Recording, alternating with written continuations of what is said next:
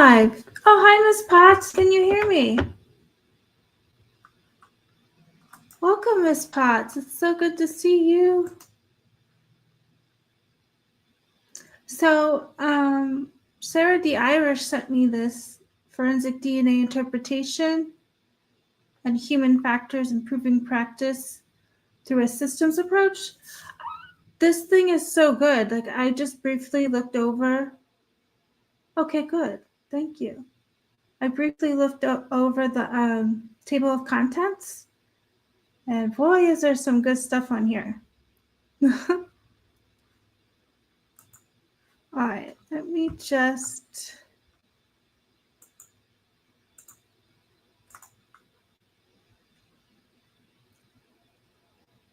Like, I don't think anybody is going tonight, so I thought this is a great live, or a great night to go live.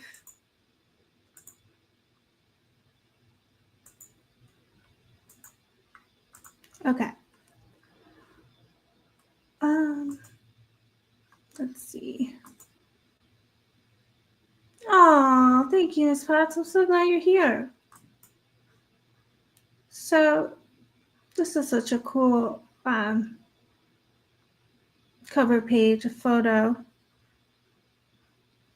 And so the human factors of forensic DNA interpretation, the National Institute of Standards and Technology, the Department of Commerce, and the National Institute of Justice. This is their report.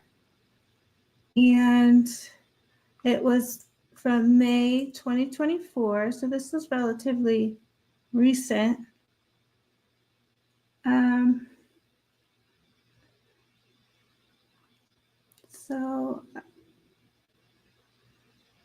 Okay, what's the abstract? Just to give us a little idea of what's going on here.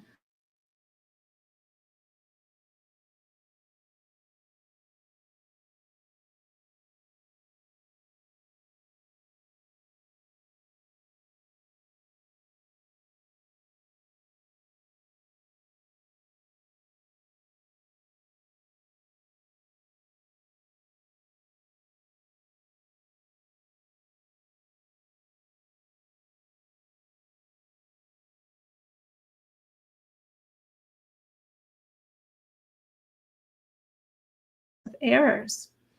This effort resulted in 44 recommendations. The EWG designed many of these recommendations to improve the production, interpretation, evaluation, documentation, and communication of DNA comparison results. Additional discussions include the potential for cognitive bias and how to reduce it, DNA transfer, persistence, prevalence, and recovery, work environments and how they can impact productivity and morale, building a more equipped workforce through investment in centralized forensic education and training,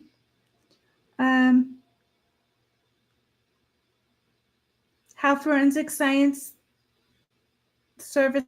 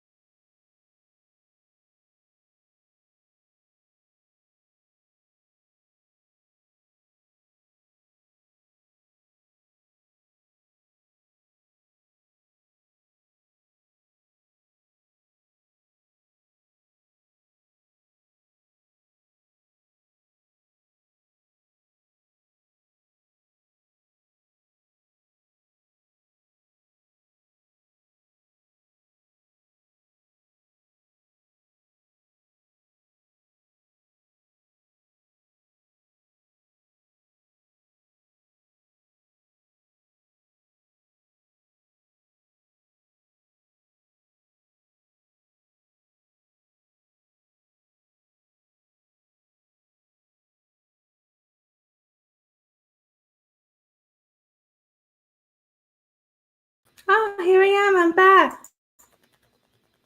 Oh, am I still muted?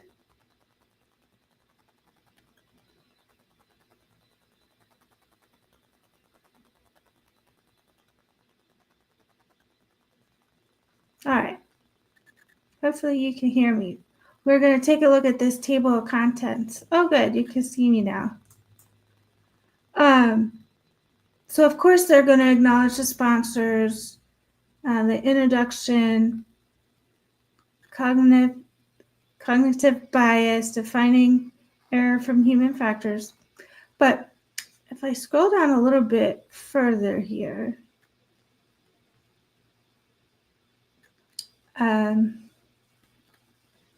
this is interesting. Technology-assisted artifact determination. I wonder if that's the software that they use. Setting expectations based on sample type. Hopefully it says some good things in there about how unreliable transfer DNA is. Database comparisons, that popped out to me. And then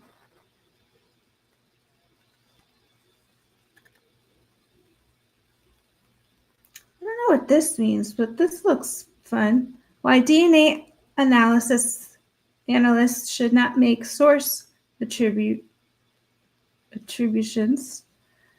Okay, this is like the great part that I thought was awesome. So it's going to talk about that likelihood ratio, and that is one of the statistics that the state used in their motion for protective order. It also goes over this, I don't know if I'm pronouncing this right, the Bayes theorem or prior odds.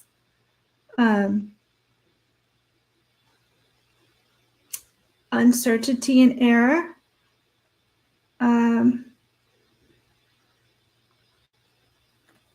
Oh, yeah, verbal qualifier statements used to supplement the LR. I believe that's how you, what Riley Nolan was saying, how they have to put a statistic with it. But I don't know if you saw one of my videos where I quoted, it was an Australian article about how that statement that experts use that says more likely that isn't really science, because of you have to add in the context of the how and the when, especially when it comes to transfer DNA, because identity is no longer good enough. Identity, okay, we have that, and yes, the courts rely on it. And, sometimes it can be the most powerful piece of evidence. But now that we have all this other technology and we're realizing that science has surpassed the 1990s education of science and the CSI effect, it's just beyond that. So now it needs to be. And so what the Australian legal system is trying to do is make sure that there's an activity level associated with identity. An activity level is context around it, and it's basically the how and the when this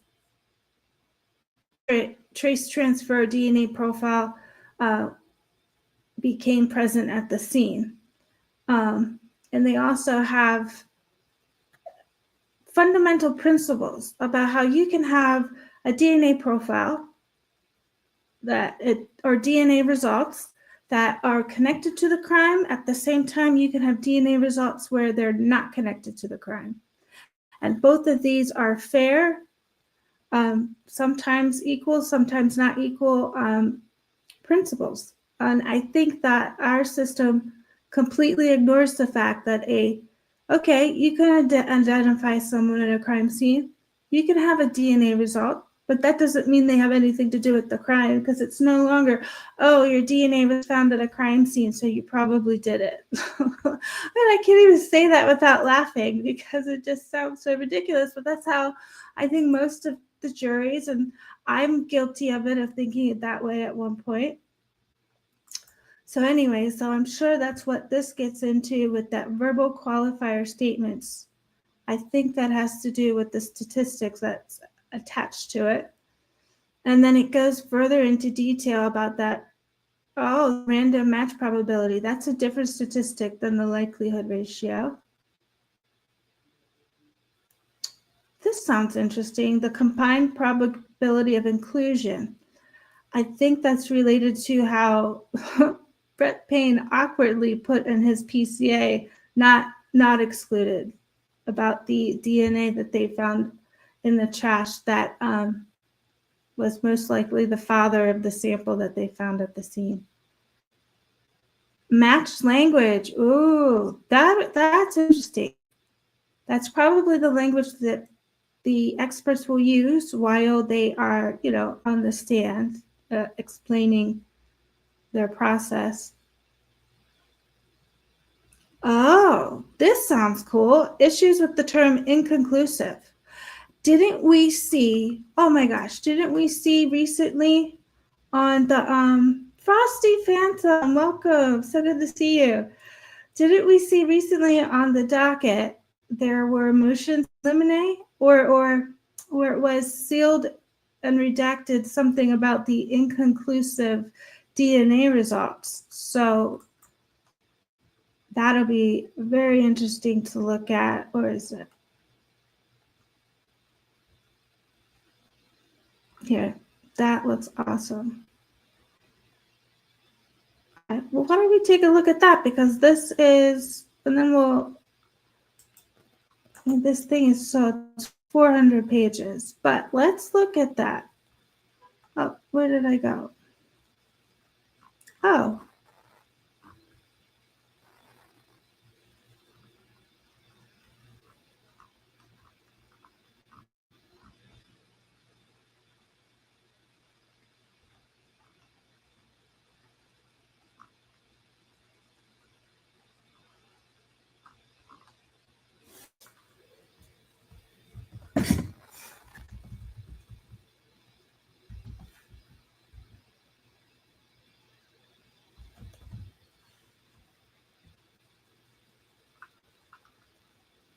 Yeah, we go to page 100. There it is.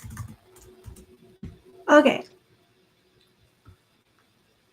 Oh, it's definitely not page 100. Oh, the page numbers don't match up.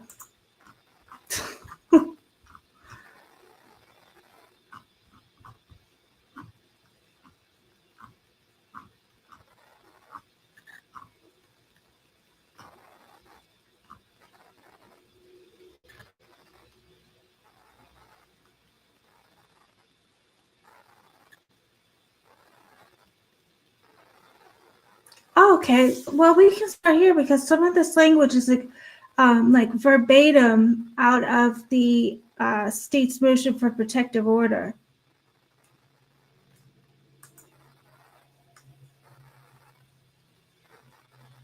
Yes, let's look at that.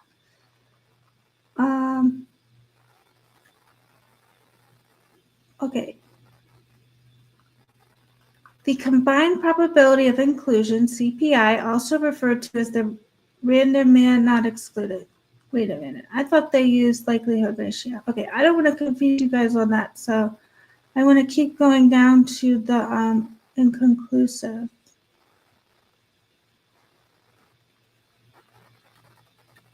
Here we go.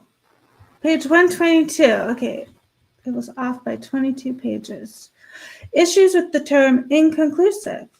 An analyst performing manual comparisons may not be able to reach an opinion regarding whether an individual could be included or excluded as a possible contributor of DNA. The common term of choice to describe this outcome is inconclusive. In place of inconclusive. Am I reading that wrong? Okay, wait. In place of inconclusive, and since a reason must be expressed for an opinion of its nature. FSSPs still performing manual comparisons should state that due to the reason, complexity, minimal nature of the DNA profile, no opinion can be drawn regarding whether the person of interest is a possible contributor to the DNA or not. To complicate matters, inconclusive is used to describe DNA results in several other contexts. For example, the FSSPS, I think this is like your expert or your forensic scientist. We skipped a little bit, so we didn't get to see what that stands for. But I think that's just going to be the forensic analyst or expert.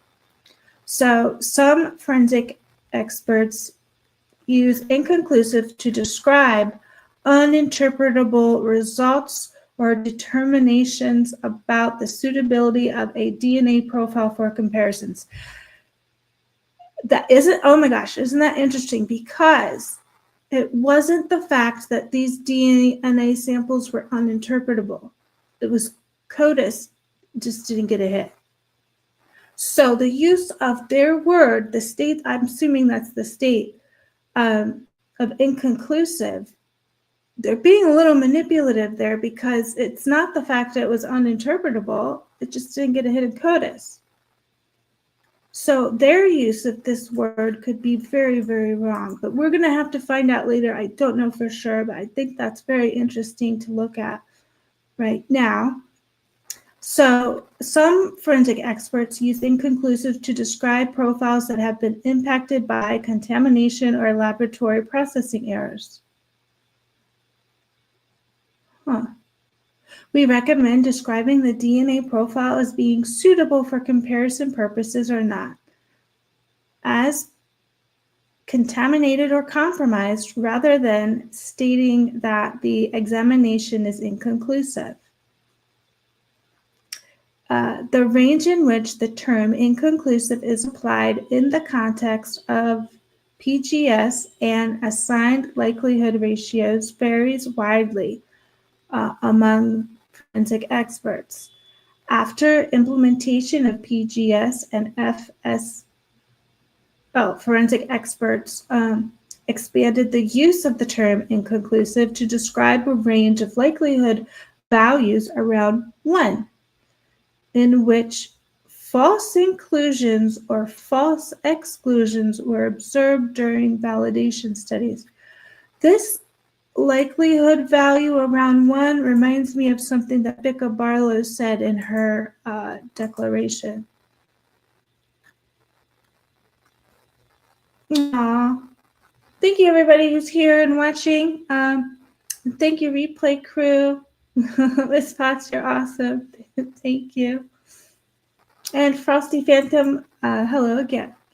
Okay. However, this is not how validation studies should be used. The value of DNA results should be considered along with other elements of the case. Using inconclusive distracts from the value of the DNA comparison, which should be expressed quantitatively. An analyst describing a result as inconclusive could be seen as deciding not to decide. Well, I think that's exactly what happens here. Analysts may see inconclusive as a cautious option compared to statements that the results provide limited support for one proposition compared to the alternative. But this reasoning may be misguided in some cases. We recommend analysis and forensic experts avoiding using the term inconclusive and instead either describe the reasons why an examination is inconclusive or report the likelihood ratio as a reflection of the value of the DNA comparison. What do you guys think about that? I mean, that's exactly what I think the state is going to do. They might call those other DNA profiles inconclusive because they decided not to look at them. But they don't really know for a fact if they are inconclusive. Okay. All right, I want to take a quick look at these footnotes because sometimes you can find good information down there, but that just looks like they're putting their sources in. Okay. So, expressing likelihood values of approximately 1. Okay. The likelihood ratio of approximately 1 means that the DNA results provided equal support for both propositions. Rather than categorizing these results as inconclusive, likelihood ratios of approximately 1 can be described as uninformative, neutral, or null. Forensic experts using these terms should limit their use to likelihood ratios within a predefined small range around 1, such as 0.5 and 1.9.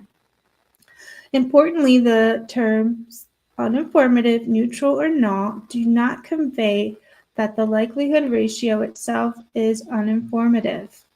Rather, the likelihood ratio near 1 indicates that the DNA results cannot be of much assistance in discriminating between the propositions considered.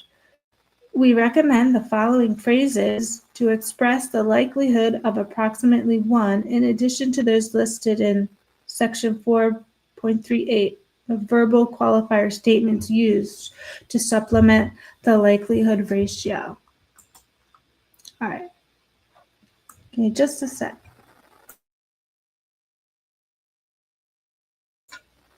Oh, hi, Preston. Welcome. Wow. Got a lot of people watching today. All right. So, first bullet on here is the DNA results provide equal support for propositions 1 and 2. The DNA results are just as likely to be observed if proposition 1 than if proposition 2. Therefore, they do not help discriminate between these propositions. Now, I don't know if we read what propositions are, but I'm assuming it's the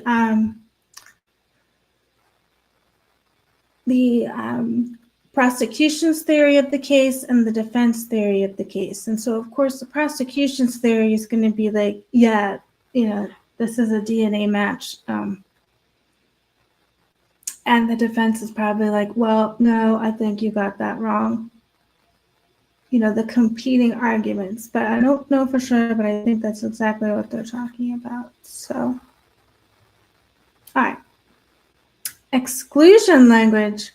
A DNA analyst who makes a visual assessment that a person of interest profile does not share the same genotypes as the forensic profile will report the comparison as an exclusion.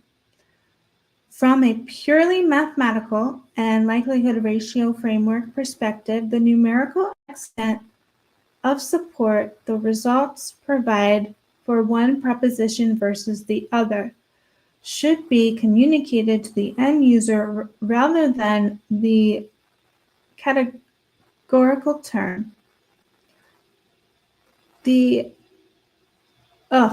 From a practical perspective, however, reporting an exclusion could be an exception to the rule of reporting in only quantitative terms. For example, stating John Smith is excluded as a possible contributor of DNA is easier to understand than the DNA results are of the order of 1 million times more probable if 3 unknown individuals are the source of the DNA profile rather than if John Smith and 2 unknown individuals are. All right, let's read that again because I feel like this is exactly what they suggest not to do. The state did in their protective order, their motion for a protective order. Okay, so here we go one more time. For example, John Smith is excluded as a possible contributor of the DNA is easier to understand than the DNA results are the order of 1 million times more probable if 3 unknown individuals and the source of the DNA profile, rather than if John Smith and 2 other unknown individuals are. Okay.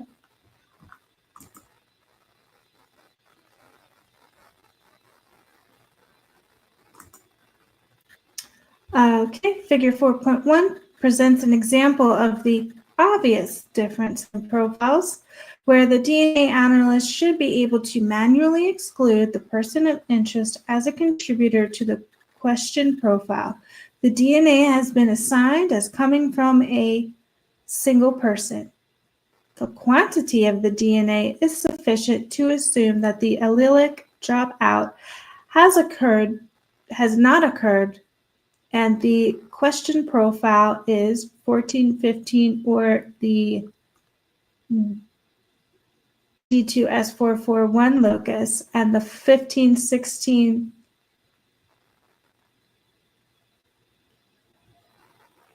and the person of interest profile was, for example, 1213 for the D2S441 locus and the 416, then expressing exclusion is defensible. Okay, so we got to look at this figure with all those. Okay, so here, these are the alleles, and they're assigned a number. And so I guess we're looking at the source profile, and then you're visually comparing it to the person of interest. And if you can see here, they do have 2 numbers that match, but they're like in different positions. So what they were trying to explain is comparing this to this. And this is how the alleles would look. And sometimes these bottom ones can drop off. That's what they mean by the allelic drop in and drop out, especially with this trace transfer DNA. It's highly likely to do that. Yeah, especially the less genetic material you have, the more it will probably do that.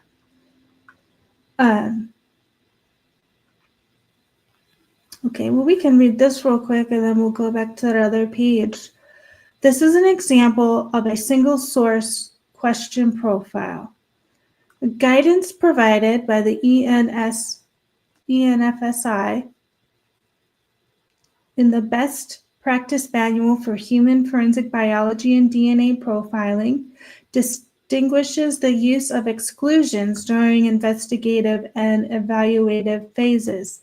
Exclusions are practical during the investigative phase because if there is an incompatibility between the evidence profile and the person of interest, for example, with possible DNA database candidates, then this lead is usually not followed.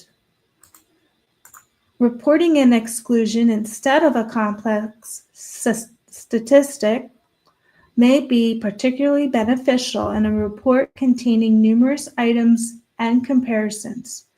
Forensic experts would need to set a threshold for the likelihood ratio value that allows this. An alternative to invert ratios less than 1, expressing likelihood ratios less than 1. Okay. Although the categorical term exclusion may help the end user or fact finder, we know the fact finder is the jury, right? So the end user must be the person who has the report and is talking to it, because the results are in, the testings are done, so they're explaining it to the fact finder. Understand the results more easily. Its use is not without risk. For example, it will not always be beneficial to the person of interest involved. A simple example is one with 2 defendants where the exclusion of person A may be more inculpatory than person B, that if the numerical value for the weight of the evidence against person A was present.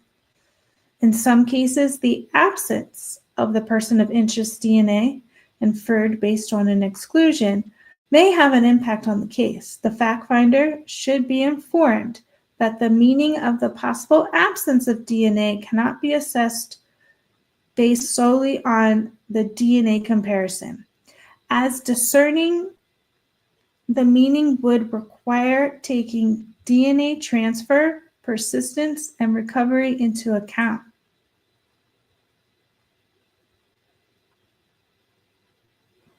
That's interesting.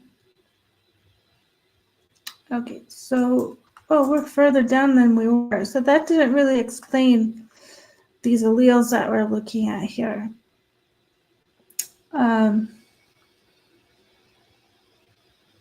Oh, we were right here.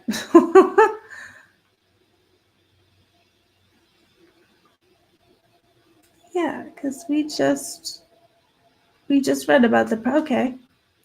So we'll read this little bit and then we'll be right where we were. A DNA analyst who makes a visual assessment that the person of interest profile does not share the same genotypes as the forensic profile would report the comparison as an exclusion. From a purely mathematical and likelihood framework perspective, the numerical extent of support the results provide for one proposition versus the other should be communicated to the end user rather than the categorical term. The practical perspective, however, reporting an exclusion could be an exception to the rule of reporting in only quantitative terms. For example, stating John Smith is excluded as a possible contributor of DNA is easier to understand than the DNA results of the order of 1 million times more probable if the 3 unknown individuals are the source of the DNA profile, rather than if John Smith and 2 unknown individuals are.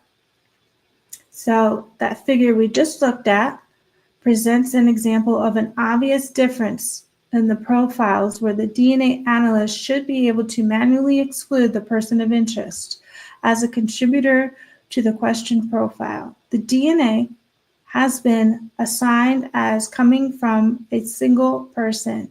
The quantity of the DNA is sufficient to assume that the allelic dropout and has not occurred, and the question profile is 14 to 15 and 15 to 16. If the person of interest profile was, for example, 12 or 13 and 14 and 16, then expressing the exclusion is defensible. Okay, so they're saying here's the 14 and 15 and the 15 and the 16. They're just comparing the alleles. All right, you read this.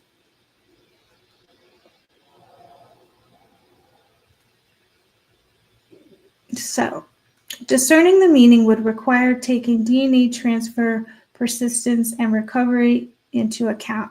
Reported exclusions should be accompanied by an to overinterpret the result. The manual recommends that using PGS, or if the exclusion result is presented in court, the likelihood ratio should be reported, even if it's smaller than 1.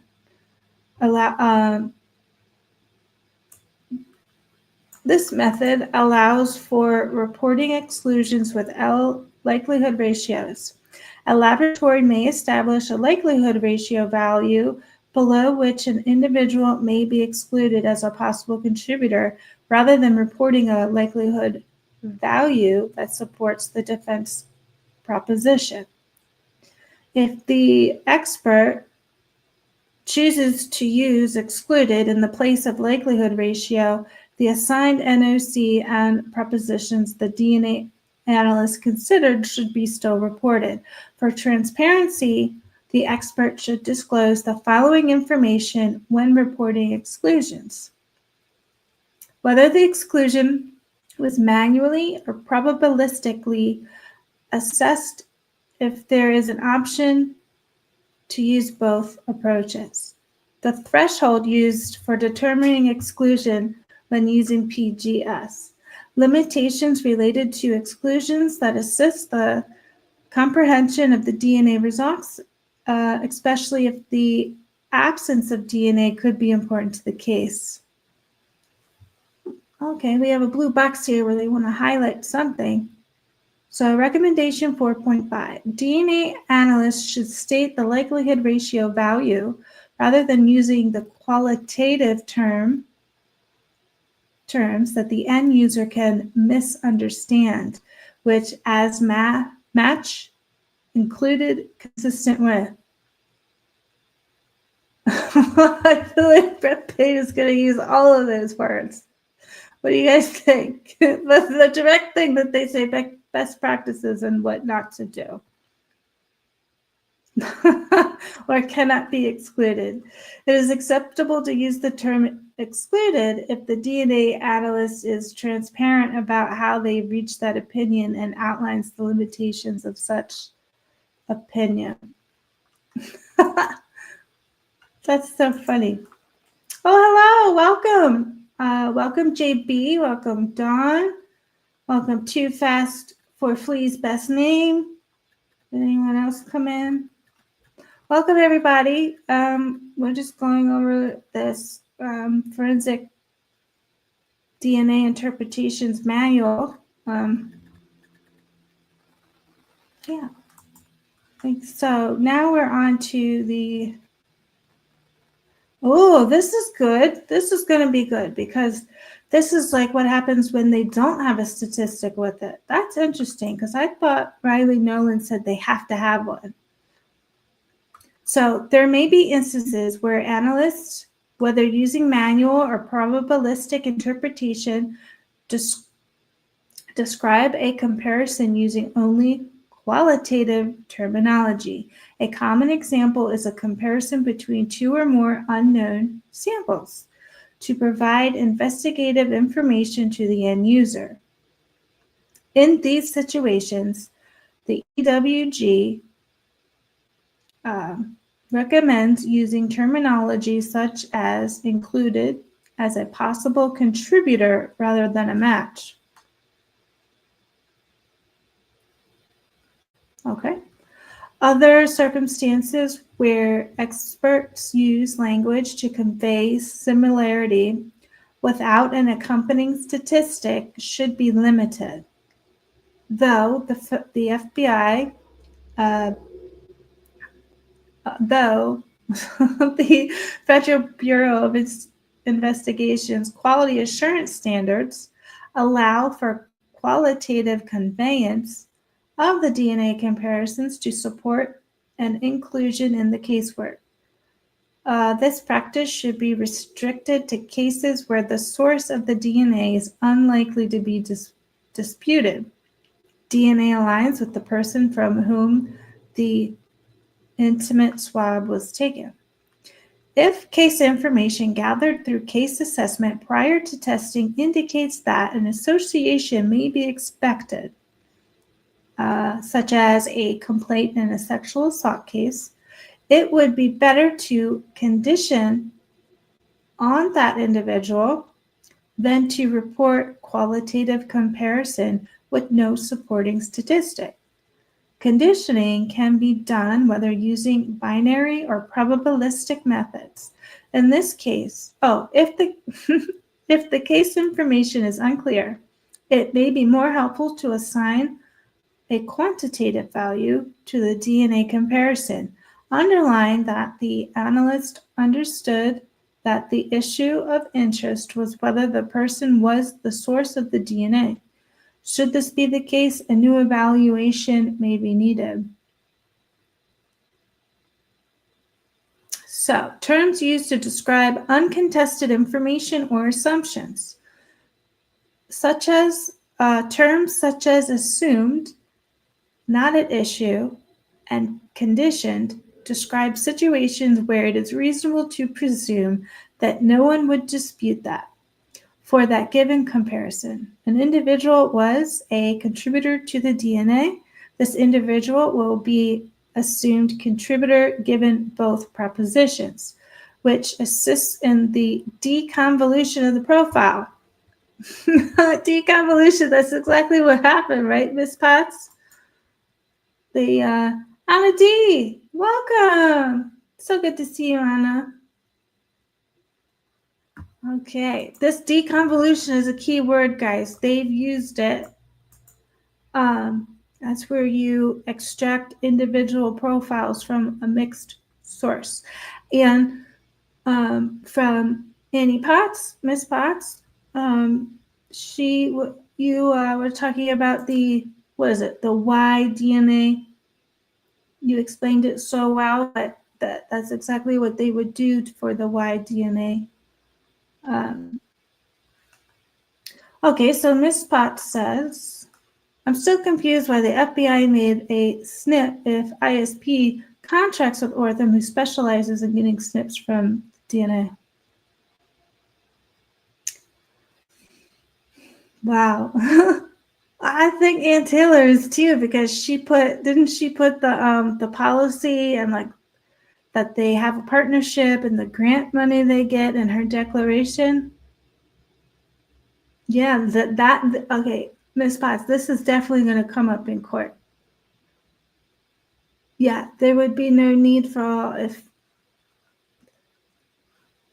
That's excellent. Okay. Dawn says, Ortham said they could not exclude BK because AT asked if the sample could lead to BK, right? But then there is the wrong branch thing.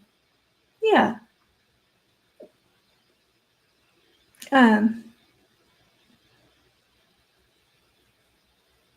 Now, you bring up a great point, Don, because Ortham said they could not exclude BK.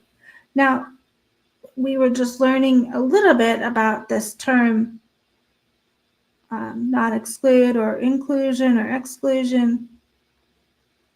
And I think maybe that's why they have to put a statistic with it, because you can say somebody is excluded or included, but as we know, we have percentages, when they search these databases, like that branch of the family tree where they found those 4 brothers, they were low matches.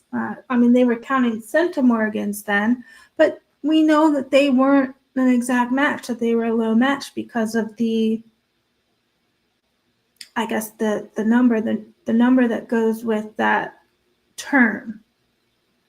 So those were low matches because of the centimorgans.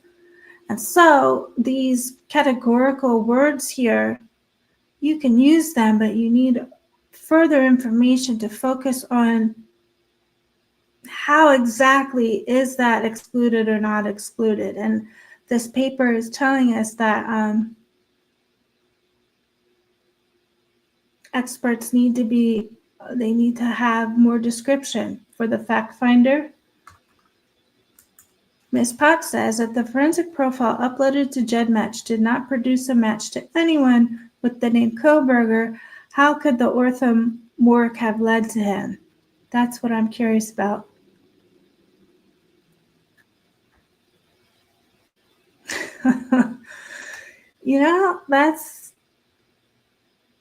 That's the question.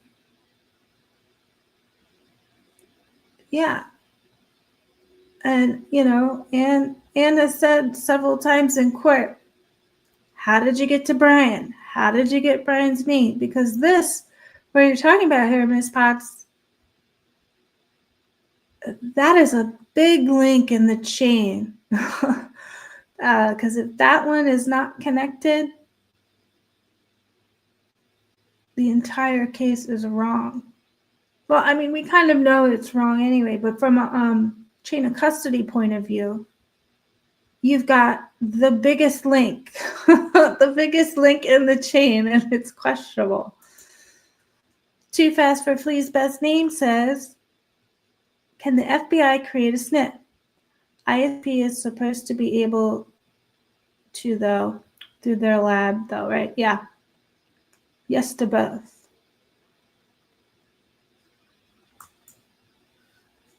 Anna D says, yes, I am curious about that too. And the 4 brothers were or were not related to BK, so I am understanding. Isn't that it's remarkable that after that hearing, that secret hearing they had where we were all reading the transcripts, we're a little bit more confused than we were before then.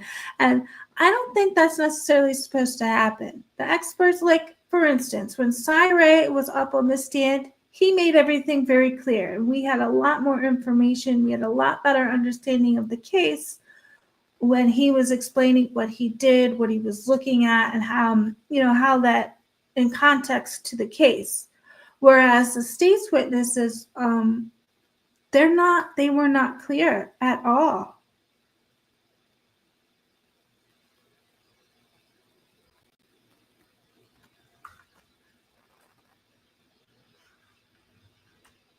Okay, where were we here?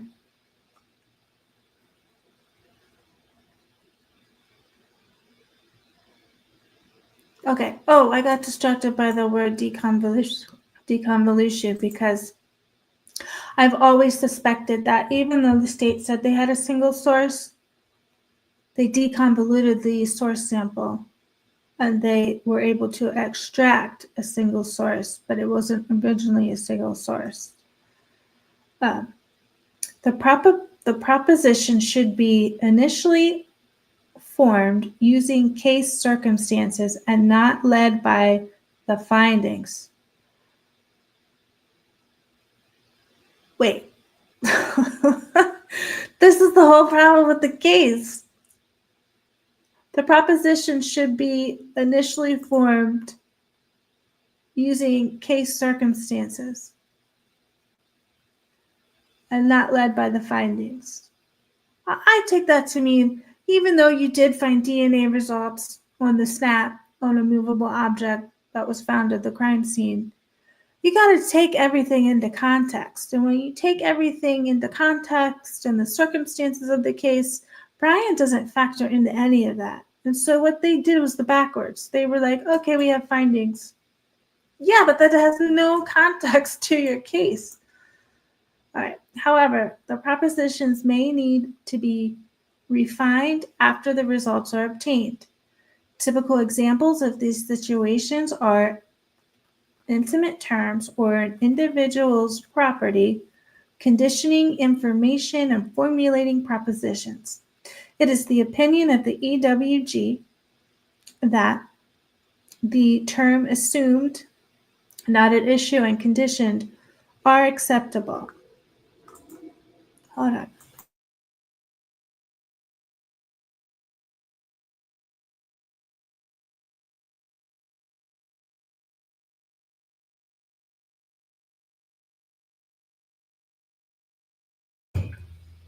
Yeah, it's like these best practices. It's like everything they say not to do, MPD and law enforcement did. Because, terms assumed, not at issue, and conditions are acceptable qualitative expressions because these terms speak to the process. I'm not on mute, am I? No. They speak to the process of the case assessment interpretation rather than an interpretation result. If the information changes and the assumption is no longer acceptable, then the evaluation can be performed given a new pair of propositions, and end users should be informed that the analyst can perform a new evaluation. All right, so the next section is interpretation and expression of screening results. Ooh, these are a lot of key words in here. Although the EWG was tasked to review human factors in autosomal short tandem repeat (STR) DNA analysis, we would be remiss not also mention human factor considerations in the interpretation and expression of serology results that often accompany DNA testing. Serological examinations seek to provide information about the potential presence or absence of biological material, as well as the nature of the material. blood, sweat, semen, saliva. All right. The results of these tests not only may impact the direction of the subsequent DNA testing, but also may provide guidance during an investigation. For example, the possible presence of blood on a knife collected from a scene where someone was stabbed may guide an investigator's hypothesis about the relevance of the item to the case. Possible explanations for DNA results. Okay, they're telling us to reference that. Serological testing may vary from expert management's decision, which may be informed by cost and availability of resources to produce and validate certain tests, will dictate which testing methods are available for the analyst. Because DNA testing alone may not suffice to address case-relevant issues, serology testing may also be needed. Let's just get a clear definition of this so everybody can see what we're reading about here. So serology testing is a laboratory procedure that detects antibodies in a patient's blood.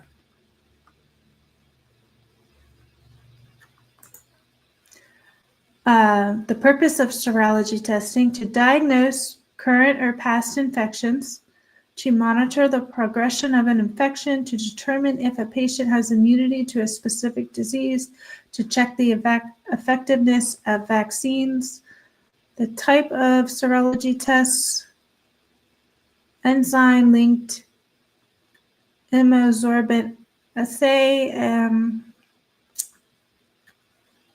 Western blot, rapid tests.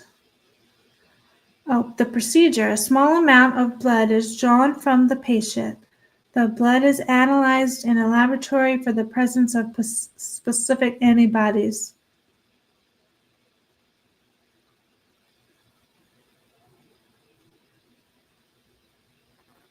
All right, so serology testing is a laboratory procedure that detects antibodies in the patient's blood. All right, just so we know, serology testing may also be needed. The analyst needs to determine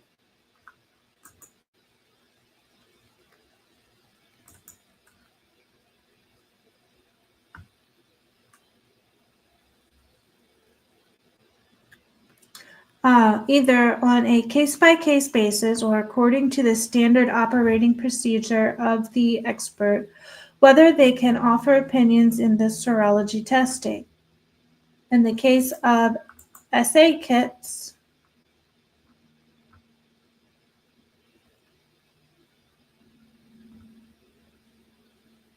oh my God, I just clicked out of wherever we were.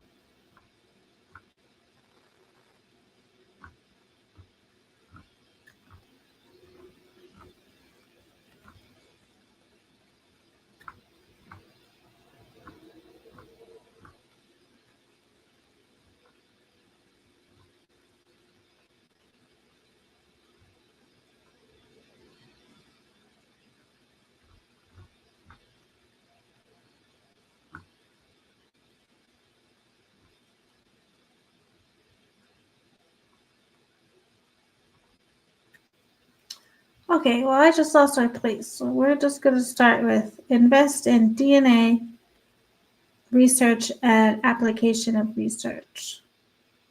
The high sensitivity of chemistry used in the forensic DNA laboratories today enables forensic experts to obtain DNA profiles with less DNA. This procedure more This produces more investigative leads, but comes with challenges associated with any transfer evidence. For example, fibers, gunshot residue, rugs.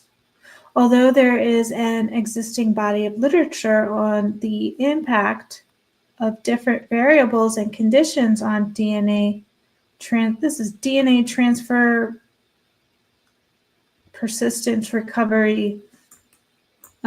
This basically transfer DNA, what that specifically when they have this TPPR next to the DNA. So specifically the transfer DNA, there is a need for data assessing the value of biological results, considering activities that are encountered in casework with techniques used by the forensic expert. Given the number of variables that could impact the value of the findings, international harmonization, standardization, and collaboration of experimental design and data sharing is required. Although there are databases to collect, search, and assist to find relevant research given specific parameters, there is a need for greater standardization, maintenance, support, and resourcing for these efforts. Targeting research at relevant and realistic ratios are required so that the forensic expert can build a greater body of empirical data, both for expanding their knowledge and acquiring data on which to base robust evaluations. Similar initiatives are taking place in Europe. Oh yeah, we're so behind Europe and Australia when it comes to this transfer DNA. There is also a need to provide education and training for DNA analysts on how to use and apply DNA TPPR, transfer DNA data, and published research. Not all research is equal in quality or is appropriate to use in all situations and circumstances. Those applying the research need an in-depth and critical understanding of interpretation, research design principles, limitations, assumptions, and dependencies to ensure the empirical data is used appropriately to guide and inform evaluations given activity level propositions. This activity level, we're just learning about that now. So this is the latest and greatest that I know of in the DNA scholarly journals world. And so Europe and Australia, they're really cracking down on the activity level, which is the how and the why questions of how DNA could possibly be present at a crime scene. So the importance of research culture to improve knowledge is discussed in this graph. All right, so understand and evaluate risks of bias, variability, and error. Researchers should also evaluate and develop ways to mitigate the human factors impact of performing evaluations given activity level propositions. The development of case-specific propositions addressing the relevant issues requires knowledge of additional case information, some of which may promote unconscious bias due to the complexity of the evaluations given activity level propositions and the number and nature of the variables that may need to be considered. There is also a likelihood of inter and extra examiner variability in the choice of the propositions, the selection of the studies to inform probabilities, the evaluation of the studies, and the value of the DNA findings given the propositions. Research is required to elevate the magnitude of this variability and to develop strategies to minimize it where possible to reduce potential error. So yeah, this activity level and the nature of the transfer DNA, there definitely needs to be some sort of standardization so that we can minimize and reduce potential errors. And it's critical because, science is getting so far beyond the court system that it's actually hurting the public. It's increasing wrongful convictions. Like, it's doing something harmful to humanity.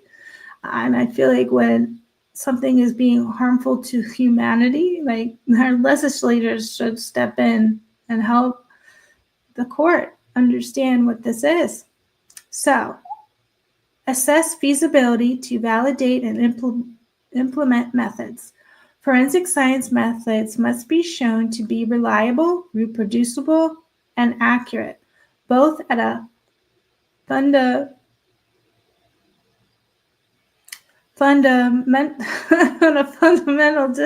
level and within each individual laboratory. Evaluations given activity level propositions are no different.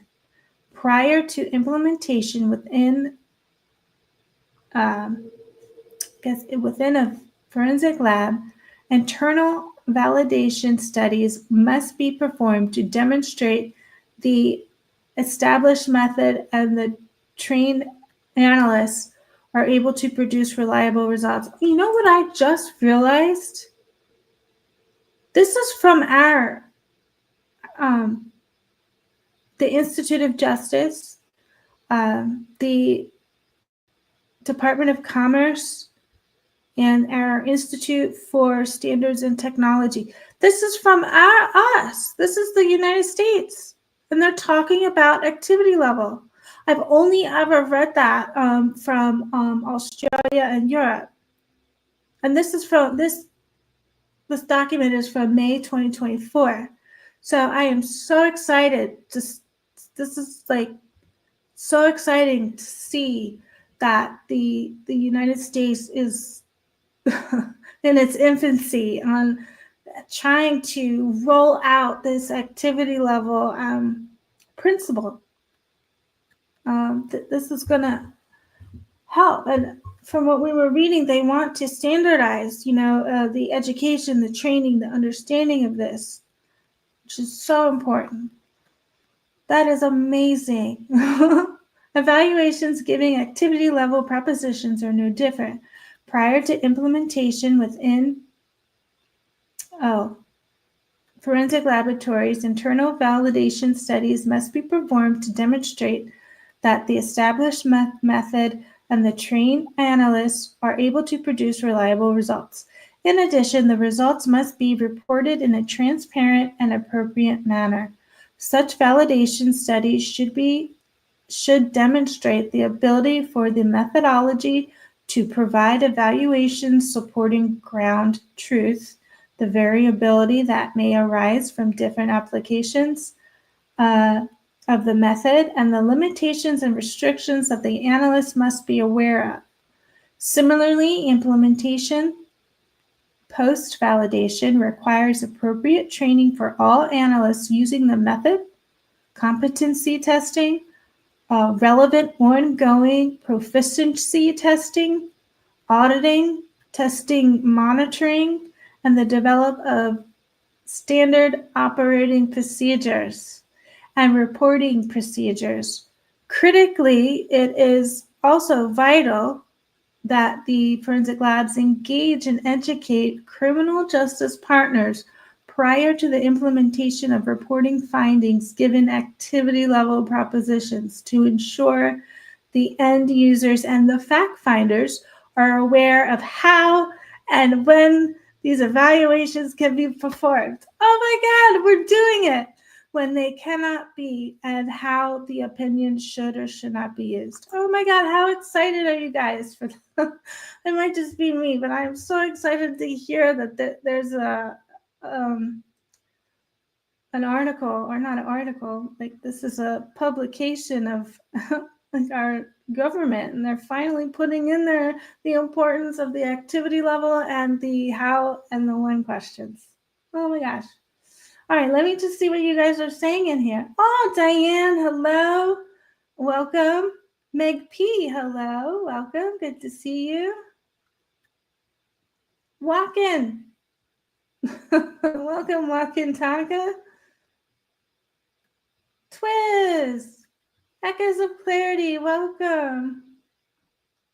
Oh, it's so good to see you guys. How long have I been making videos about this how and the when? This is so exciting. I hope, unfortunately, this case is before this type of research is going to roll out in the United States. But I guess we got to start somewhere. Better late than never, I suppose. That is so exciting. Let me read that one more time. This is like exactly what I wrote in one of my past videos. Critically, it is also vital that forensic labs engage and educate criminal justice partners prior to the implementation of reporting findings given activity level propositions to ensure that end users and fact finders are aware of how and when these evaluations can be performed, when they cannot be, and how the opinion should or should not be used. All right, summary. Beyond the recommendations in this chapter, significant work is required to provide the United States DNA community with the best practice recommendations for evaluations of biological results given activity level proportions. The current state of practice on this subject could lead to miscarriages of justice.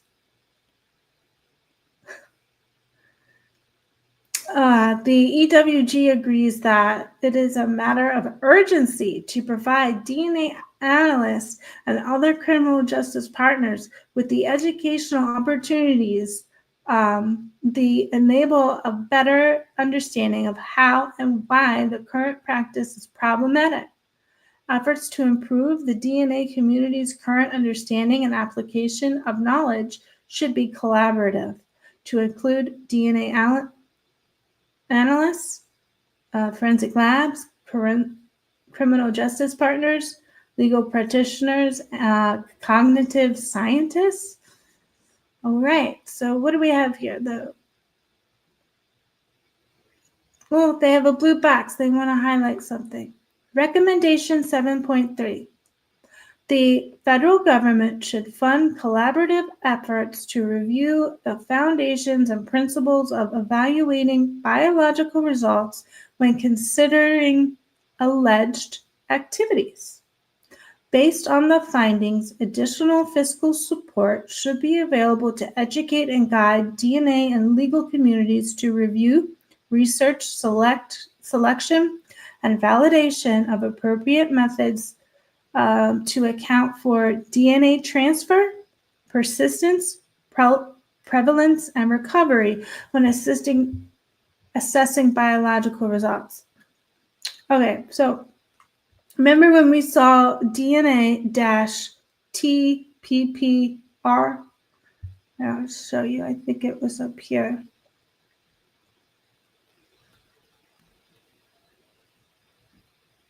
Yeah, right here. DNA-TPPR. See, DNA dash, and it's got these.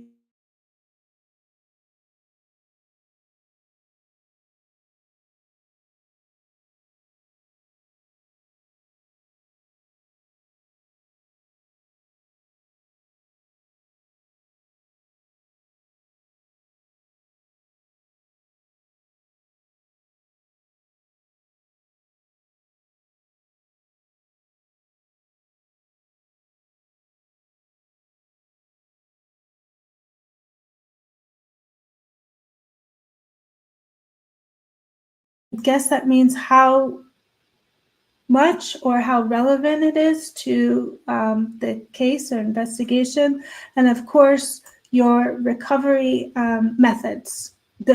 All of these things are important to do well. They're important to do correctly, because if anything happens between these things here, you can get errors. That's definitely not what anybody wants.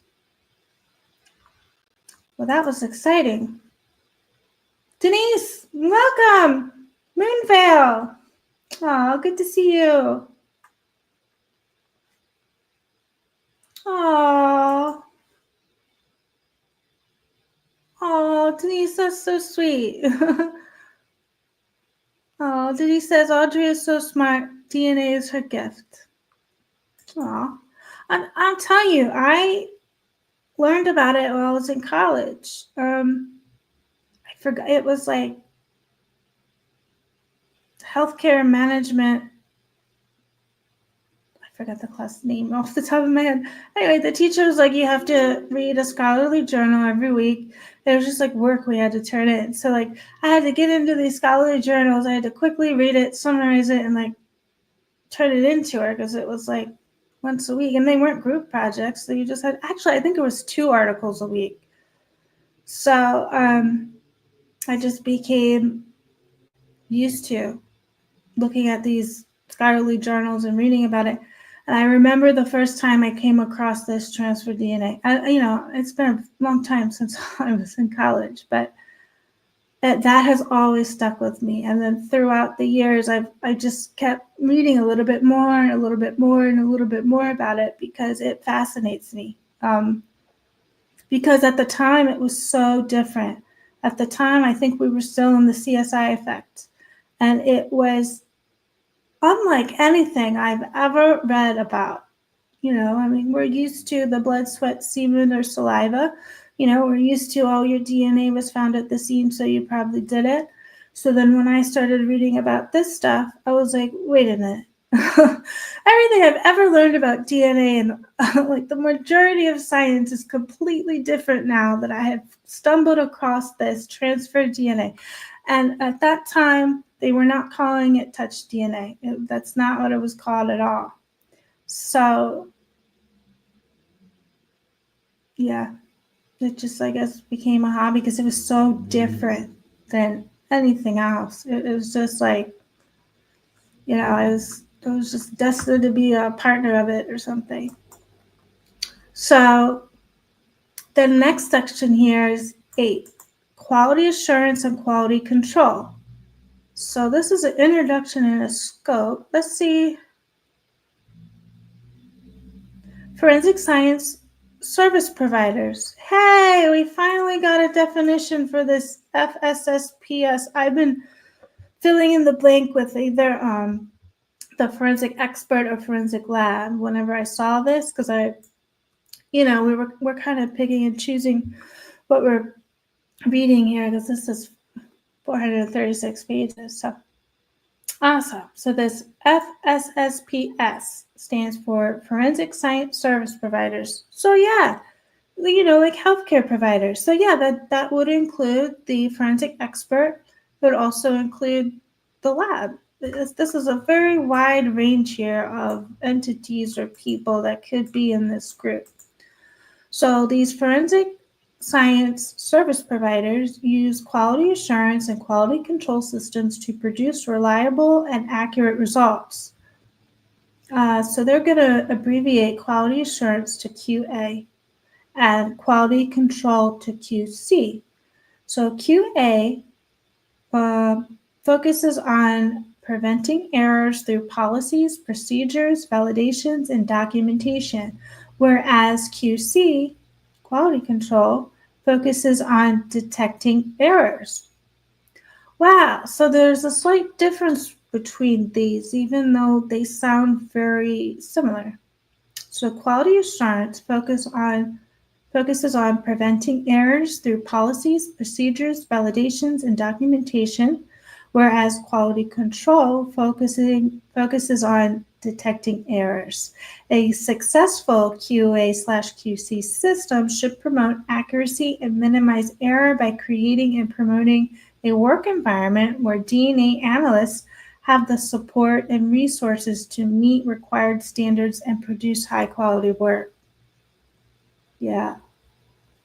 So the 2009 National Academy of Sciences reported broadly and recommended that forensic laboratories should establish routine QA and QC procedures to ensure the accuracy of forensic analyses and the work of forensic practitioners quality control procedures should be designed to identify mistakes, fraud, and bias, confirm the continued validity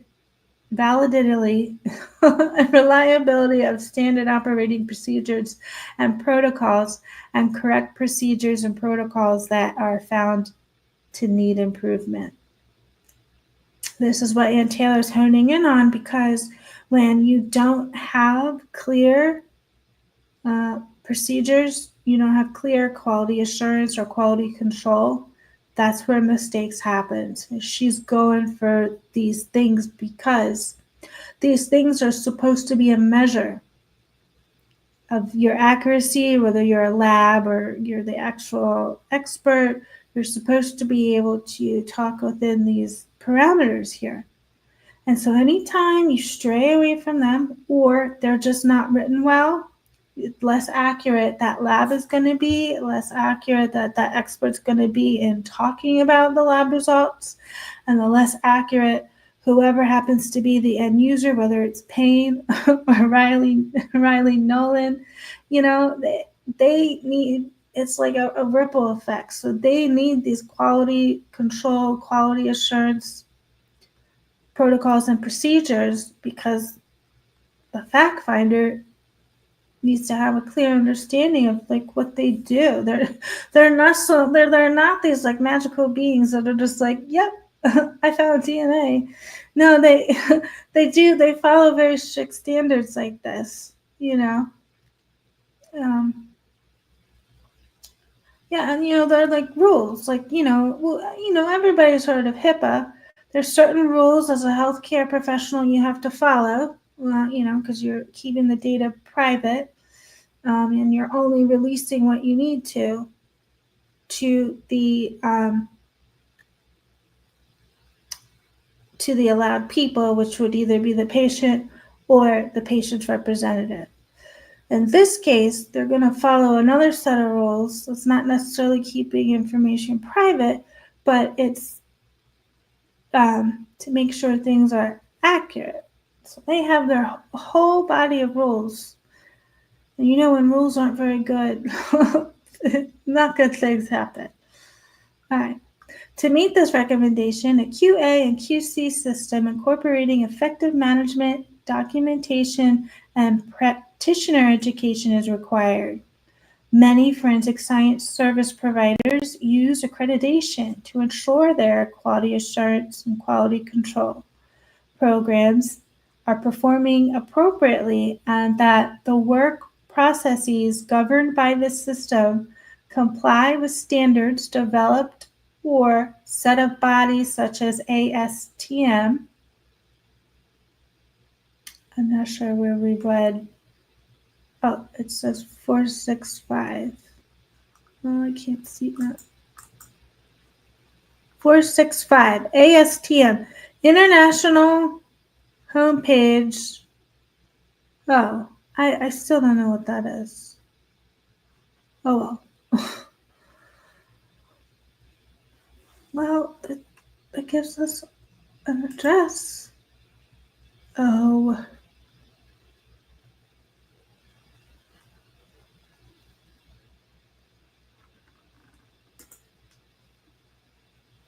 All right. Oh, Justice for MKXE. Welcome. It's good to see you. Okay. So I clicked on something. ASTM.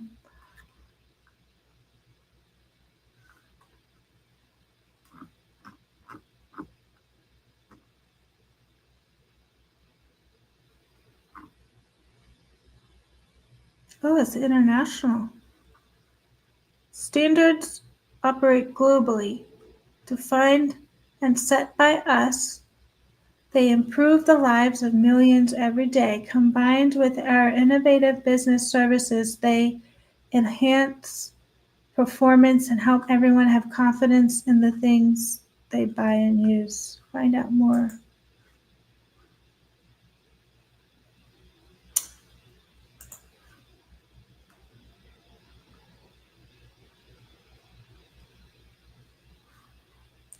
I don't know.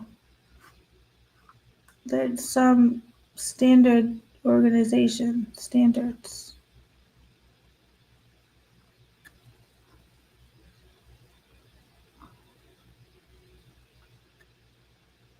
The HQ, like they have headquarters. All right.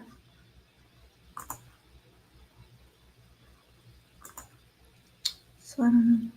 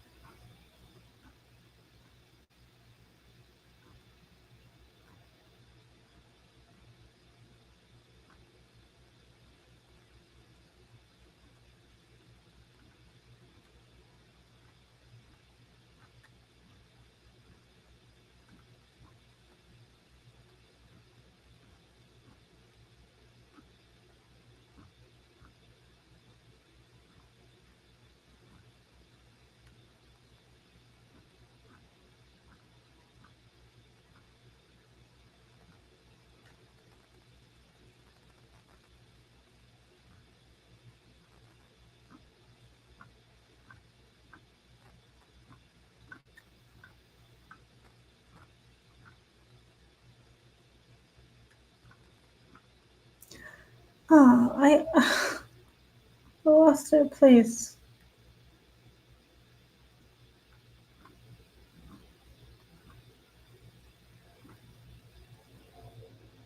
Ooh, this says something about DNA mixture interpretation. What do we have here? It's proficiency testimony review. Monitoring the effects of the review process, reviewer competency.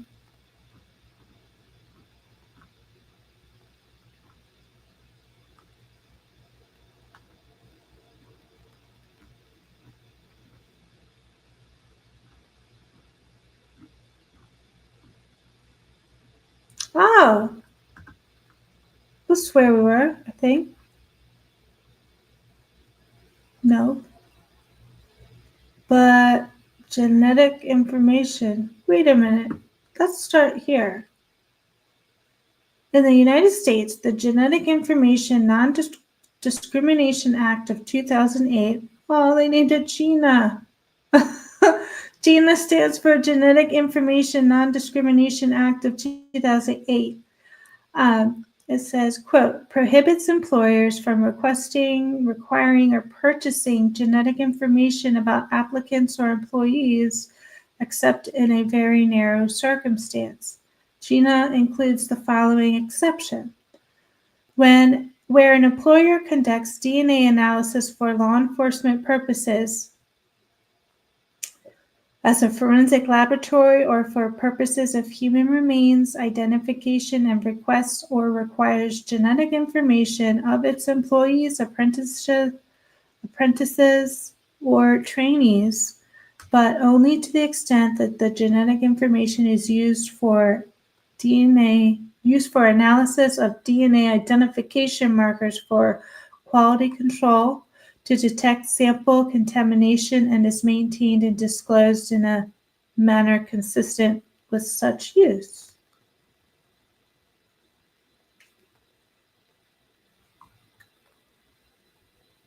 Oh, it says database.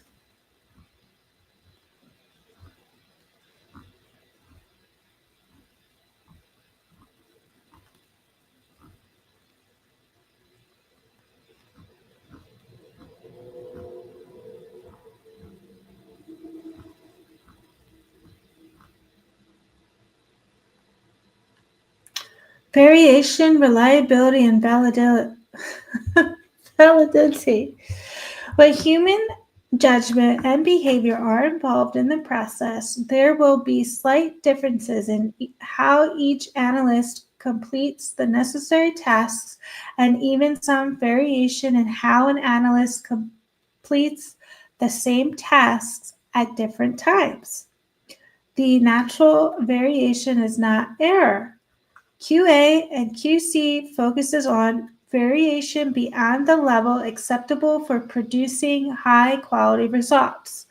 There are several types of variation that are relevant to scientific quality for forensic science. 1. Variation within an analyst when comparing instances in which they apply the same method or procedure for different materials. 2. Variation between analysts that results from individual differences among analysts. 3.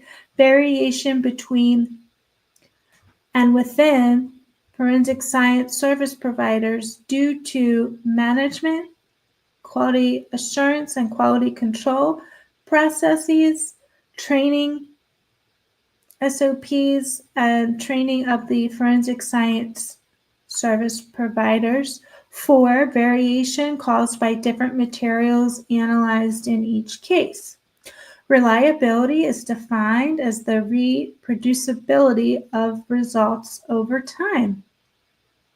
That is really cool. Reliability is defined as the reproducibility of results over time.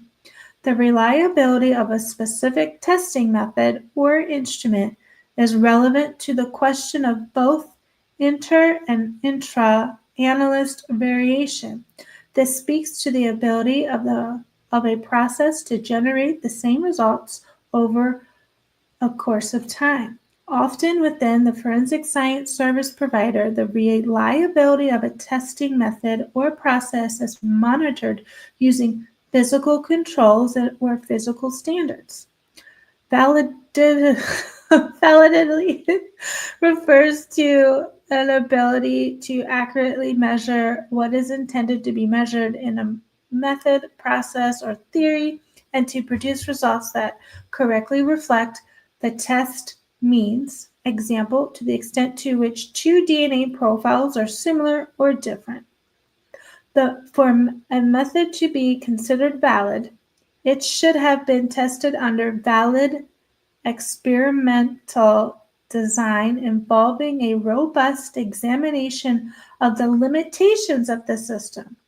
Because the quality samples in actual casework is highly variable, it is important to note that merely performing a validation to ensure a method or technique works on high-quality samples is insufficient.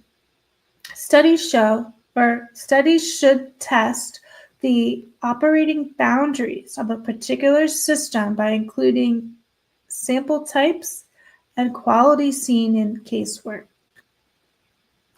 Next section, it says validation requirements to implement new practices. In forensic science, reliability is established through a robust validation of instruments, methods, and techniques to determine reliability, precision, uncertainties, and limitations of a method under differing conditions. Reproducible results should be demonstrated across analysts, materials, and time to ensure results are not product of random error, unrepresentative samples, or stochastic issues. So, stochastic issues, this is a keyword for transfer, trace amounts. So, stochastic issues involve problems or situations that involve randomness, uncertainty, or chance, but they are there's a specific trace DNA. Yeah. Stochasticity can affect trace DNA analysis in a number of ways, including allele dropout, allelic imbalance, and the interpretation of a low-level DNA. Allele dropout, the loss of a single allele during the PCR amplification. That's when they blow the sample up. What is it? It's like per cycle. I forgot what that was. Allelic imbalance, an imbalance between alleles that can occur when only a few DNA templates are available. Low-level DNA interpretation, the interpretation of trace DNA is controversial because of the stochastic nature of the collection and analytical procedures. Examples, PCR. The kinetics of PCR can lead to stochastic sampling artifacts, such as allelic imbalance and dropout. Trace DNA analysis. The interpretation of trace DNA is controversial because the stochastic nature of the collection and analytical procedures. NGS. Setting a stochastic threshold for NGS has been challenging because many variables can impact read accounts. The implication, these stochastic events can be problematic for mixture interpretation. Here we go, Ms. Potts. Mixture interpretation. So not only are stochastic effects very problematic, they're even more problematic for mixture interpretation, and DNA samples that are mixtures are problematic too, because usually you're doing deconvolution and you're trying to separate at least two DNA samples. It depends how many people are in that actual mixture, and can bias calculations against the defendant. Let me read that one more time because there's a lot going on in this one sentence. It says, implication of these stochastic events here. These stochastic effects can be problematic for mixture interpretation and can bias calculations against the defendant. Now, like the way that I picture stochastic is you can like just imagine like a graph of like lines, like those lines we were looking at earlier, that it had like the 14 and the 15 and the 16. You know, we were looking at the alleles in this little graph. So you can have that, but then imagine a line where there's a cutoff, because then it gets a little blurry under the line. So every lab has a different cutoff point of how close that they want to take it until they know that the results will be affected, because you can tell that it's getting frayed, you know, at the bottom of your DNA, your allelic profile. Maybe I can find a picture for you guys, because these stochastic effects are, oh, what's this? Stochastic effects, stochastically induced heterozygote imbalance can be observed in STR analysis due to the effective low copy number of DNA templates in degraded DNA. The amplification process can produce many copies from a relatively low quantity of DNA. Wait, there we go.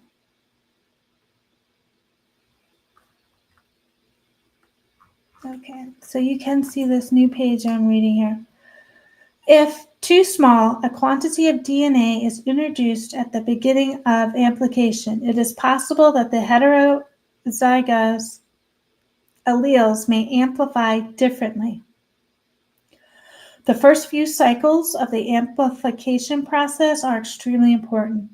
If imbalanced amplification occurs, it will result in stochastic effects. And let's see. An analyst can assess the data by calculating heterozygosity of alleles. If the heterozygote imbalance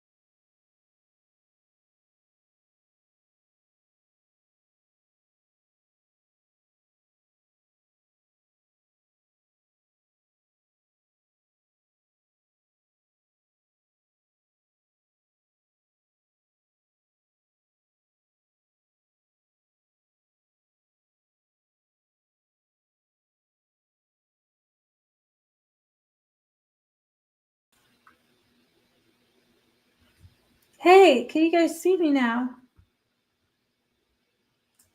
I was just dropped.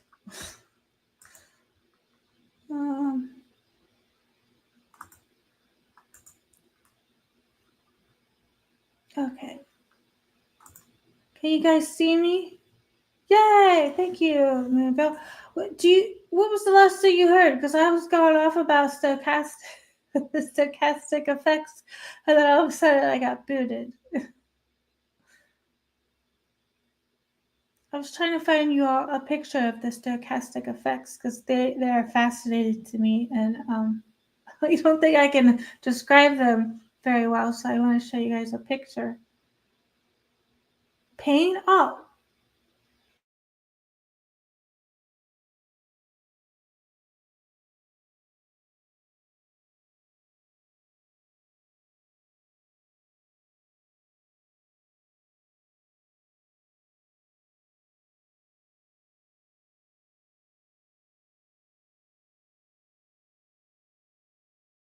Terrible. Oh, wait, am I back? Third paragraph you were up to. Oh. All right. Thank you, Moonvale. So was I, okay.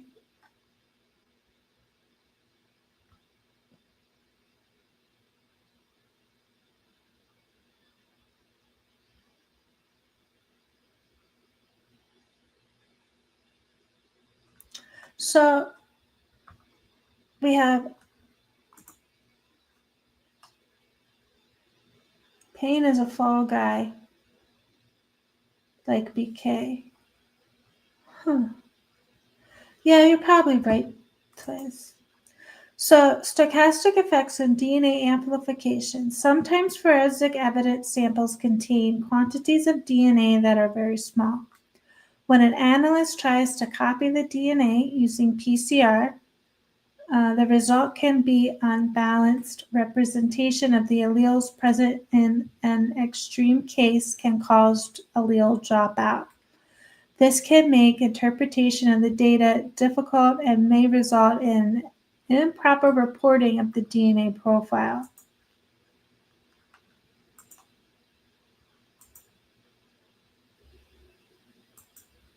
Okay. Allelic dropout, failure to detect an allele within a sample or failure to amplify an allele during PCR. Oh, here it is. PCR, polymerase chain reaction. And its amplification, producing multiple copies of a chosen DNA region, usually by PCR, polymerase chain reaction. Well, okay. Analytical threshold. The acceptable relative fluorescence units, RFU, level determined to be appropriate for use in the PCR, STR, DNA typing process. A minimum threshold for data comparison is identified by specific forensic laboratory doing the testing through independent validation studies. So the stochastic threshold is not standard across laboratories, and they're all different. They all have different policies. Okay, let me go back in here. Oh yeah, I was on here. We were reading stochastic effects.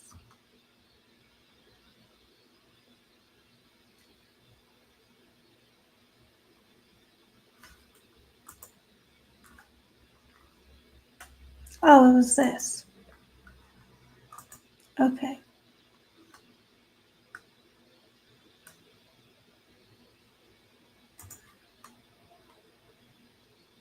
Okay, am I still in here?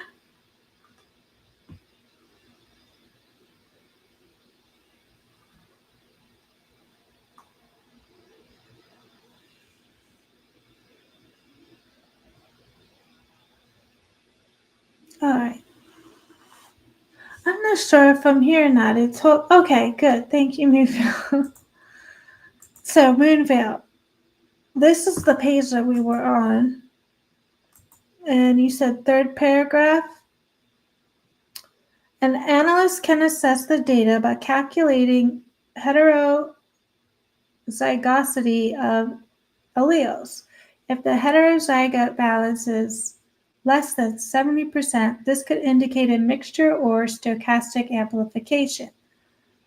Laboratories evaluate the threshold at which these stochastic effects may be more prevalent. The stochastic threshold is used by scientists to evaluate alleles of the heterozygote pair that may be detected and plays an important role in the interpretation of DNA profiles. So, I was going to show you a picture of the stochastic. Oh, there's also stutter. Oh, there's so many cool things that goes along with this chase DNA. Oh, here we go. This is what I was talking about. Oh, this is awesome. Please open. I was trying to explain this and it's not that easy. All right, can you guys see this picture? So remember we were reading before and they have these numbers that are associated with these lines, which are alleles. So the stochastic threshold is represented by like a line where you don't want to go down into these regions because you can see how like messy these are and it's not reliable. It's never recommended to go past the stochastic threshold. So I'll read the little bottom here. Stochastic threshold, a higher threshold level red line, is used in manual review to address random peak variations by differentiating more certain blue bars from less certain peaks. The stochastic threshold removes more STR loci from statistical consideration, which makes less use of the available data.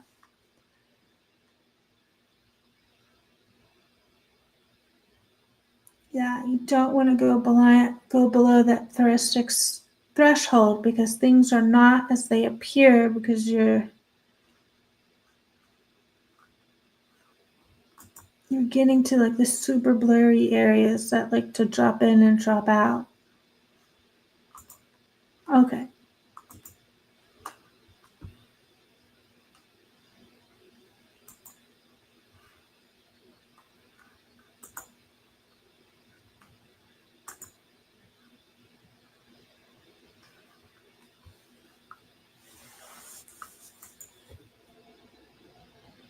Ooh, look at this one. Oh, this is going to be a great graph. Where did it go?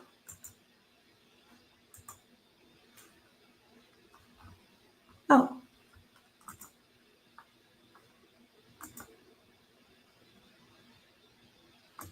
Okay, so you're saying this one is a allele dropout. And this is a little drop in. Okay. And then increased stutter. Locus dropout. Peak imbalance.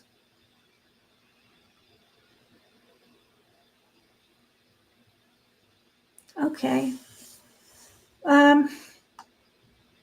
Contamination and spurious alleles. The increasing sensitivity of LCN analysis permits the detection of low levels of extraneous DNA contamination that, while often present, is not normally seen with standard 28 cycle STR short tandem repeat analysis. Thus, alleles may show up in a profile that do not originate from the principal DNA donor and in control experiments have been shown to occur with known single donor samples, such as allelic drop-in, is more often than not of unknown origin, but could be due to DNA from a variety of intra-laboratory sources, including consumable items and personnel. As a result, LCN analysis should be conducted in sterile laboratory facilities that have in place suitable engineering controls akin to those employed for DNA analysis. This factor, too, is significantly problematic for mixture analysis and factors into the decisions of most laboratories not to use this technique on traditional casework mixture samples. So they said so alleles may show up. They just show up. And they're not a part of the original DNA profile, because when you have the trace amounts, the minute amount of genetic material, it is very unstable. So you're going to have alleles that just show up in your profile that should not have been there because they dropped in. Or you'll have some alleles that just dropped out. So it's when you go beyond this, below that stochastic level, you can have things showing up and dropping out, and you there's no way to know what dropped in and what dropped out. And I think every time you do it, you'll have a different reaction for the drop in and drop outs. Like that's how. So trace DNA is unreliable in itself, but then once you get beyond that stochastic level, things are jumping around. Yeah, I don't know if they're literally jumping around before your eyes, but you'll see that there's some that drop in and drop out that just show up, and some that aren't there, and then you don't know. You just don't know. ISP asked Ortham to create a YSTR profile, and Ortham said it was not possible. So the profile was degraded, or there was no Y chromosomes. The profile that ISP had was never identified as male.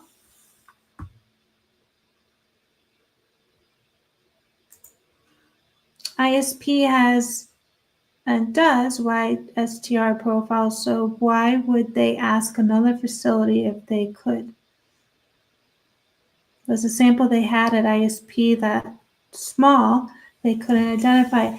That is my gut feeling. Too Fast, Too Furious, best name. I don't believe they should have had enough genetic material to identify anything, to get beyond the step of just saying, okay, there's the presence of genetic material, but then beyond that, I get lost because there shouldn't have been any trace transfer DNA on the breast button stab anyway by the time they got around to testing it. It's in the transcripts. Okay.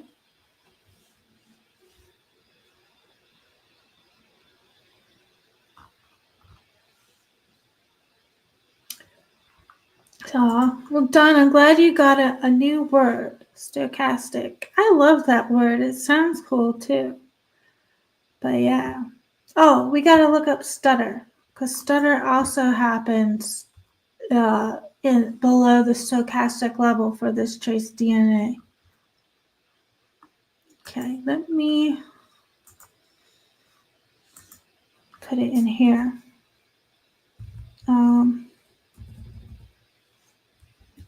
No, I don't put it in there. I'm gonna do trace DNA stutter. Okay. So stutter also happens below that stochastic line. Oh, I think I got rid of the...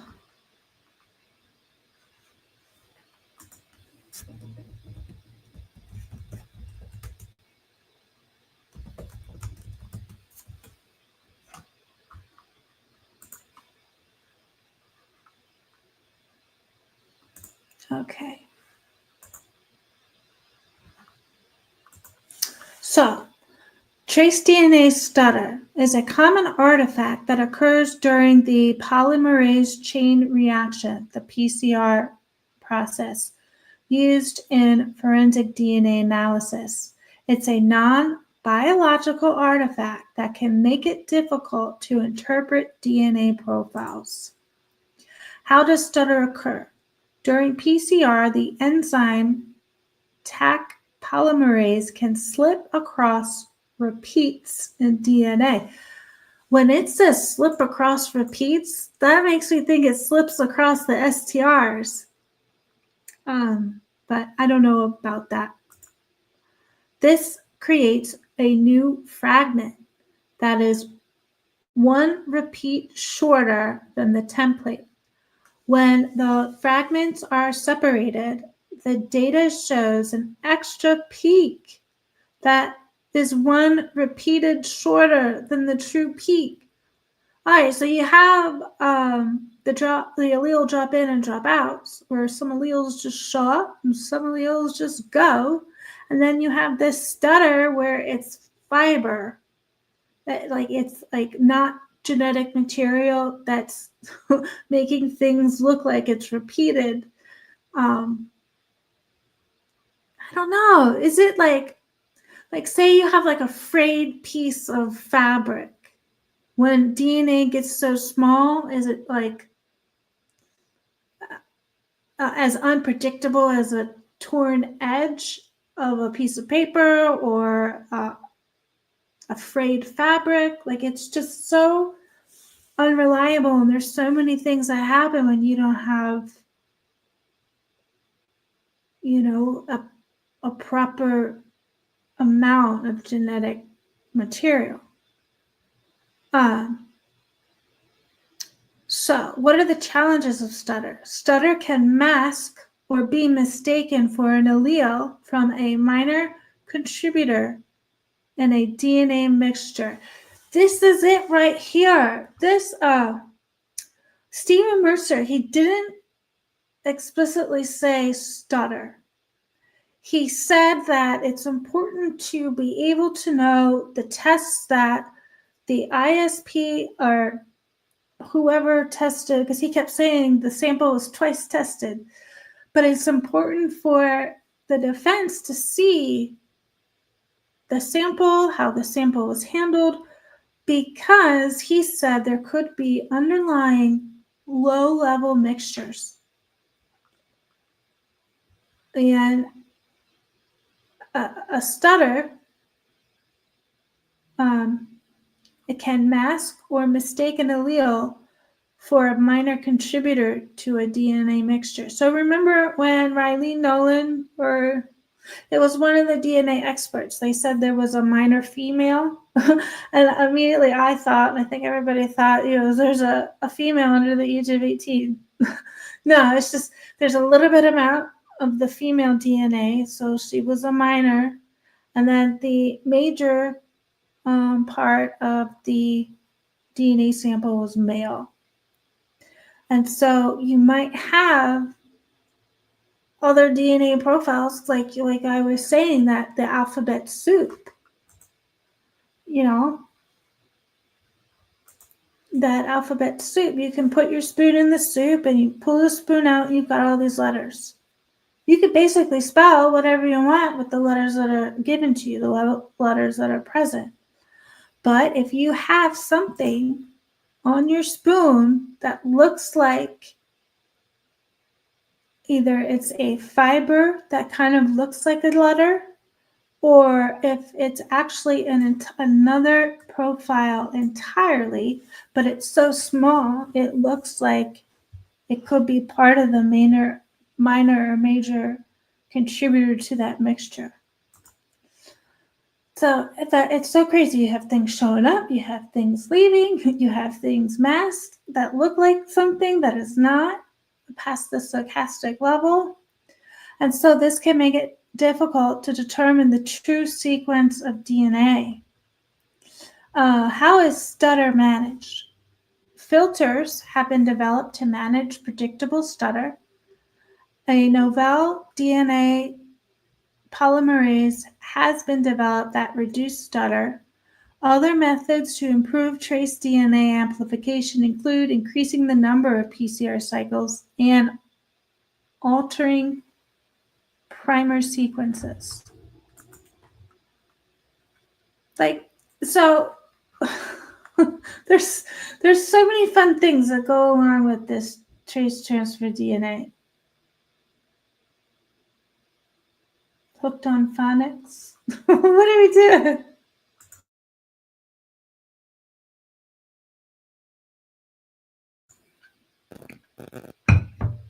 Yeah, we're doing something with Hooked on Phonics.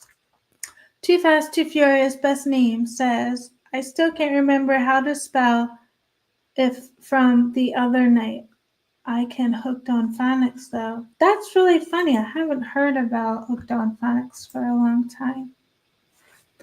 Okay, so now that we've learned about stutter, allele drop in and drop out, and the stochastic line, let me show you the stochastic line again.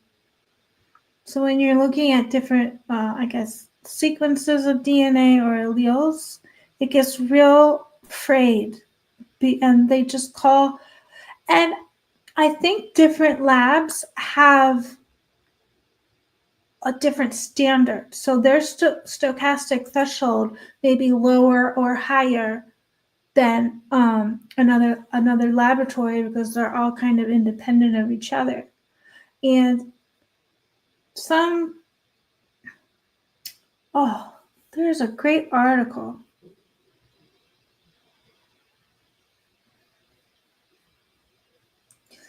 The article basically said there are three ways to deal with, there are three approaches to deal with the stochastic level or trace DNA. You could keep getting closer to that stochastic line or surpass it, and you risk a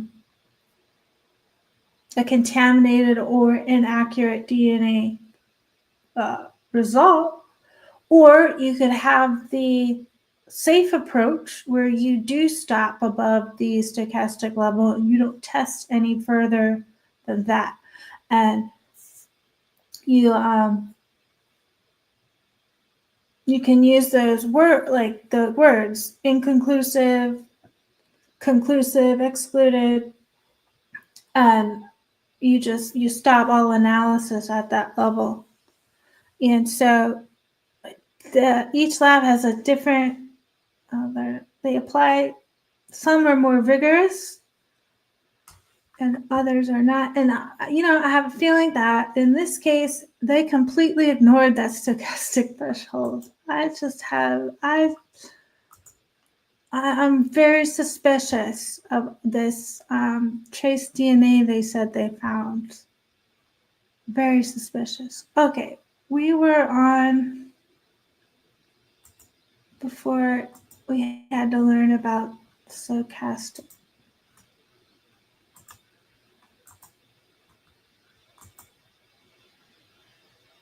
Is Miss Potts back?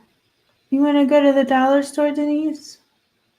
Oh my gosh, going to the dollar store is so fun to get decorations and make stuff. Okay. So we're back at validation and requirements to implement new practices.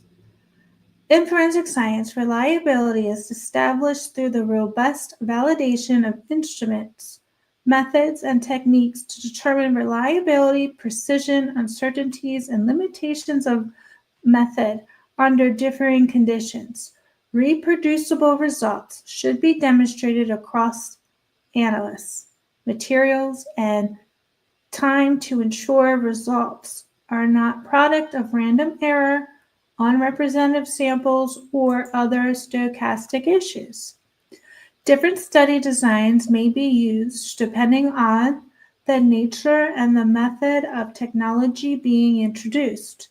This information is used to produce SOPs and are ISO, IEC compliant, and may be used with an forensic service provider as a part of QMS. Okay, they have this call-out box. Usually these boxes are fun. So call-out box 8.2, validation, verification, and evaluation. Validation is an important process within the implementation of new technologies, chemistries, or methods within DNA testing. It is a process by which a method is evaluated to determine its efficacy and reliability for DNA analysis, which includes the following: validation, the process by which a method is primarily assessed for its adequacy to suit its intended purpose, its reliability, whether it has suitable operational conditions for obtaining results, its limitations. Within forensic biology, two types of validation processes are commonly referred to: developmental validation, which is the acquisition to test DNA and determination of conditions and limitations of a new or novel DNA method for use on forensic samples, usually conducted by a vendor of the application/technology.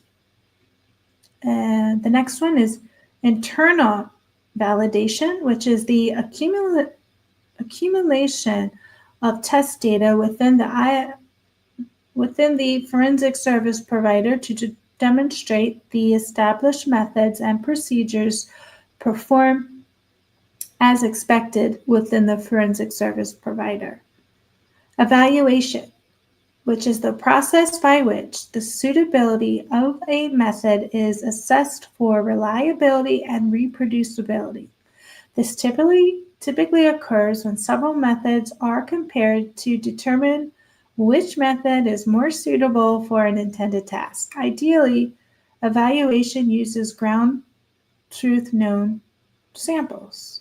I have read this term recently, and I haven't seen that one. It was only one time before, and it was like this week. A list of standards and guidance documents available for the forensic community to address the validity, reliability of analyst methods can be found in the appendix. Okay, so we just read a summary of validation, verification, and evaluation.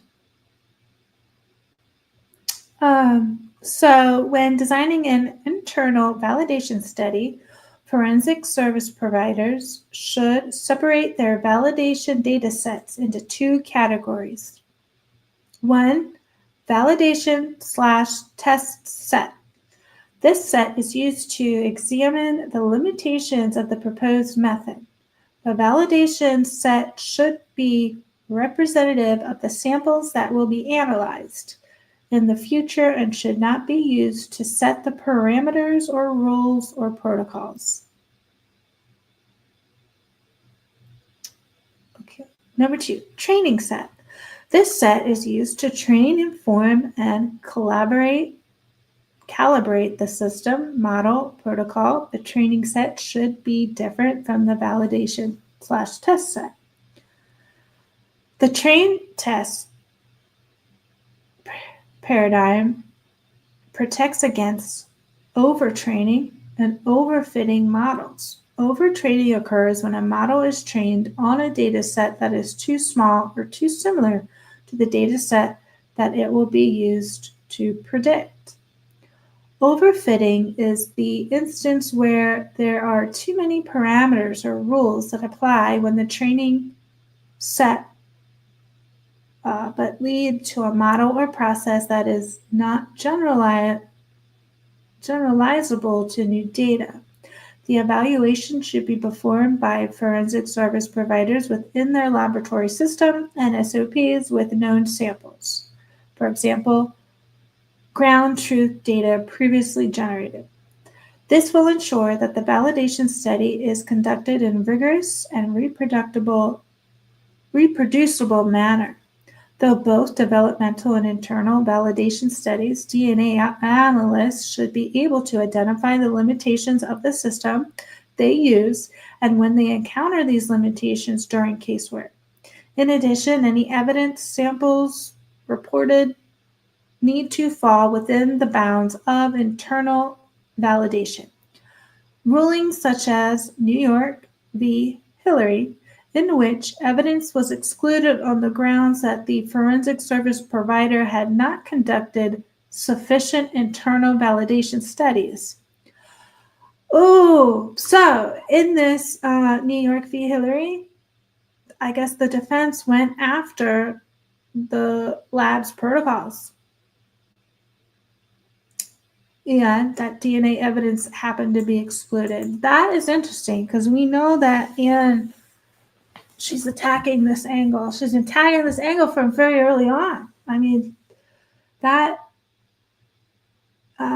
motion to compel that DNA hearing with Stephen Mercer and Bicca Barlow, Leah Larkin, and Gabrielle Vargas, that was at June 2023. And, you know, Anne has been attacking that probably a while before then. So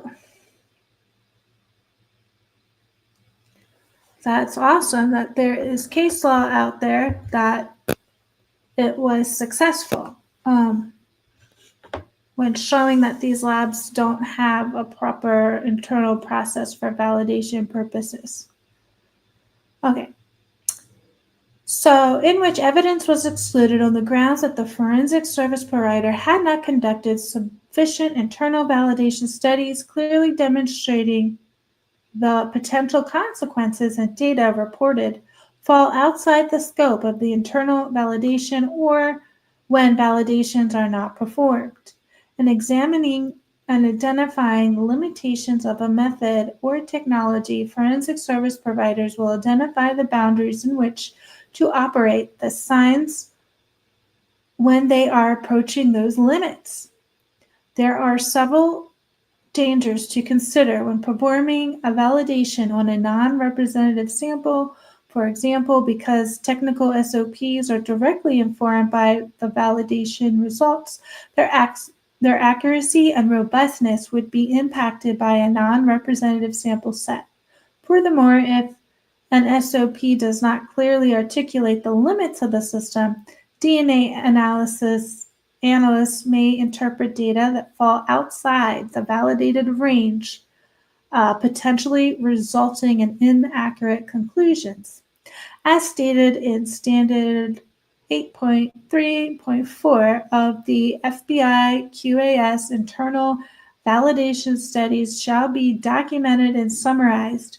Internal validation shall be reviewed and approved by the technical leader prior to implementation, a procedure for forensic applications. Additionally, as put forth by standard, validation data may be shared within a multi-forensic service provider setting, assuming each forensic service provider completes, documents, and maintains applicable site-specific precision, sensitivity, and contamination assessment studies.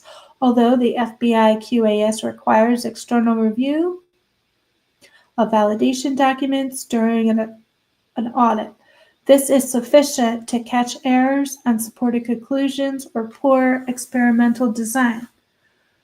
Some forensic service providers have a dedicated validation section that designs, runs, and documents experiments and uses the results to prepare SOPs and training materials. Alternatively, forensic service providers may use student interns, outside companies, or a subsection of its personnel to perform internal validations.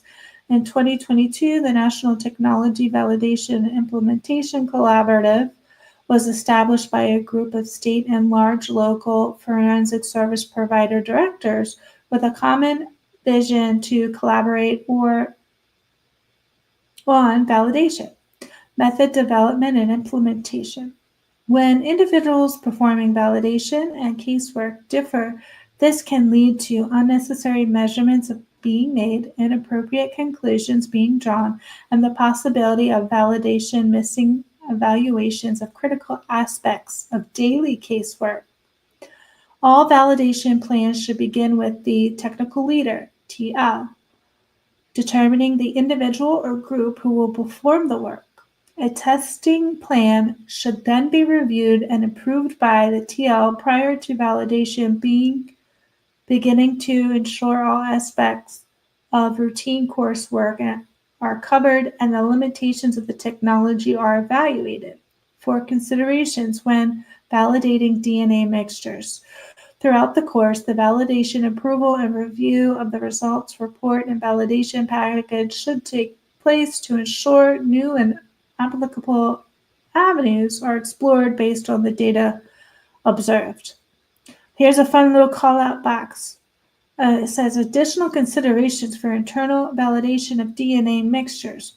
When internally validating DNA mixtures, forensic service providers should also vary the following: mixture ratios.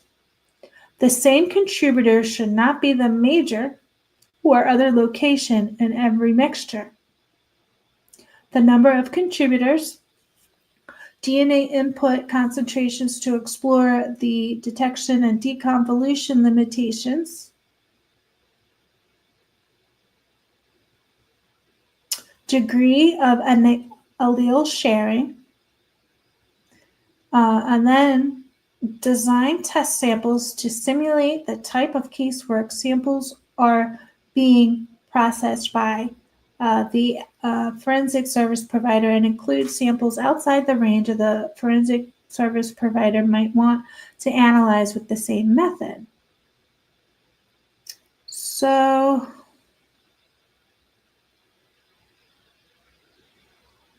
peer review of internal studies. One way might allow criminal justice partners to review and scrutinize forensic service providers' internal study results is through the publication of studies in peer-reviewed journals.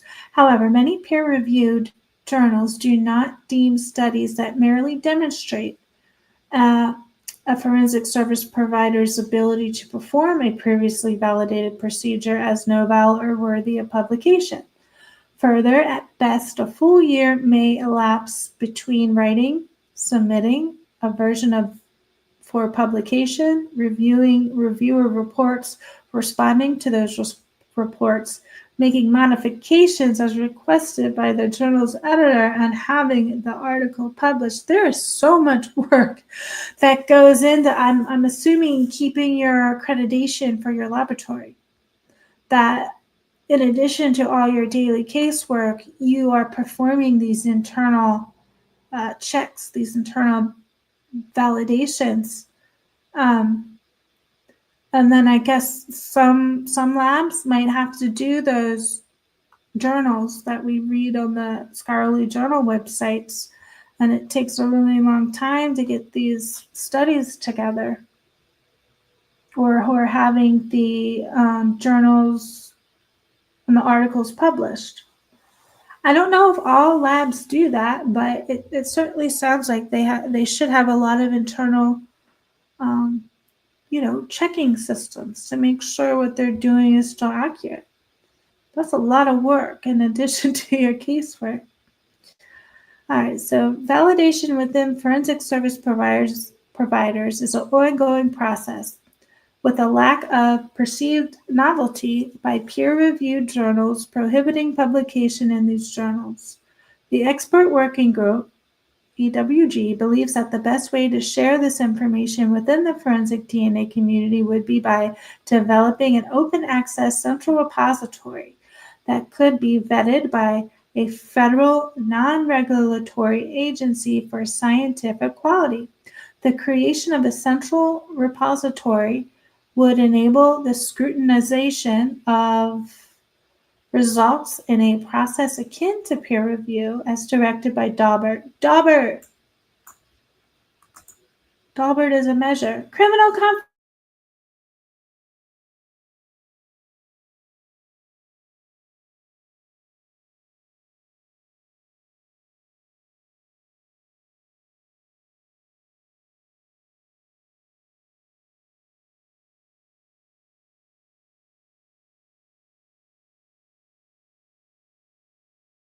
Oh, okay. Oh, am I back? I think I'm back. Criminal Confidential says they are using some new technology from a German company called, I don't know what it's called, I can't pronounce that, Qiagen or something like that. It's next gen familiar DNA something or other. Interesting. Who's they? Is that Ortha?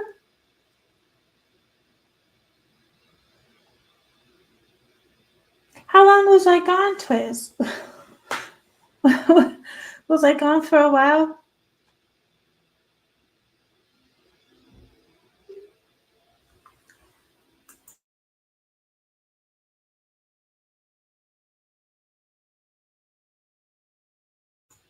Oh, that is awesome. The FBI just approved Qiagen. I'm probably not pronouncing that right. A new technology from a German company called Qiagen. The FBI just approved them. That is interesting. That is really cool. Steve W., welcome. Did I miss anybody? Oh, P-Fox, you snuck in here. Hello. Good to see you. All right, I think I got everybody now. Criminal Confidential says, I'll post a link. I have to find it. And yes, Ortham, FBI, Virgin, Family Tree, GenMatch, they are all they to me. Oh, awesome. Thank you for clarifying that. That's awesome. Awesome. Yeah, Criminal Confidential has some amazing videos. So if you want to watch some great videos, definitely check out her channel.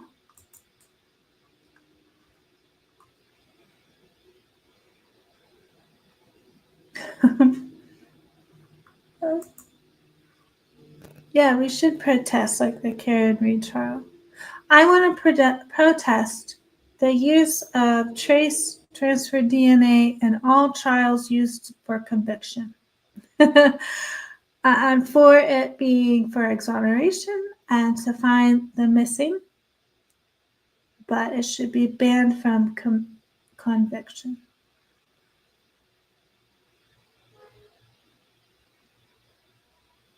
All right.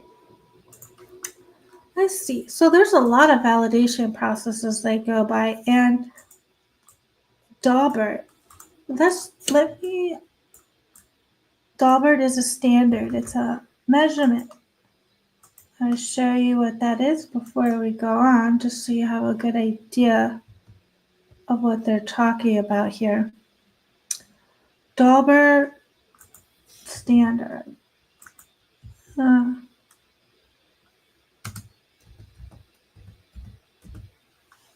Yes, it's a Daubert standard of evidence. I think there's two. And I think different states either go by the Daubert or is it Fry? I forget what the other one is, but I hear the phrase like, is it a Daubert state? So a Daubert standard of evidence is a legal framework used by courts to determine whether expert witness testimony is reliable, admissible, primarily considering factors like whether the underlying scientific theory has been tested, peer-reviewed, and has a known error rate established in the Supreme Court case Daubert v. Merrill Dow Pharmaceuticals, essentially acting as a gatekeeping mechanism to ensure the quality of scientific evidence presented in court. And some factors to consider for the Daubert standard of evidence: whether the theory or technique can be tested, whether it has been subject to peer review and publication, the known or potential error rate of the technique, the existence and maintenance of standards controlling its operation, general acceptance within the relevant scientific community. I feel like was it Ann's third motion to compel? I think she almost has these verbatim where she's asking for these specific things from the state.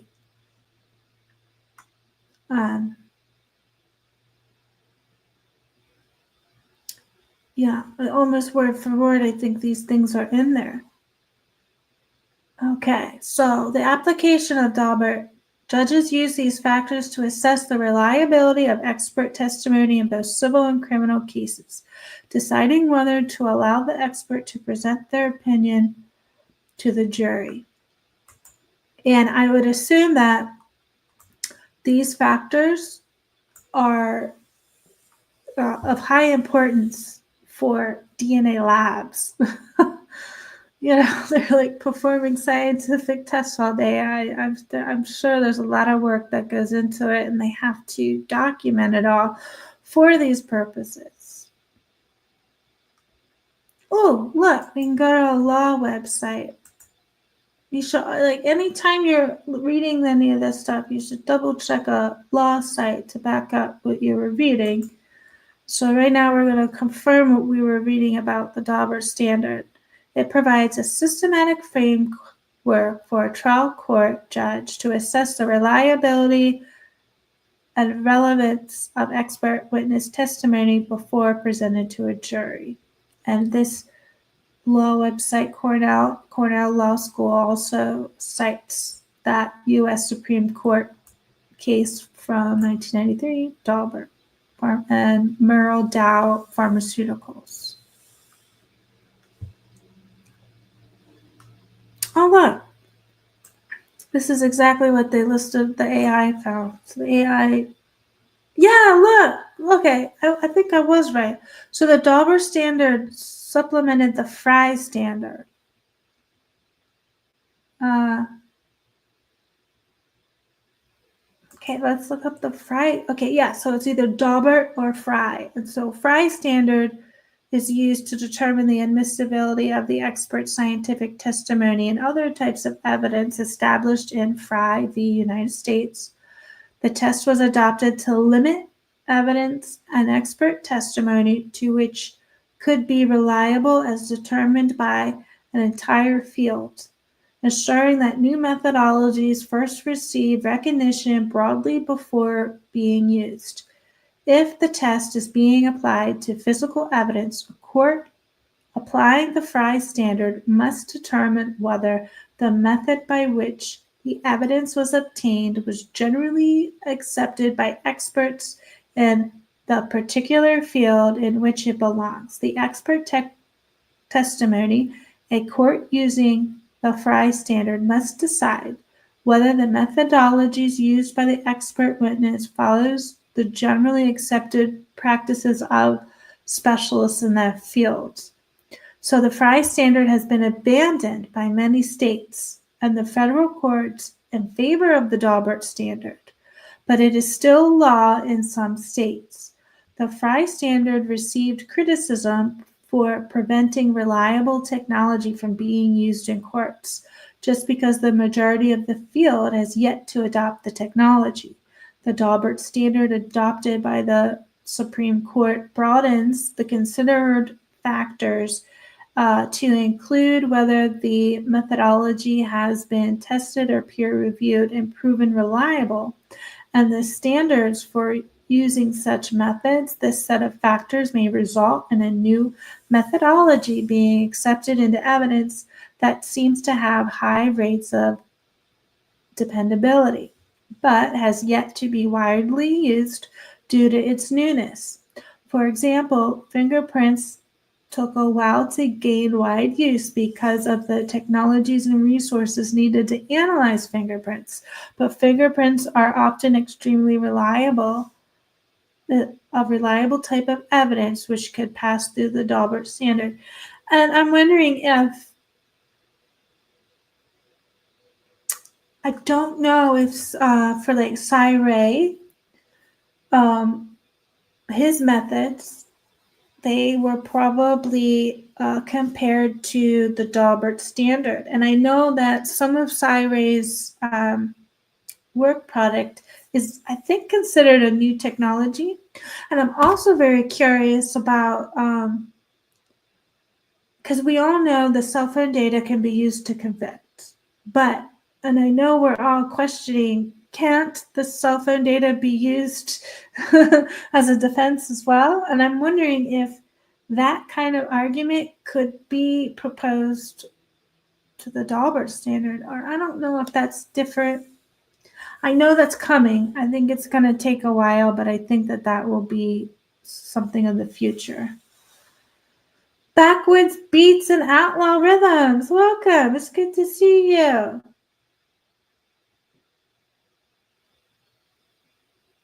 Wait, what's going on, Backwoods? Backwoods says, man, I swore off YouTube forever after the circus act I witnessed earlier. It was like a feral cat convection with no supervision. What happened?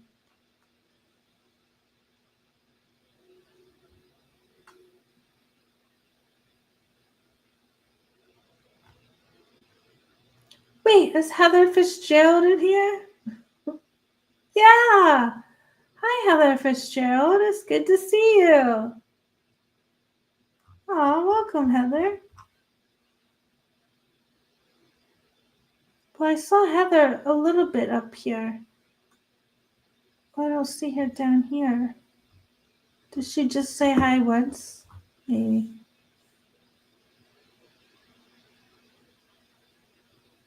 Oh my gosh, I know. Backwoods. Your songs are amazing. Yeah. That Call Me Brian song is a hit. I don't think, I mean, it's going to be hard to make a whole soundtrack following that. It's a great song.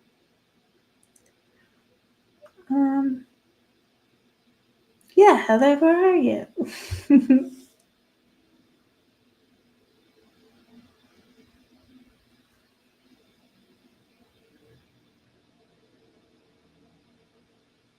Yeah, I'm trying to find out what happened too. He said there was a circus, like a feral cat convention with no supervision. I'm curious.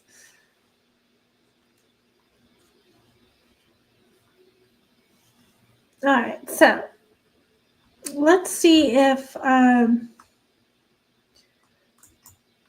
Idaho is Daubert or Fry. I think I should know this, but I forget. Idaho, Daubert, or Fry. Idaho does not use the Daubert or Fry test to determine if expert testimony is admissible. Instead, Idaho uses Rule 702. Okay, well, that's good to know. They're not Fry or Daubert. They have their own thing. Who's panel? Oh, here we go.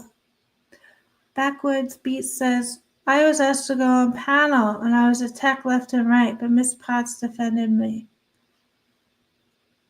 That's good that Miss Potts was there to help.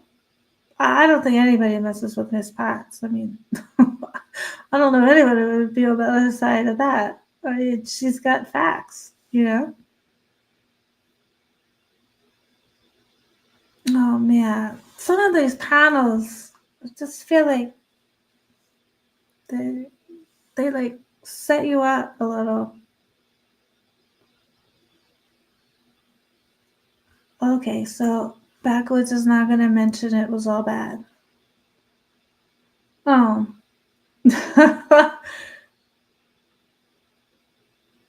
Oh.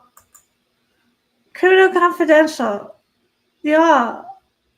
I want to order Taco Bell or Sonic. I'm hungry. I can't make up my mind.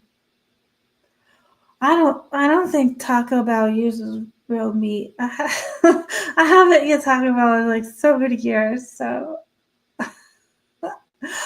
Heather, welcome, Heather. Thanks for going to the Barbie website. That was awesome.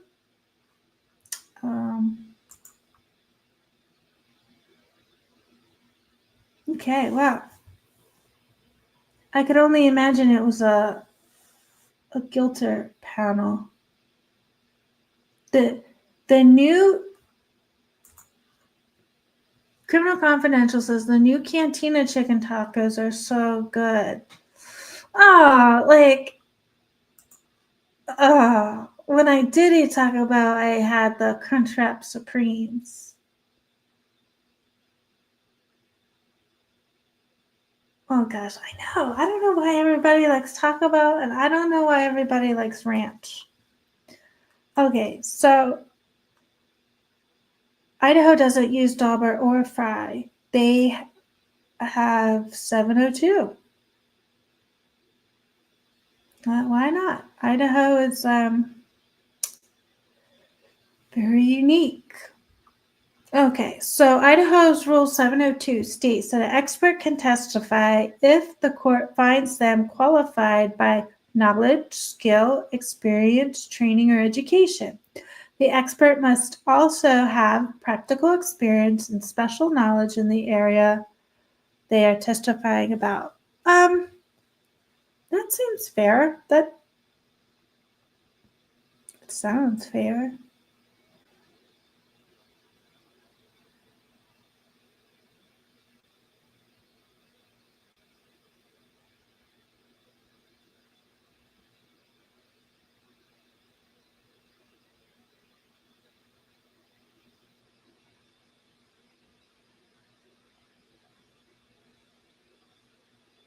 Oh, thank you, Criminal Confidential. I see the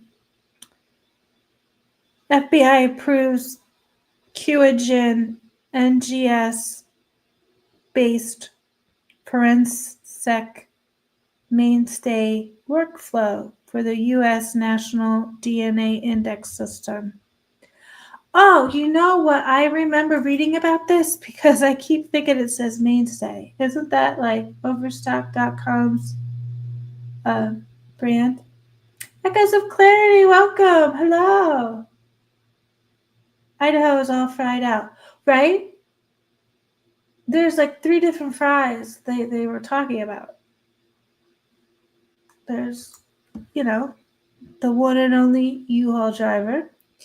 There's the fry standard. And I thought there was another fry case that keeps being referenced in some of these motions. Virgin. Okay, so QAGen bought Virgin and GEDmatch in January 2023. Okay. Thank you for linking that. That is awesome. So, let me see if I can bring that up so you can see the screenshot.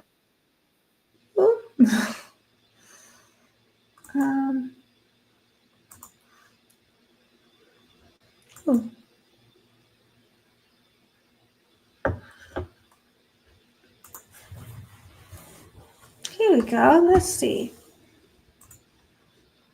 FBI approves QGen NGS-based forensic mainstay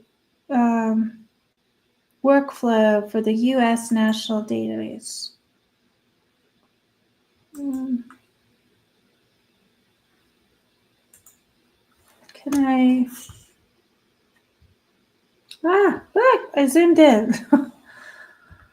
The National DNA Index approval provides access to federal government funding for accredited public crime laboratories in the U.S. to implement next-generation sequencing for routine casework.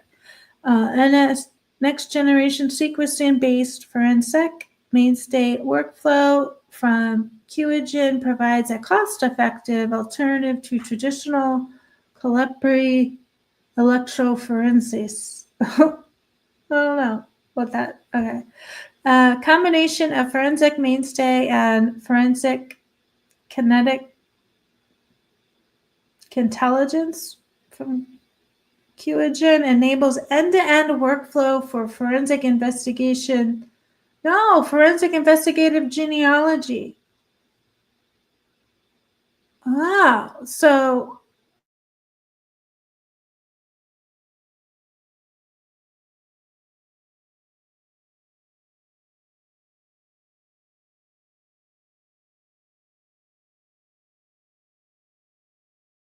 that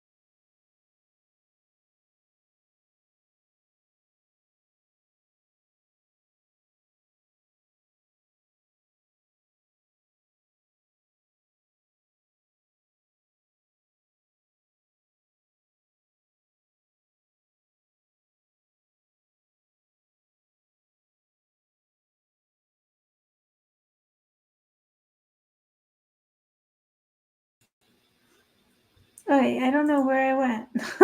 Am I still here? It booted me. Okay, so I just read your whole post, and I don't know if anybody heard it because I got booted. Okay, so we were, yes, thank you. I'm glad you could see me. What was the last thing you guys heard? I was reading Criminal Confidential's post.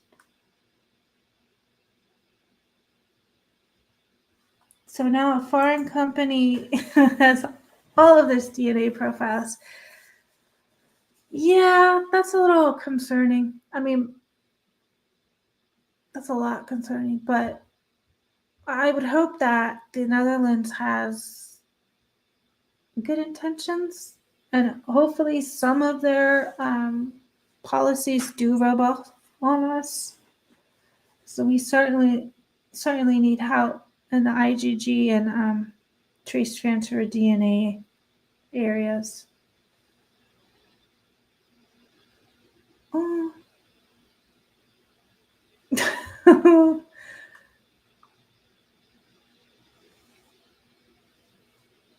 Oh my gosh. Backwoods says, according to most, dude was out there with burner phones like he was running a full-on cartel side hustle between criminology classes. Wow. Yeah, and they tell us we have an imagination. I'm pretty sure that's quite the imagination when he has black ops in between classes. Yeah, so Dauber.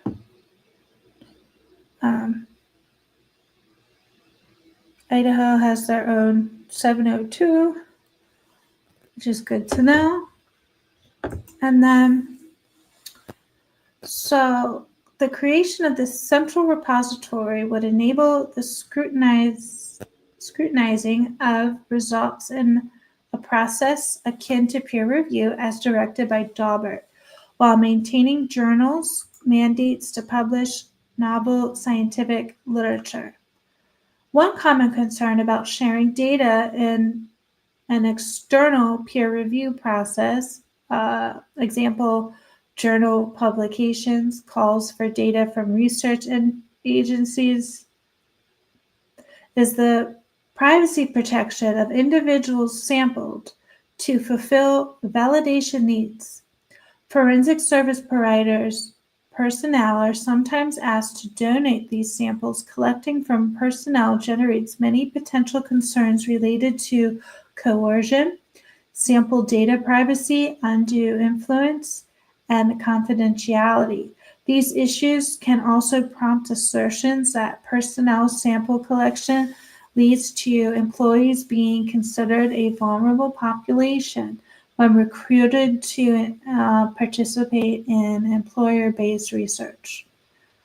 Federal regulations within the United States and ethical guidelines require safeguards for vulnerable individuals. Example, employee-supervisor relationships, including the protections of subjects' privacy. Forensic service providers that choose to collect samples from employees could consult with forensic service personnel counsel about obtaining written, voluntary, and informed consent. Many ethical, legal, and policy issues should be considered when engaging in personnel collections of biological material, even for the purpose of validation.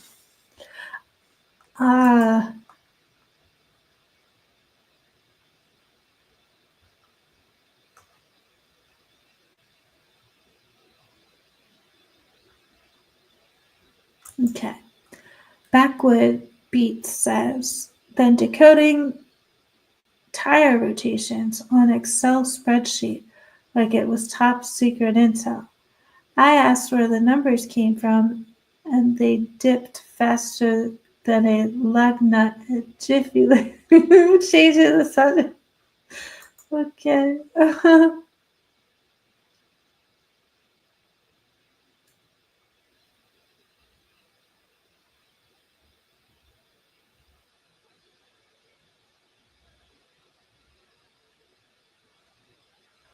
Okay.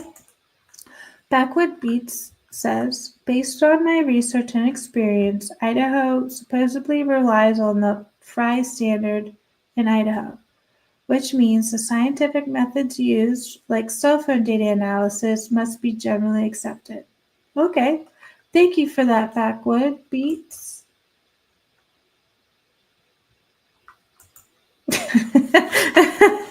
I don't generally accept what Idaho does. That's what Heather says. You're funny, Heather. Yep. Okay. So we're at another call-out box. It's call-out box 8.4, ethical considerations for biological specimens used for validation. Research regulations and guidelines require that informed consent take place under conditions that minimize the potential for coercion and undue influence.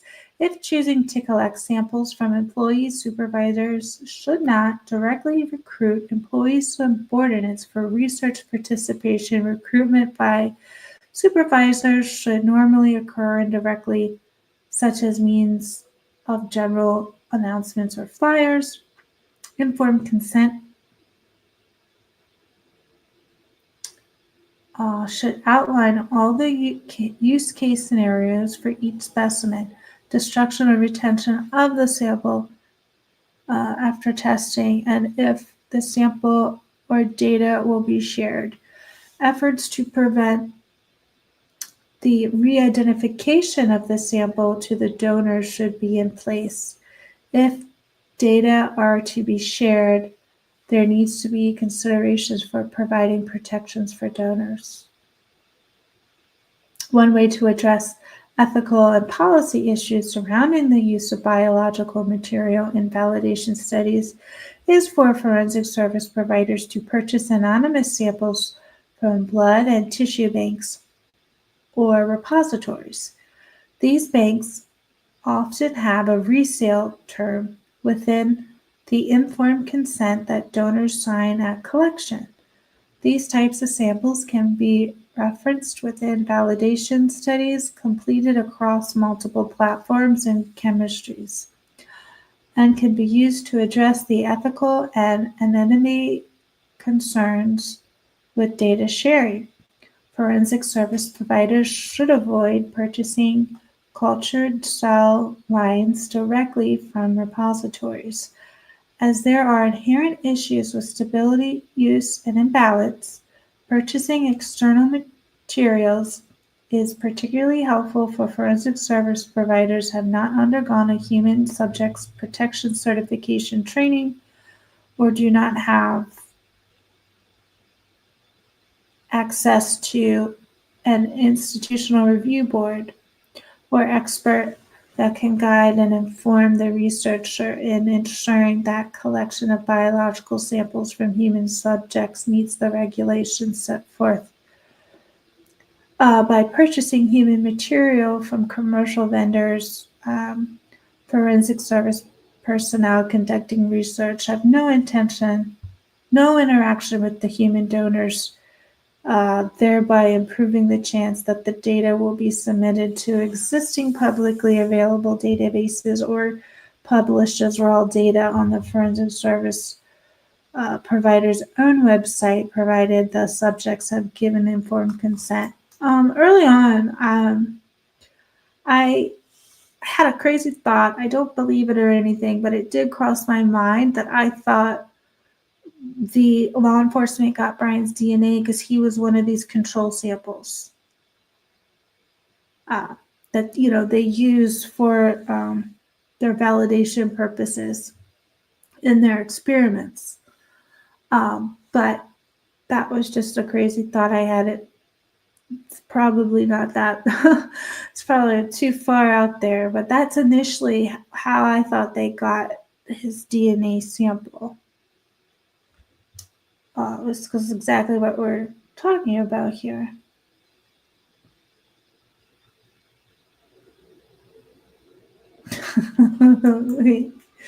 Backwood Pete says, well, if we're banking on the Fry experience, we're about one step away from using a magic 8-ball to solve this case. Yeah. And then, we can move the 8-ball, in a U-Haul.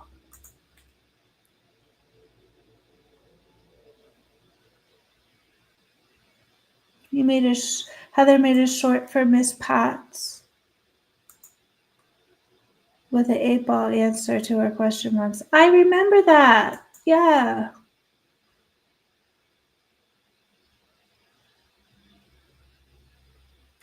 Steve W., you're probably right. Steve W. says, I truly do not think Brian's DNA was ever on the sheath. Yeah, that's also been one of my thoughts that I always lean towards, but of course, every time I find out new information, I question it. But yeah, I either think that his DNA just wasn't on there, or it's not his DNA. So yeah, I think that's very possible and plausible, especially considering everything we know about it. In efforts to provide ethically collected samples to the forensic DNA community to support validation and training, NIST produced ResearchGate test material, forensic resource samples, which allows for public sharing of data and is provided at no cost to forensic service providers. Data can be anonymously uploaded by the users. There were more interesting things down here.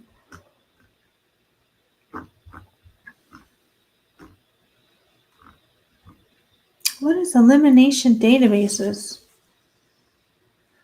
Forensic service providers should have procedures for the detection and control of contamination, and the Contamination Prevention and Detection Guidelines for Forensic DNA Laboratories provides extensive guidance on the topic. Given the sensitivity of modern DNA testing capabilities, however, there will be instances where contamination still occurs as a result of forensic service providers and other personnel who may come in contact with evidence or samples that will undergo DNA testing, as the name suggests. An elimination database allows the analyst to eliminate individuals who may have contaminated the sample by virtue of handling or being near the evidence. Forensic service provider personnel are often aware of the benefits of elimination databases and are generally willing to provide a sample to upload, even if it is not required by their agency. However, where possible and legally permissible, it is important that forensic service providers expand sample collection to include crime scene technicians, law enforcement investigators, emergency response personnel who could be present at a crime scene or interact with the evidence. Yep, I think that's where the elimination databases. Pain is probably in that one.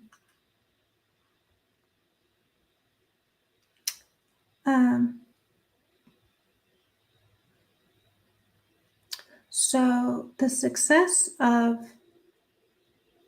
several casework scenarios resolved in the inclusion of crime scene personnel in the provincial-wide DNA elimination database at the medical laboratory in Montreal, Canada. Best practices recommendation for management and use of quality assurance DNA elimination database and forensic science analysis has additional recommendations for personnel to include such a database.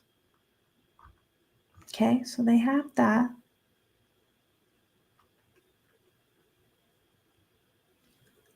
Oh, okay. Let's see. In the United States, the genetic information. Oh, we read a little bit of the GINA Act.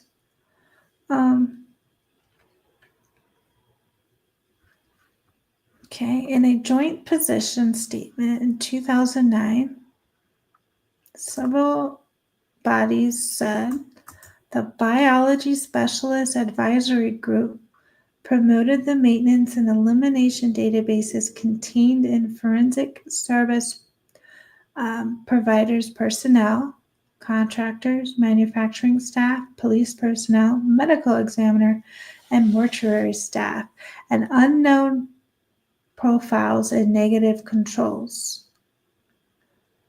The best practice recommendations for the management and use of quality assurance DNA elimination databases and forensic DNA analysis stresses the importance of elimination databases to avoid misleading information to investigators, entering errant DNA profiles into CODIS, or more broadly to detect contaminants. The ability to identify a known contaminant is detected in a reagent, blank, or negative control can assist with remediation, but the additional value of maintaining elimination databases is the ability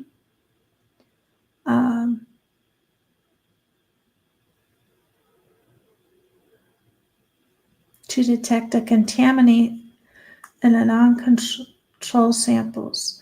Unknown profiles on items of evidence should be compared with the forensic service provider's elimination database before reporting or uploading a profile to a searchable database of forensic or reference samples.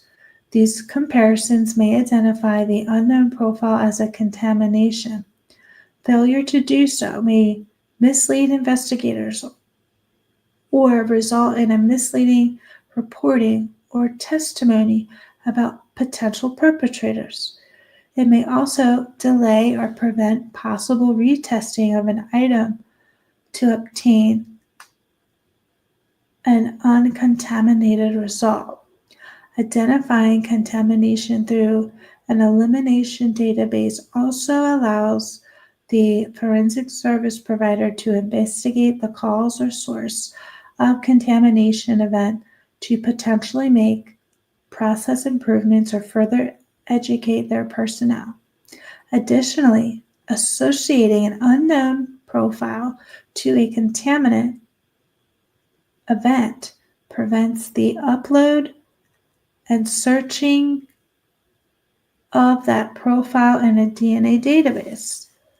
Just as importantly, it also prevents the unnecessary expenditure of resources, both in form of finances and personnel time, to investigate a potential connection between two or more unrelated cases due to contaminating profile, when such an event could have been prevented if it's associated to an elimination database sample prior to upload.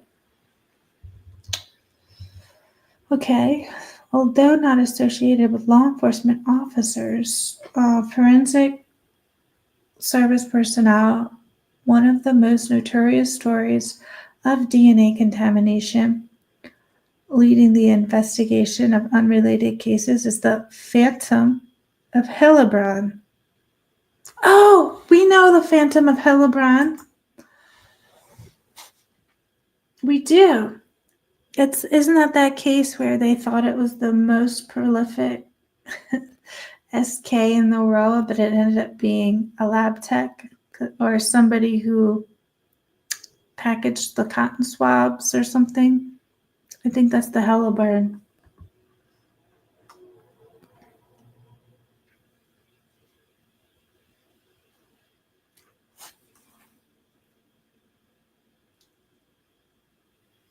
Oh, wait, hold on. Heather says Brian was appointed the position in the fall for the spring semester.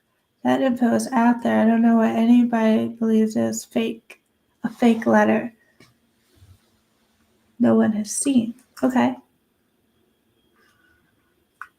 Oh, Backwood Beat says YSTR is also in your medical genetic database. The one that Leo Larkin was talking about. Okay.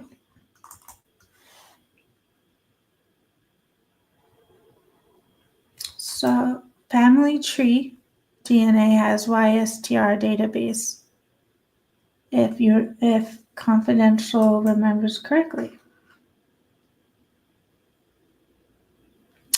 Yeah, Heather, I think there's some validity to this. Heather says they sealed the stuff in Washington saying it would harm Ellie because Brian was working with Ellie. Yeah, in some way, I definitely think he was.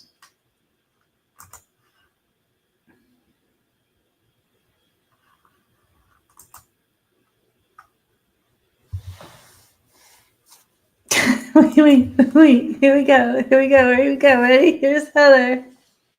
Phantom of the Elantra. Oh, Heather, that's good. That's real good.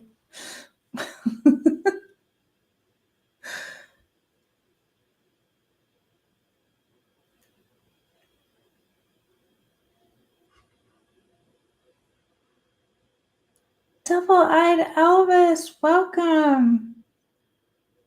So good to see you. Okay, Criminal Confidential, enjoy your food, your Taco Bell. Okay. So, the Phantom of the Elantra. All right. So we left off at the Phantom of Helleborn in Germany, where an investigation into 40 cases ultimately led to the discovery of contamination by a factory worker employed to package cotton swabs used to collect the DNA samples. As a result of contamination, events traced back to manufacturing staff. These bodies, the joint position statement requested that manufacturers of consumables and products be used in a DNA analysis, take additional precautions to prevent contaminations in the manufacturing process, and proposed a new product grade be introduced. This joint position statement became the basis for the ISO-IEC standard. The ISO-IEC specifies requirements for the production of products used in the collection, storage, and analysis of biological material for forensic DNA purposes, including the consumables and reagents used for evidence collection, i.e., swabs, containers, and packaging, and the analysis of DNA samples, for example, tubes, other plasticware, disposable laboratory coats, gloves, and other consumables that do not require cleaning or continued use. The ISO-IEC also specifies a requirement for manufacturers to minimize the risk of occurrence of detectable human nuclear DNA contamination in products used by the global forensic science community. Manufacturers that demonstrate compliance with the standard are able to label their products as ISO-IEC forensic DNA grade. But the standard also requires that manufacturers have procedures for notifying customers if products are subsequently found to have failed the product specifications to where the quality of the product has been impacted. In addition to the elimination databases maintained by the forensic service provider level, many manufacturers maintain and eliminate database that may be available to customers or searchable upon request. ISO-IEC requires a policy for collection of voluntary reference samples from personnel, as allowed by jurisdictional regulations, but also provides guidance to International Commission on Missing Persons as a secure repository for DNA profiles of employees. A recommendation: when possible and legally permissible, forensic service providers should promote the development, maintenance, use of elimination databases containing DNA profiles from forensic science service provider personnel and other personnel, for example, crime scene technicians, law enforcement investigators, and emergency responders, who may come in contact with evidence or samples that are collected for DNA testing. Forensic science service providers should search known profiles against this elimination database before reporting or uploading to other forensic or reference sample databases. All right. So 8.4 is called internal review.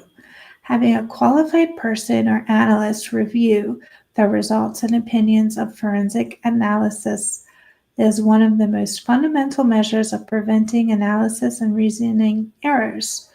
Standards such as ISO-IEC mandate the use of casework reviews with the aim of ensuring that procedures have been followed, the results and data support the conclusions drawn, that errors are prevented. Commonly, internal review in forensic casework can be split into three distinct tasks. 1. Administrative review of case files and reports. 2. Technical peer review of processes, results, interpretations, and opinions. 3. Verification, Each task has a distinct purpose and is aimed at detecting and ultimately correcting different types of errors. A full peer review process should incorporate all three types of review, ensuring that the opinions formed are fully supported by the results and data. The scientific validation processes have been used, that all actions performed are adequately documented, and that there are no errors in reasoning, documentation, or analysis that may affect the results. To achieve these aims, however, the peer review process should be carefully designed by and considering known or potential sources of error, including human error, human factor issues, workflow efficiency, and customer requirements. So you need an administrative review, which an administrative reviewer confirms that the non-technical aspects of the case file are complete according to the SOPs, that all required documentation is present, and that the final report is coherent and free of grammatical errors and spelling mistakes. Administrative reviews are required by the FBI QAS and the Australian Standard on Reporting. Also, without explicit restriction on who may conduct this form of review. As such, if it does not involve checking of technical data, it may be conducted by administrative personnel or individuals not authorized in the specific techniques used in the case, but reviewers should be familiar with their forensic service providers' protocols and QMMs. There's also a technical peer review. A technical peer reviewer ensures all the technical results and interpretations are scientifically sound, supported by data, produced via validated processes. This may include a review of the procedures and processes used, the data and results obtained, the interpretations applied, and the documentation of the reasoning, assumptions, and limitations. Such reviews should be conducted by individuals authorized and knowledgeable in the techniques used. Any changes in conclusions or disagreements resulting in conflict resolution should be clearly documented in the case file and easily identifiable by end users. Technical review should be conducted independently from the primary analyst and be thoroughly documented to enable clear determination of what was queried or changed. All right. And then they have verification, independent re-examination. Yeah. All right. So they have some blind reviews, a double blind, a single blind, a non-blind. All right. So then they're going to all of this review process.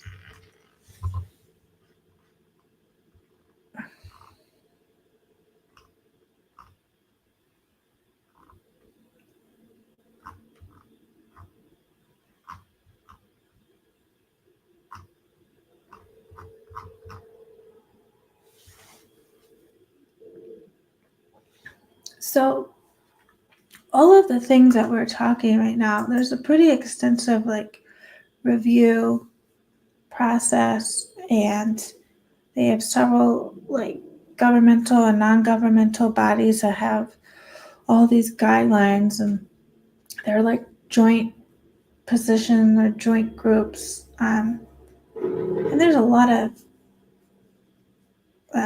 activities that are going on in this document that I don't know if Ortham has any of that. I mean, maybe they do, but I mean, I think it should be part of the chain of custody, and they just don't have it there.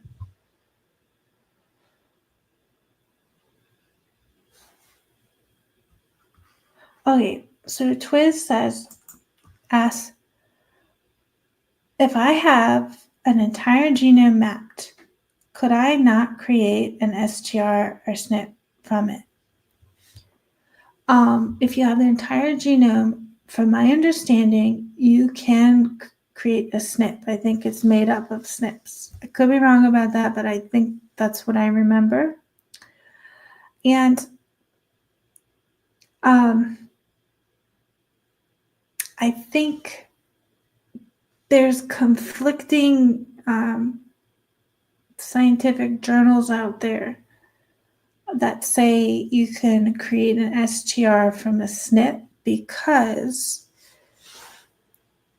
STRs and SNPs are similar, but they kind of go together like this. They're kind of like in the ballpark of near each other when you're like looking at them, I guess, on a microscope or however they interpret data. And so you'd have to, based on the general area of where these SNPs are, you can kind of guess, I think, where the STR should be. But there's a lot of debate on whether that can be done or if it is done. But yeah, there are scientific journals out there that talk about exactly everything in your question. But bottom line is, I think if you have the entire genome, it is made up of SNPs. So you could get a SNP out of the entire genome, and then it gets a little bit more complicated when you're trying to create an STR from a SNP, or vice versa. So you have the STR, so then I don't know the entire process, but as long as like the markers are like in close proximity, because they don't line up, they're kind of like they're just interlocking kind of. But I don't know. We're still like, I think we're still in the infancy of that kind of research too, because to like convert STR to SNP, I think there's a lot of error in that. So I think there's some scientists that don't even want to go there. And I feel like if the process isn't like clean, the room for error is too great, for the worth of doing that. Phantom of the Elantra. Yeah, that's a great idea there. Backwood, can you title your album Phantom of the Elantra? That could be cool, because I know you talked about the Elantra being the truth fairy. Those were great lyrics.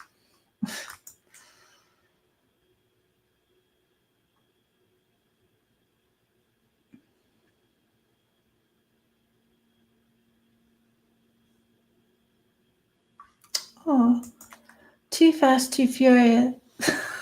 Too Fast for Flea's best name says, if you have DNA, think of it like music. A STR is the treble, and the SNP is the bass. You can't make bass from treble and vice versa. That is an excellent comparison, analogy, whatever you want to call it. Yeah, that is, yep. That is really good.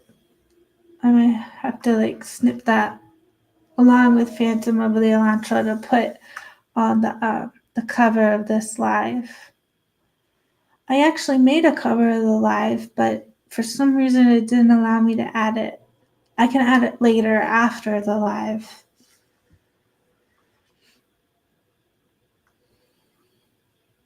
Yeah, great analogy. Too fast.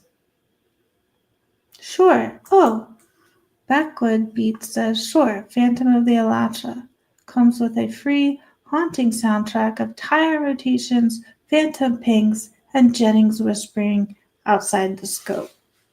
It's just jam-packed with some bangers. Okay. Backwood Beat says YSTR is like a last name. STR and SMP are like the full family tree in medical history. Yeah, wow. Wow, you guys really understand this stuff. That's great. So Too Fast for Fleas says, if ISP couldn't create a YSTR, then the sample they had was so small they couldn't create it and asked Ortho, but they couldn't. They have a partial profile that could match anyone. Yep, that's exactly what it sounds like. They created, they used that word. What is it? Bootstrapping? I feel like that's the scientific word for, yeah, we genetically engineered this DNA profile. Like, they said it, and I think Anne was like, what is bootstrapping, right? Do we remember what expert that was? But yeah, I feel like exactly what you're talking about here is they created it. All right.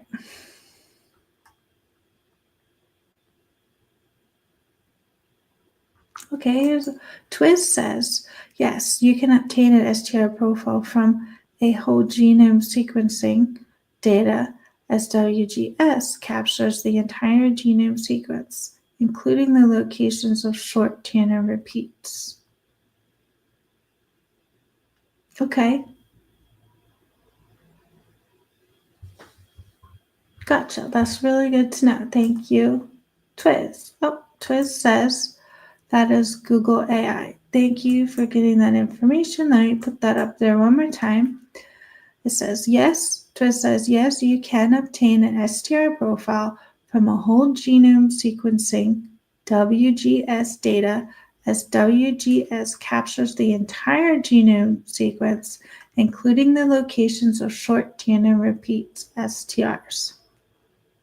Okay, so Twiz confirmed that with the Google AI. Thank you.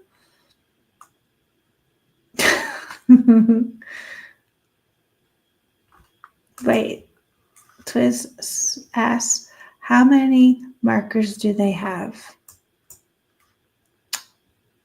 Yeah, I bet it's not going to be documented. They don't really have anything documented. Backwood Beat says, but YSTR doesn't give you a full profile, though it's off the Y chromosome. I thought I don't know, could be wrong. Yeah, I think you're right, though. Yeah, I think yeah, I think what they do is they deconvolute a mixture. They take out, I guess, whatever they think is from the Y chromosome, and then they create an STR from it. You're right, because there isn't one. They have to create it.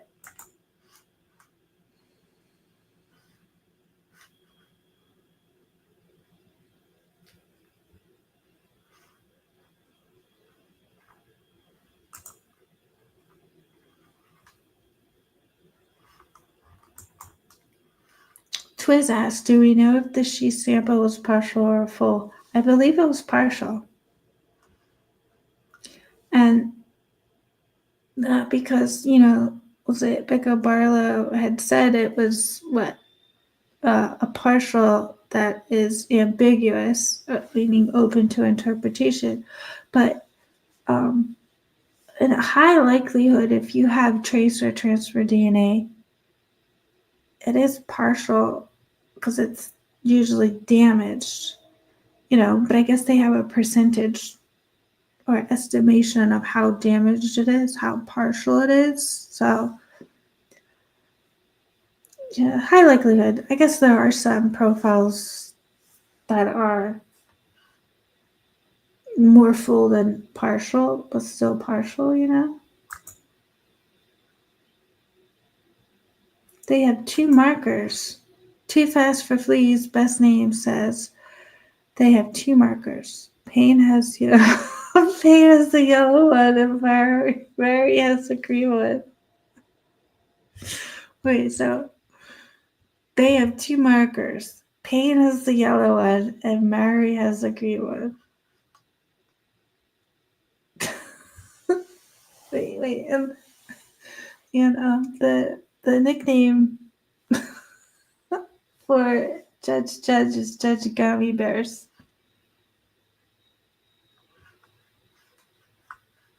Gummy bears and crayons.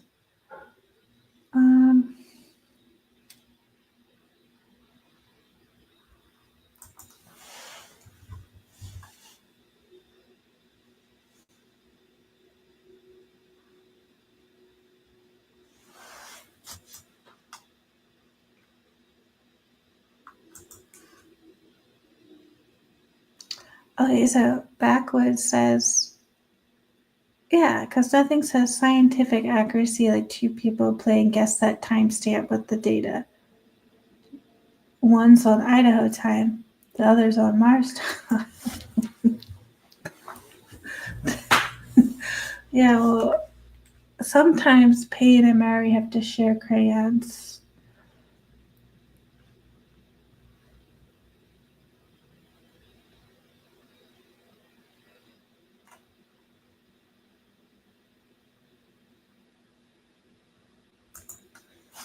Oh, welcome back, Criminal Confidential. I believe you're correct. Criminal Confidential says, I thought AYSTR was for when there's a mixture of mostly female DNA.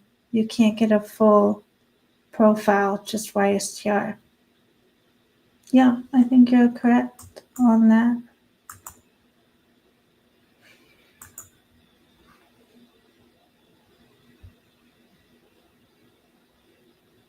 Okay.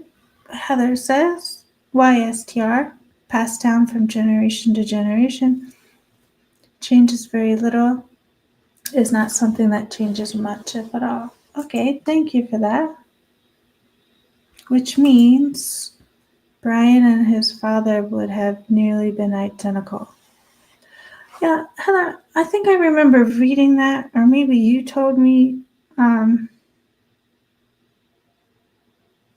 that something with the testing, it could be this, the YSTR testing, that since they are so identical that it would be hard to distinguish the father from the son because they would basically have the same YSTR profile. But I thought I remember reading that somewhere. I could be wrong about that, so don't quote me on that, but I think it's what I read. Oh, here we go. Criminal Confidential. She says, but Y chromosome is passed down the paternal lineage, so you can't discern the exact person. Could be a brother, could be a father, etc. in the same family. Yeah, that's exactly what I was saying. I do remember that. Heather wants the red marker. You'll have to fight Judge for that. No, I'm just kidding.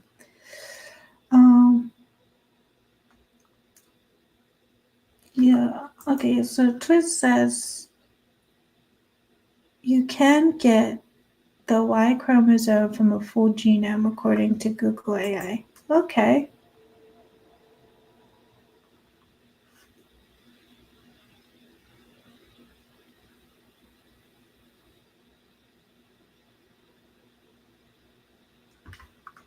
All right, where were we on here?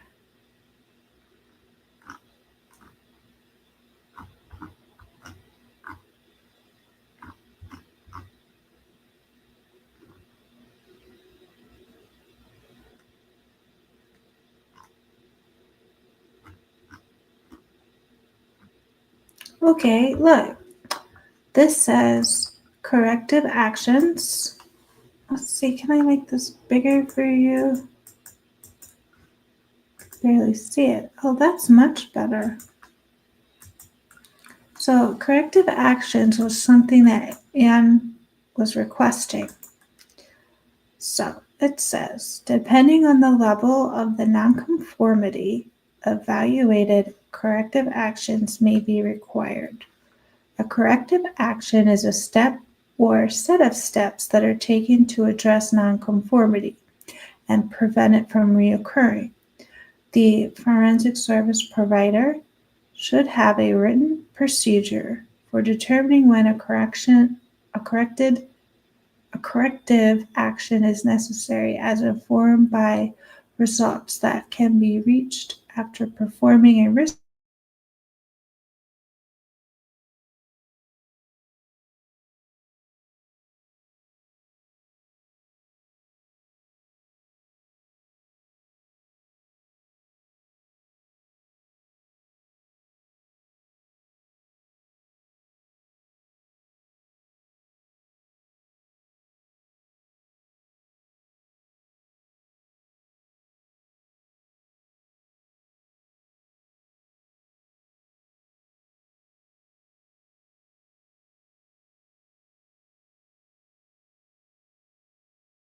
the customer, the courts, the accrediting body, or other involved parties when these individuals or entities should be informed. Those individuals overseeing quality assistance, quality control program should be cognizant of the disclosure requirements exist, including information related to Bradio and Giglio disclosures in the United States.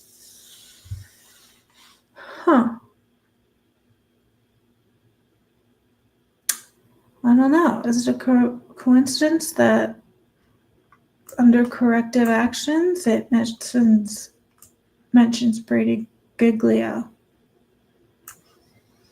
All right, I'm going to come back because I want to know how they define nonconformity. I thought I saw that up here.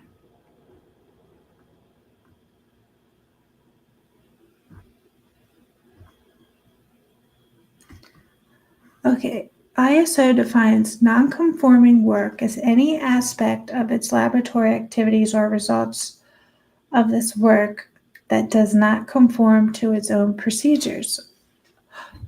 The agreed requirements. All right, so Anne was attacking this.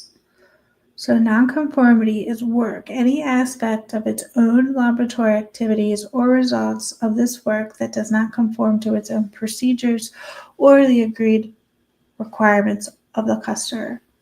So Ann Taylor is attacking it. She's asking them, what are your procedures? What do you do when this happens? What do you do when that happens? What does it mean when you do this?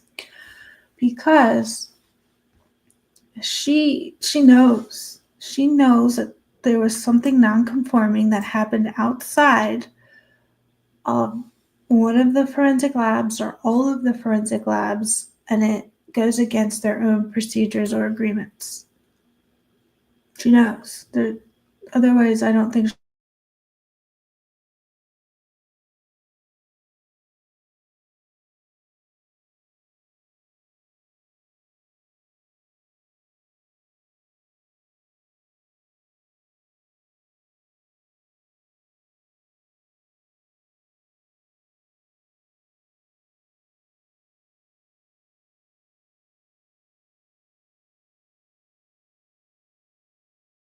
require.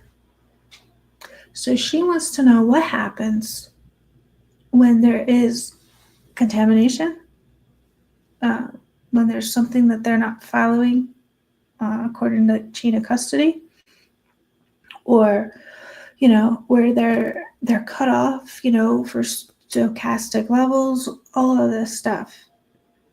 Because if they deviated from any of their procedures, she wants to know, has it happened before? Is this an anomaly? Why did this happen here? You haven't had that happen, in the 6 months before and the 6 months after of these corrective actions, that she received in discovery. Yeah, I think she suspects, like we all do, there's something wrong with the DNA, and I wonder.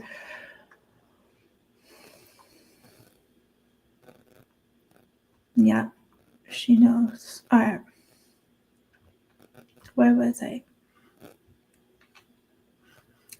So After this is talking about corrective actions, it goes into saying the individuals overseeing the quality assurance and quality control program should be cognizant of the disclosure requirements exist, including information related to Brady-Giglio disclosures.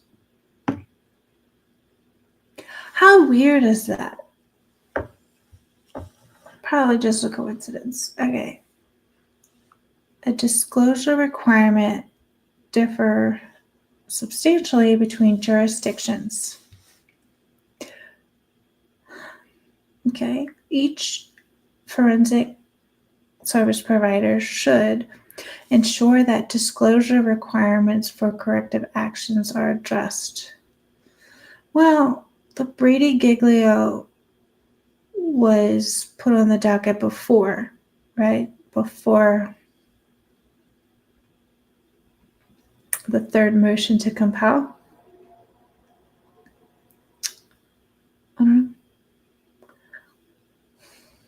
This may include a requirement to retain records of an individual's involvement in corrective action reports for disclosure purposes.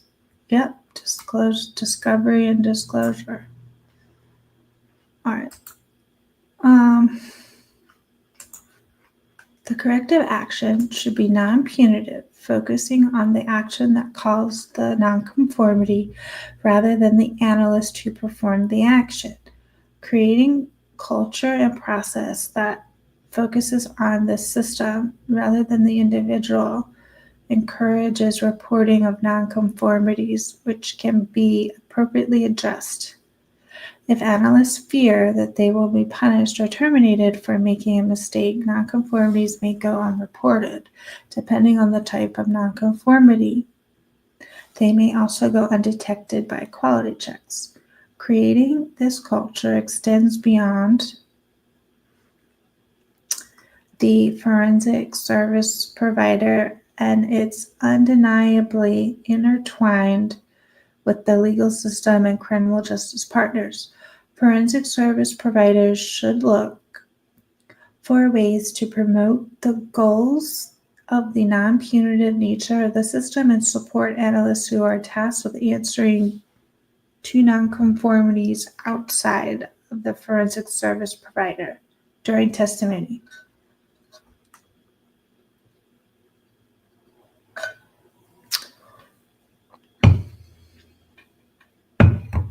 Okay. Although this discussion focuses on nonconformities and corrective actions, it should be noted that a risk analysis may be used to identify potential nonconformities that could have but have not yet occurred. The risk associated with the forensic service provider practice can be evaluated to identify steps where a potential nonconformity could occur, how frequently it may occur, if the risk of the nonconformity is great enough to prevent an action that may be enacted to prevent its occurrence. Similarly, a risk-based approach should be used when determining whether a forensic service provider should perform a retroactive case review. This may be necessary when a nonconformity is identified. Its impact has the potential to extend beyond the instance being evaluated.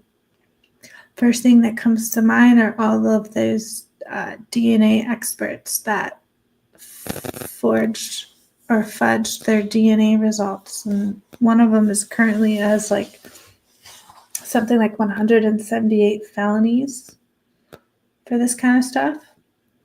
The forensic service provider should have written procedure and a set of criteria for determining when a case review will be initiated and to what extent it will be conducted. For example, all cases for a particular analyst over a specific period and sample of cases for each analyst. Written procedures on when to initiate a case review and to what extent should include, at minimum, considerations of the nature of the nonconformity, the frequency of the occurrence, the number of different analyst technicians who had the same nonconformity, and the impact to the casework. Using a risk matrix or other risk-based approach in this procedure can assist in determining the overall impact and risk to coursework that nonconformity poses and inform the decision being made. An entity outside of the forensic service provider may also decide what a retroactive case review is required. All right, so yeah.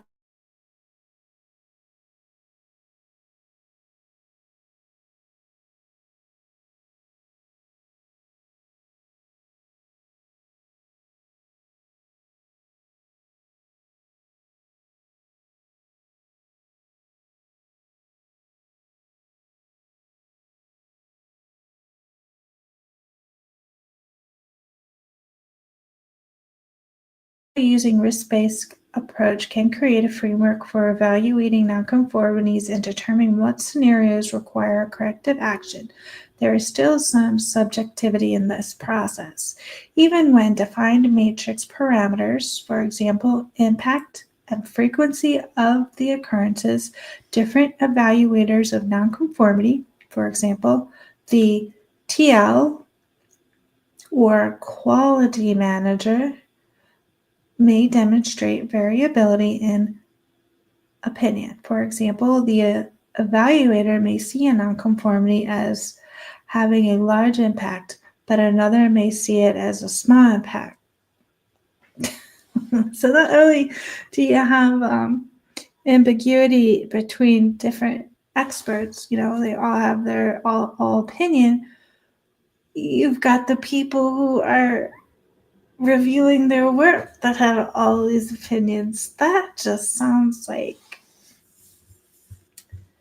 a mistake waiting to happen when you have all of these differences. Wow. An evaluator's opinion may also vary from day to day and be impacted by knowing who caused the nonconformity. As noted in ISO IEC, a risk analysis may be influenced by any divergence of opinions, biases, perceptions of risk and judgment. Additional influences are quality of the information used, the assumptions and exclusions made, and any limitations of the techniques and how they are executed. Although these influencing factors cannot be avoided, they should be acknowledged and documented as part of the risk assessment. The EWG is not aware of any research pertaining to the impact of human factors on the evaluation of nonconformities in DNA analysis. This issue is not unique to the field of DNA analysis. Therefore, it may be value to all fields to study the variability and determine the risk levels in different scenarios. So, all right, we might want to take a look at that, but we don't know. When implementing a corrective action, forensic service providers should consider what methods are using to address the causes of nonconformity. Is the method of adding more checks? Does it require additional training? Is the action likely to correct the problem or simply introduce more opportunities for nonconformities? The addition of the tasks or checks that simply remind analysts to avoid nonconformity in the future or alter the sequence of steps within a process may not be sufficient to prevent error. Furthermore, additional training, testing, or monitoring may create a resource burden, prompting analysts to be overly conservative during their interpretation or reporting of results and fearful of making future errors. There is also the possibility of overcorrecting and undercorrecting an issue. A corrective action may remedy the initial conformity, but the result in an increasing risk of a new conformity occurring. For example, a corrective action may result in the implementation of a new checklist, but if an analyst does not use the checklist or uses the incorrect, a new conformity may occur. In contrast, the proposed solution may not prevent the non-conformity from reoccurring. Recognizing these factors and monitoring the outcome of a corrective action are critical to ensure the forensic service provider is handling nonconformities properly. For a risk-based approach to nonconformities to be effective, those individuals evaluating nonconformities and the analysts who are interacting with the quality system should understand the process. This includes an understanding of the forensic service provider's risk criteria, the processes of root cause analysis, and the creation and implementation of corrective actions. Therefore, forensic service providers should provide training opportunities for individuals involved. All right. We have a blue box here. It says, Recommendation 8.7. To improve consistency and reduce the potential for subjective or biased assessments, forensic science service providers should use a risk-based approach with documented guidance in the investigation and resolution of nonconformities. At minimum, a matrix or defined categories should be used to assess the risk of nonconformity occurring or reoccurring and its impact on casework.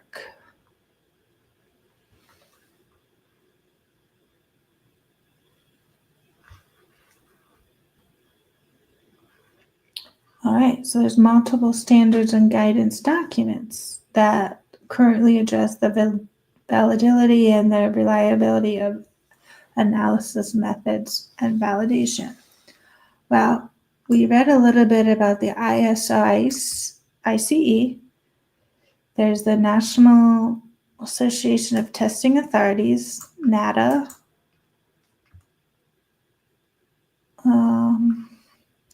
FBI Quality Assurance Standards for Forensic DNA Testing Laboratories. The ANSI/ASP standards. Standards for validation studies of DNA mixtures and development and verification of laboratories mixture interpretation protocol. This one sounds good. All right. Okay, we have a second one. Okay, so this is standard 20. This is the same group, standard 40. Standard for forensic DNA interpretation and comparison. The INFSI. I feel like this is like the European forensic something. Okay, so they have recommended minimum criteria of variations of various aspects of the DNA profiling process. Same body says guidelines for single laboratory validation of instrumental and human bias methods in forensic science. And then we have this SWGDAM. They have two. They've got validation guidelines for forensic DNA analysis methods, and then guidelines for the validation of probabilistic genotyping systems. Interesting. Okay, so ANSI and ASB stands for American National Standards Institute / Academy Standards Board. Yeah, look, this one says European Network of Forensic Science Institutes. I knew I recognized this ENFSI. Yeah, so it's the European Network of Forensic Science Institutes. Okay, this one is the Scientific Working Group on DNA Analysis Methods.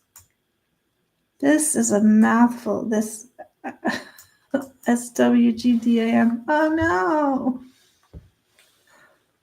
Okay, well, I clicked on something. What link? I already found the link.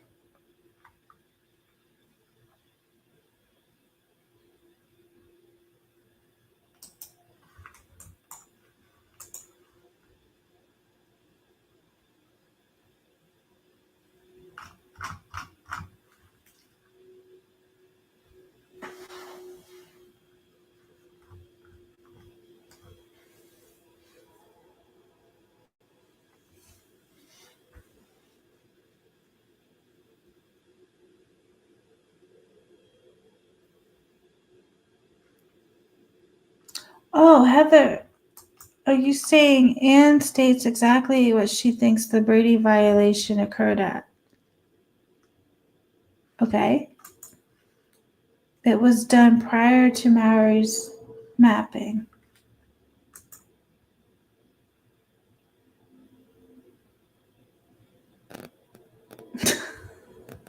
Wait.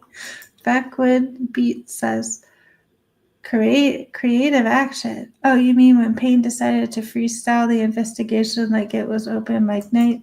Yep, exactly.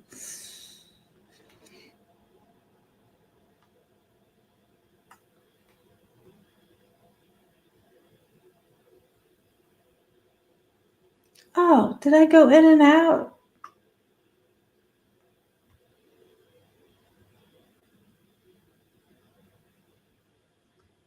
So Wortham did it all, Heather says. Oh, yeah. ISP only created a profile after they had been watching Brian.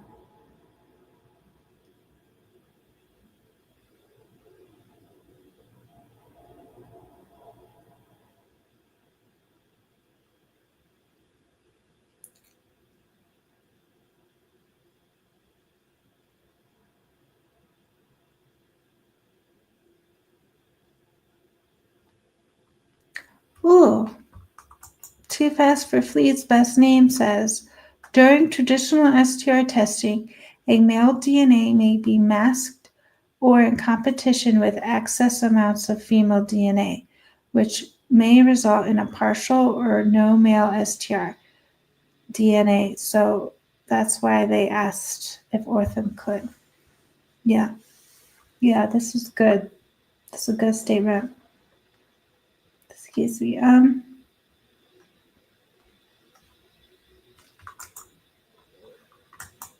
Oh, this is interesting. Backwood Beats says, I think buccal swab was actually tested to sample E and not sample A. Oh, wouldn't that be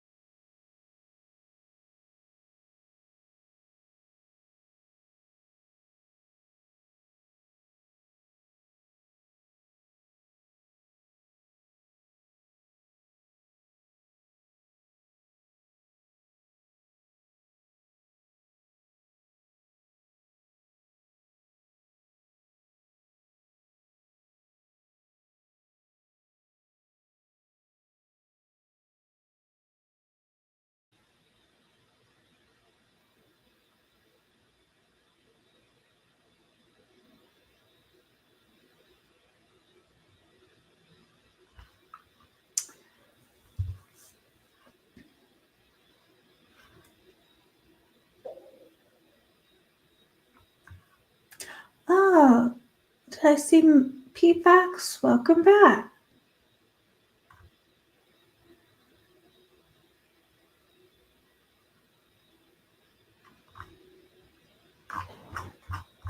Okay. Well, I was reading this page, but I accidentally clicked on something.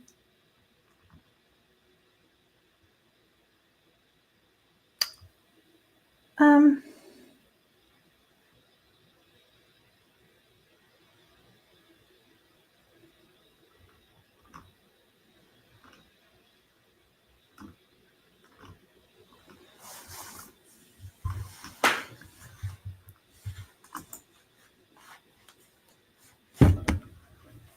okay. Well, we can go back.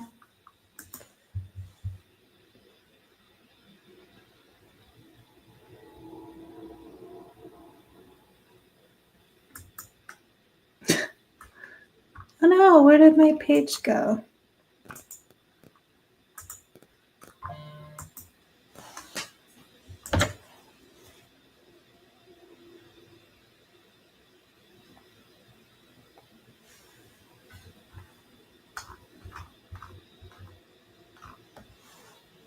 Okay. Um,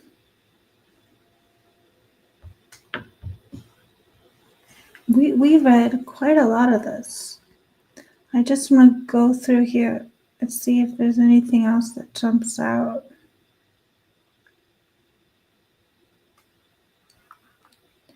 Oh, we could go over discovery and disclosures.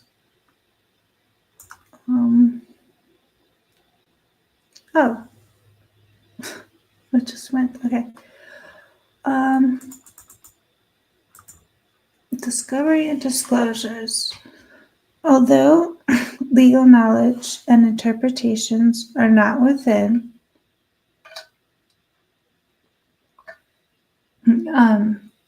forensic service providers' areas of expertise, forensic service providers need some understanding of attorneys' discovery and disclosure obligations. Knowing these obligations, they can contemplate the type of information attorneys might seek, as well as information that might not be requested and yet necessary to disclose. The discussions within this chapter are not intended as legal primer or to substitute for the assessments of the parties. Additionally, some jurisdictions may have professional codes of responsibility or other provisions requiring forensic service providers to anticipate potential obligations relating to disclosures. For example, the Texas Code of Professional Responsibility applicable to licensed forensic personnel and management for accredited forensic service providers states that forensic service providers management shall ensure the laboratory's forensic disclosure policy provides clear instruction for identifying and disclosing any exculpatory, impeachment, or mitigation document, item, or information in the possession, custody, or control of the laboratory. The policy should explicitly address how to inform potentially affected recipients of any non-conformances or breaches of law or ethical standards that may adversely affect either a current case or a previously issued report or testimony.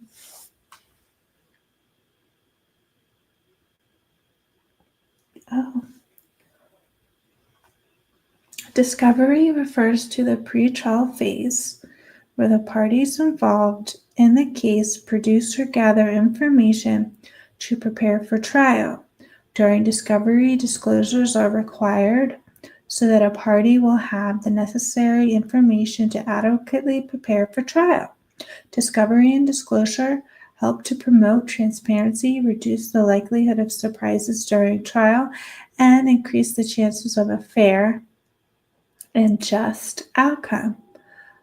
There are also instances where attorneys may have continuing obligations after case dispositions that involve forensic service practitioners.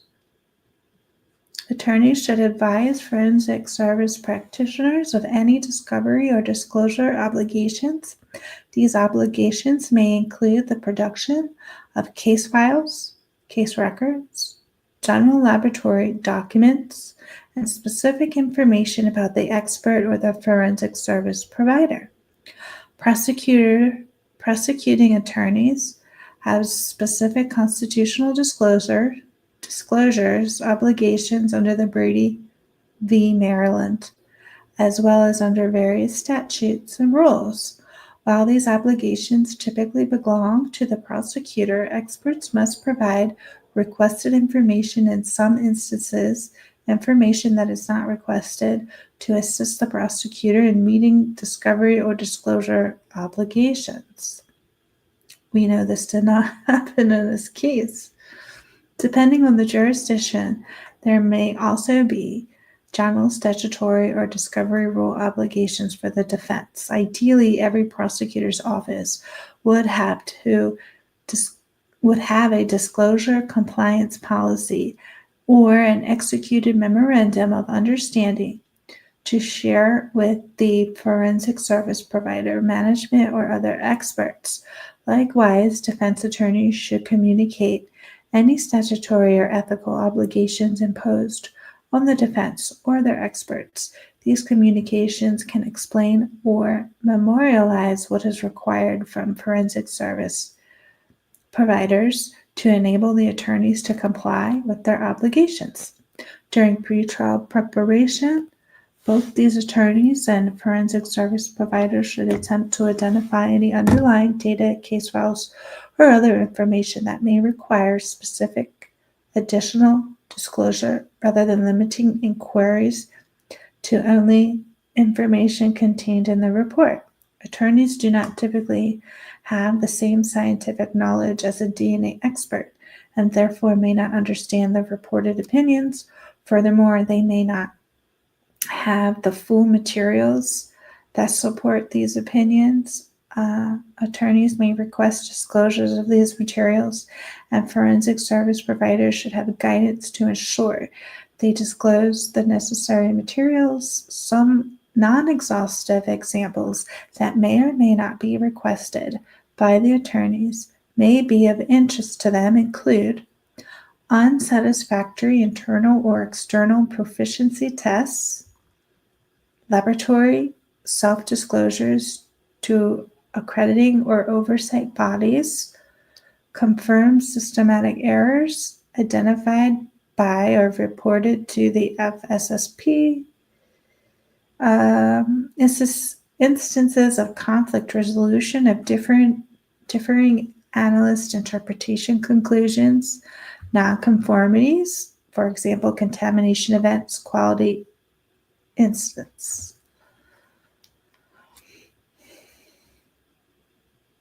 Okay.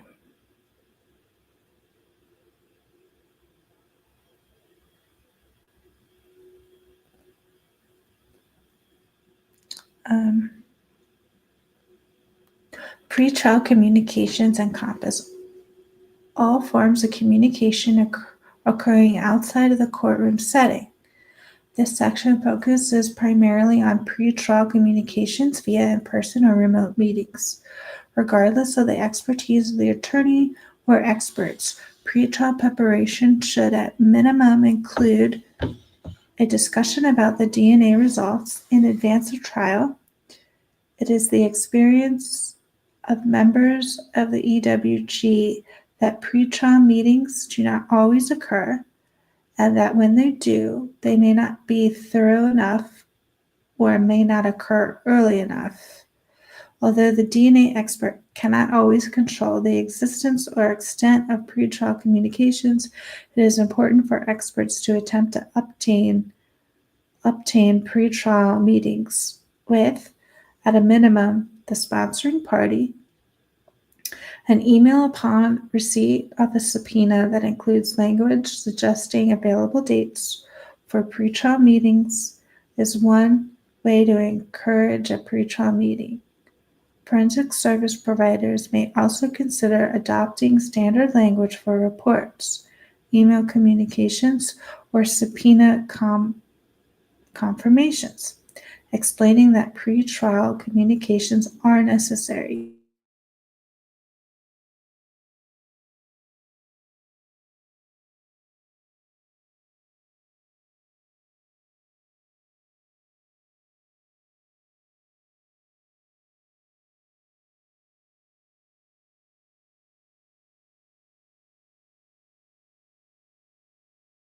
An expert cannot provide testimony on opinions that were not disclosed in the report or supporting case file documentation.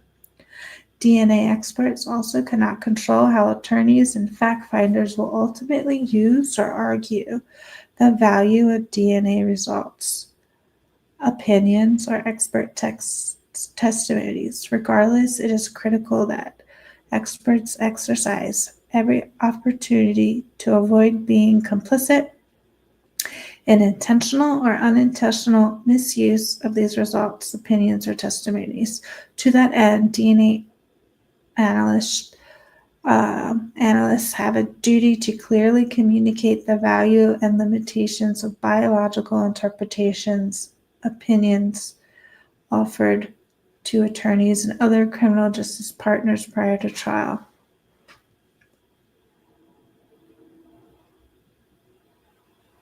Yeah, those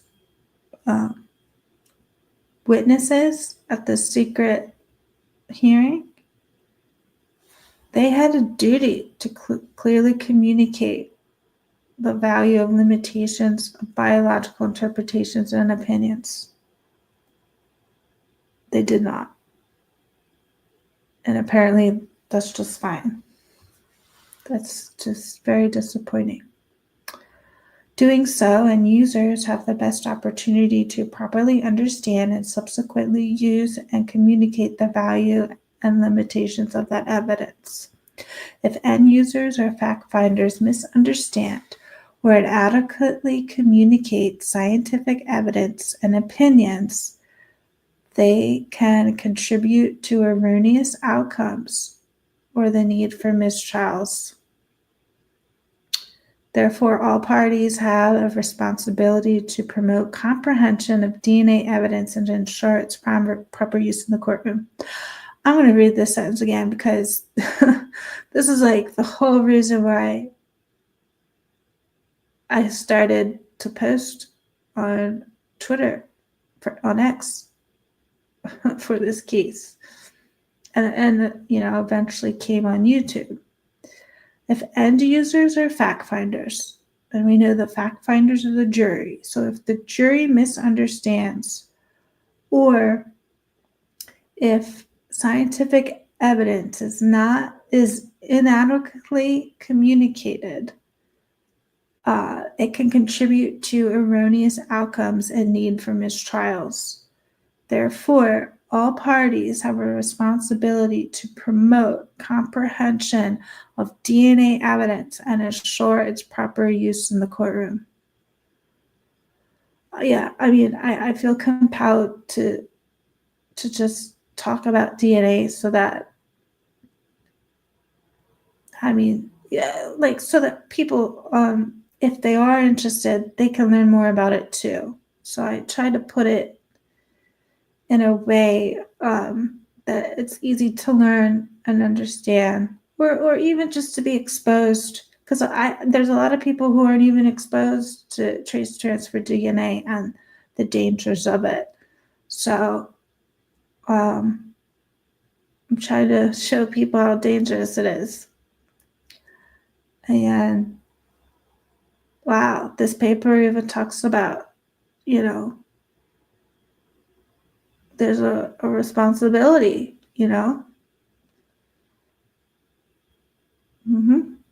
So forensic service providers and DNA experts should encourage and support an environment where the value of communicating with all parties is clearly understood by both sponsoring and opposing party. If necessary, sponsoring attorneys and experts shall establish the parameters of permissible communication with the opposing party prior to communicating occurs. Ideally, pretrial communications would occur between the DNA experts and all attorneys involved in the case. It is critical that both sides have access to the experts performing examinations, reporting conclusions, and offering opinions on that information. Both sides should also have access to those individuals who performed laboratory work, if different from the reporting analyst, and analysts who performed the technical reviews of DNA examinations, results, and opinions. Despite this, pretrial meetings or discussions with the defense are often less common than those with the prosecution. Additionally, defense experts are typically restricted from communicating with the state because of confidentiality. Some jurisdictions allow for pretrial depositions of witnesses, which is a formal process to communicate expert opinions in advance of trial. However, other jurisdictions provide for limited, if any, defense disclosures, if dispositions or otherwise. when depositions do occur, they may offer some protection by confirming that the expert intends to testify within their area of expertise based upon appropriate data. Depositions also allow all parties to determine, or where did I go? To determine if additional experts may be needed for the applicable and relevant evidence to be admitted. Hey, that was sort of what Stephen Mercer does. He determines if additional experts are needed for litigation. And I guess they had, well, it wasn't it was a motion to compel. So that's not really a pretrial meeting. It's like, almost like, judge, give you this information. However, aside from uncommon exceptions, for example, conditional examinations granted by a judge, most jurisdictions do not provide deposition practice in criminal law. Typically, the prosecution's obligations of disclosure increase the possibility that the analyst will be able to discuss the case with the defense. However, even if this communication may have nuanced considerations or restrictions, that expert without legal expertise would be unable to assess alone. All right. Okay, hey everybody. If the science is good and the science is legit, why wouldn't you want that valid in a court? That's a real question. Heather says, yes. This whole thing is confusing why the state isn't like, look, here's our evidence. Take a look at it. Yeah, like they would want to put their case on trial. They're not putting their case on trial. It's the weirdest thing. Sandra, welcome. Daddy Kane, welcome.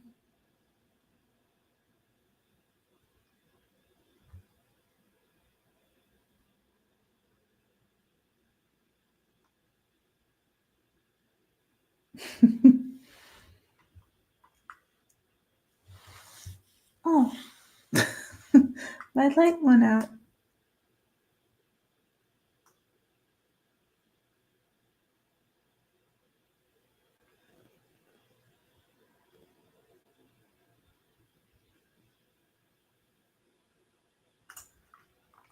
Okay, so Heather F says, and flat out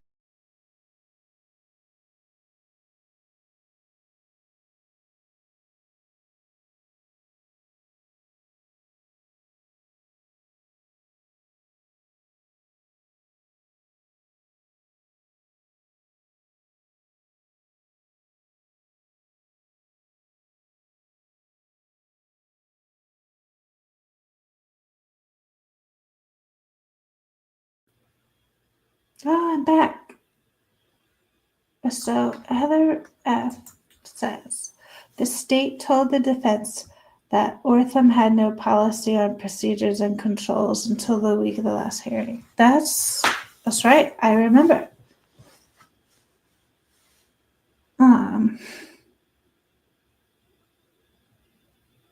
Yeah. Hopefully that is a big problem because it should be. Sandra, lots of catching up to do on your channel. Thanks for the info. Well, thank you. Thank you for wanting to catch up on the channel. There's lots of fun things to watch.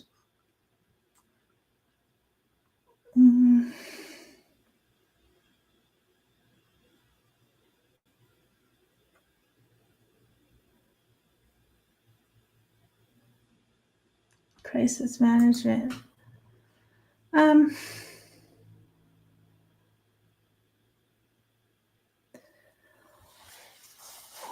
Heather, this I question it. I don't want to go there. But Heather, does this comment have anything to do with like crisis actors? Or are these individuals like paid for what, image control? I would appreciate a little bit more detail if you could. That would be great.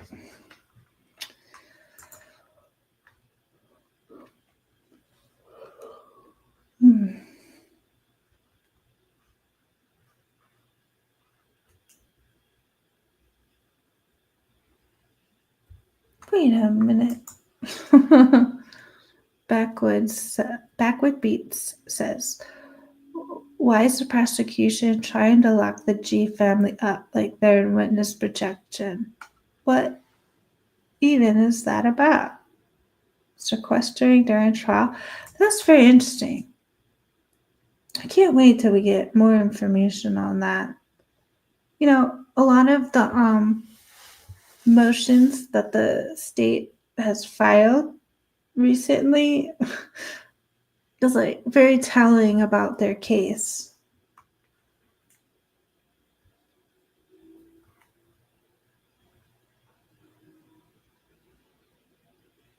Wait, who works in Oregon mushroom therapy? What is that?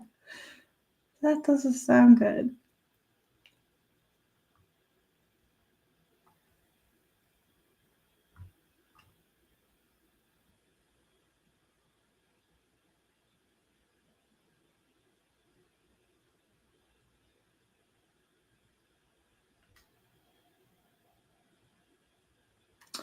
Oh, Heather, I remember. Okay. Yeah, there were some connections with the mushrooms in a previous conversation. They're out here trying to paint Brian as the unhinged Dyson destroyer, like the man's biggest crime, aggressively cleaning. Let's add a man in black.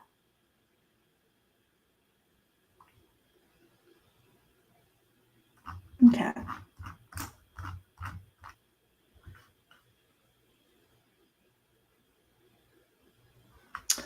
Oh, this is interesting. So, Criminal Confidential says searching a DNA database without probable cause is the same thing as if cops went house to look for evidence of a particular crime, or if they tapped everyone's phone calls. That is interesting. I like it. They have to get probable cause, and their searches have to be targeted. Why is it any different for a database? I couldn't agree more. That is great. Okay, here's Heather. I love how stating what should be obvious has become the new norm.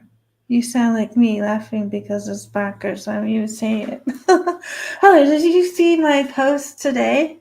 I think it was the very last one where I know, it was so funny. It was like, the weapon has never been found in the IDAHO4 case.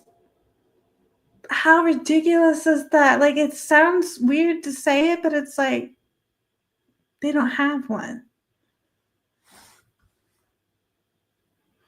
Yeah. State actors. The judge doesn't think so. Okay. Danny Kane has a question. My question is, law enforcement broke policy to upload into databases. They weren't supposed to. Did they lie and say they were Brian? I think that is the implication, Danny Kane. I think that's what Anne is slowly getting at without saying it, right? Right, guys? But I think you're right on. I think that has been suggested, and that's exactly what happened. Here we go. They are part of a cover-up to silence Steve. to keep him in check because he hired his own investigators. Interesting. Everyone is making billion dollars off of people's DNA. It's sick. I agree. Criminal Confidential.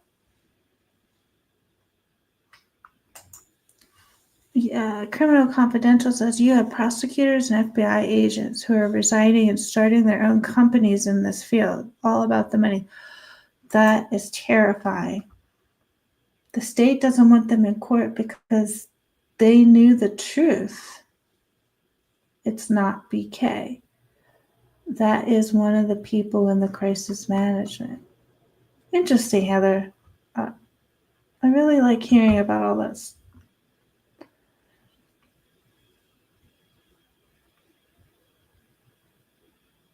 The state knows. Steve knows.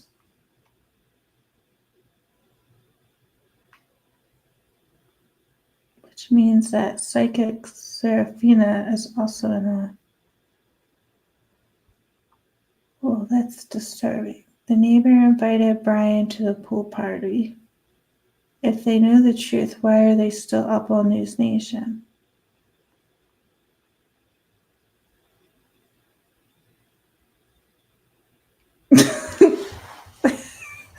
Hold on, Twist. Twist says, we should all walk around in AC-controlled spacesuits to keep our DNA locked in. That's funny.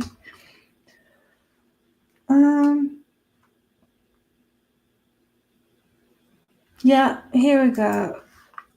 Danny Kane, I think Heather is agreeing with you. Heather F says it was the cops that uploaded,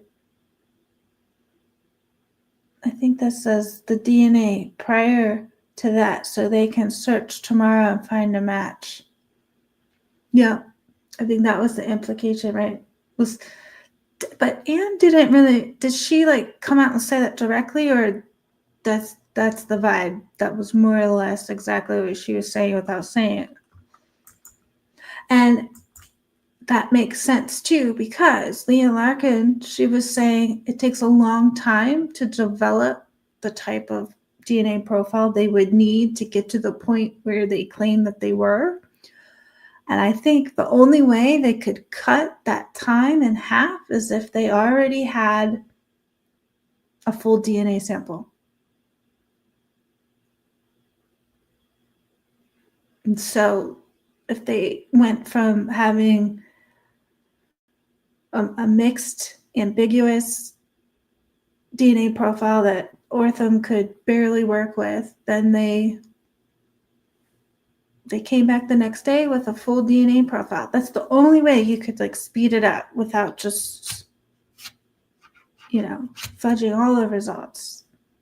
But, like, did they actually, like, yeah. That's exactly what they did. They had to have, they took Brian's DNA, made a full profile, put that in the genealogy database. That's the only way you get from point A to point B, because point A, like Leah Larkin said, takes a really long time to do, and law enforcement could not have done it in that time.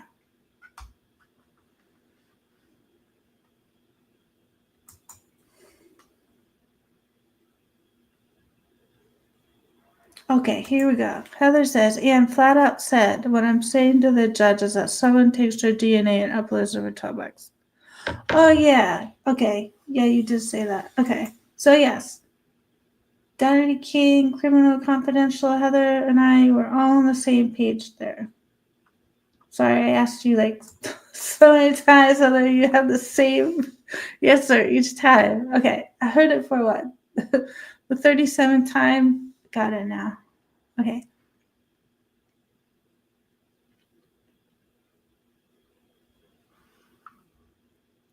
Yeah, like, isn't it convenient? I don't know if you were just saying this, Criminal Confidential, but it's very convenient. There was a soundbite in the news saying Brian uploaded his DNA.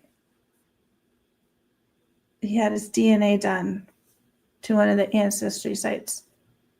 A little convenient, right?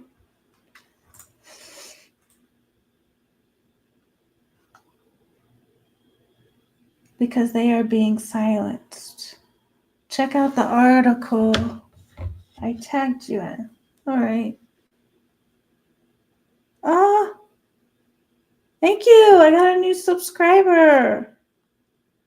All right. So, you guys, when I started this stream, I think I had 494 subscribers. And so I was hoping I would hit my 500 subscribers tonight. But I haven't checked to see how many there are. But I just got a notification I got one. Thank you. All right. Where is Criminal Confidentials? Is it the Discover magazine? Because they are being silenced and threatened. So, Heather, if Steve G is being silenced and threatened because they know it happened, but I think you're gonna know what I'm asking you when I ask you. But don't the Chapins know as well? Or know even more?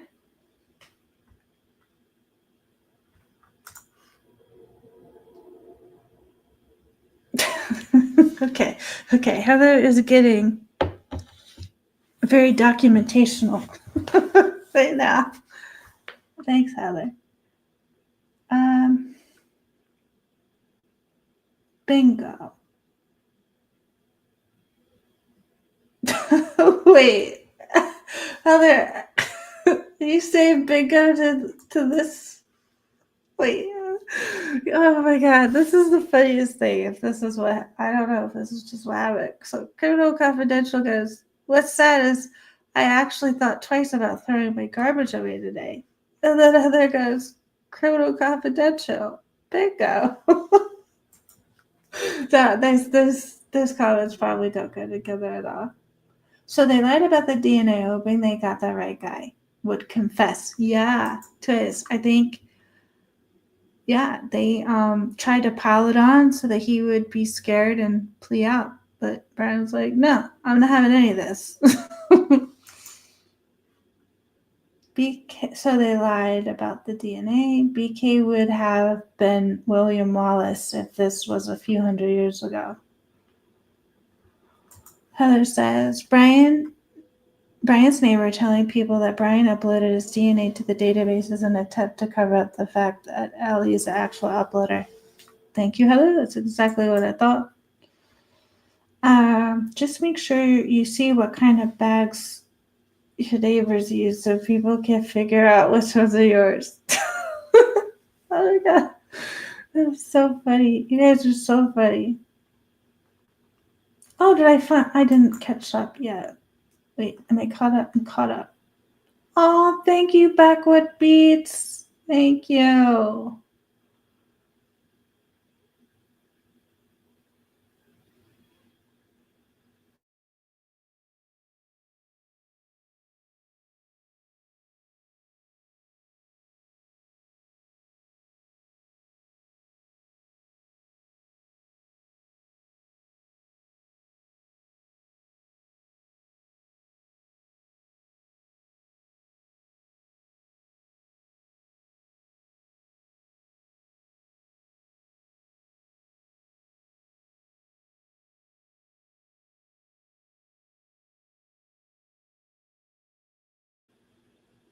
Oh, I think I'm back. Oh, so Criminal Confidential used to buy pink garbage bags, but should I do it anymore? Because everybody's gonna know those are hers. Okay. Yeah, okay, I think I caught up. So I am at 500 right now? Thank you. That's awesome. Yeah, so this is like the 500 subscriber special, but I plan to do more of these. Anyway. Okay, so. Oh, thank you, Criminal. Heather Backwoods. Oh, guys, this is so nice. Okay, Heather, I have another question. Are there two separate incidents? Like, is there one for the Chapin family and one for the G's? All right. So, Criminal Confidential sent. Think DNA evidence can't be faked. Think again. Okay, I'm going to bring this up on the screen. Okay, let's see.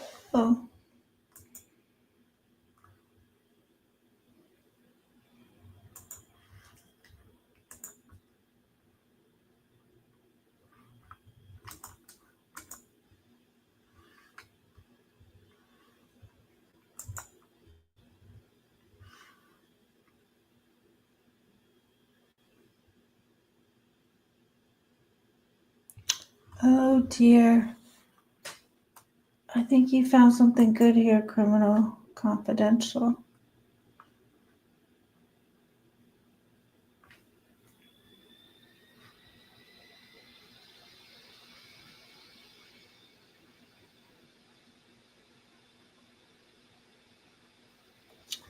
Yeah, Criminal Confidential, I think.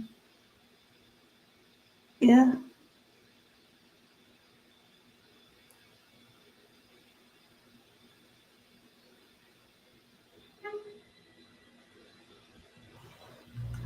Well, yeah, backward beats. So I was thinking that, trash is trash. It's a bunch of mixed up stuff.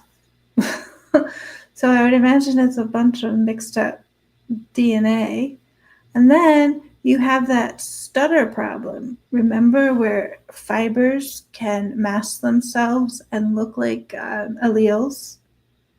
So the trash DNA, how can that be accurate if you've got all of this stuff going on, more things that could be errors or contamination than not? Great comment. Okay, Heather.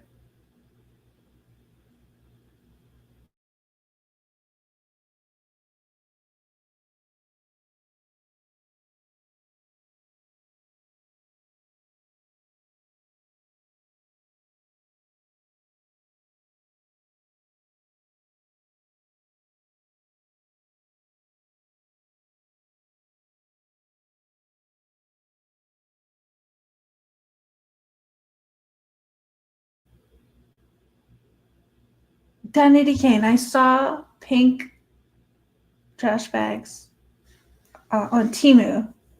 They probably have some on Amazon too, but I didn't look there yet.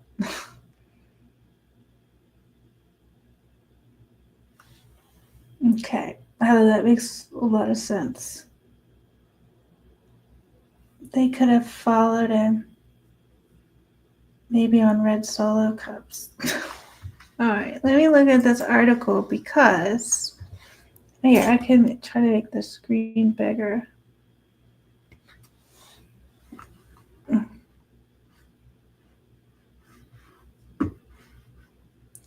In an announcement, certain to fuel conspiracy theory and science fiction stories alike, Israeli scientists reveal that they can fabricate blood and saliva samples that don't contain DNA from the person who donated the samples, but rather hold the genetic code of an unrelated person. Theoretically, such samples could end up being used as false DNA evidence, says lead researcher Dan Frumpkin. You could just engineer a crime scene. Any biology undergraduate could perform this. While it might be easier for a shadowy crime scene fixer to plant a stray hair or syrup than to cook up a misleading batch of blood or saliva. Researchers say that they can imagine scenarios in which blood or saliva would be more convincing. Frumkin and his colleagues at a private company, Nuclex, used two different methods to create the false samples. In the first, the researchers take a tiny DNA sample from an individual's hair or spit and use the process called DNA amplification to increase the sample size. The researchers then took blood from another individual and put it through a centrifuge to remove the DNA carrying the white blood cells, leaving behind the red blood cells, which don't carry DNA. They then add the amplified DNA to the blood sample, and voila! When the engineered blood sample was sent to the leading forensic lab, the analysts detected the DNA of only the individual and saw amiss, and saw nothing amiss.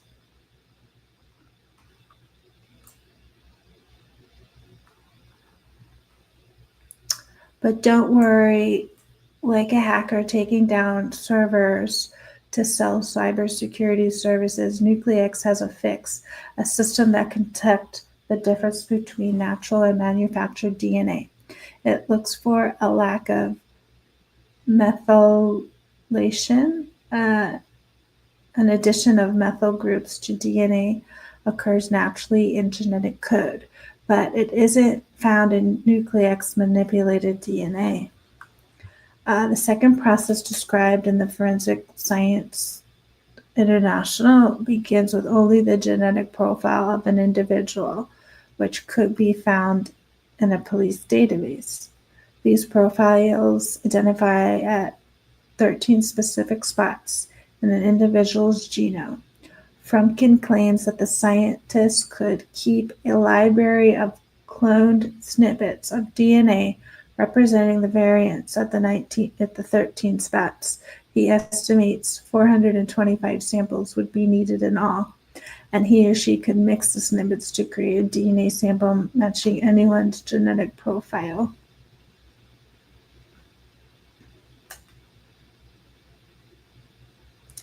While Nuclex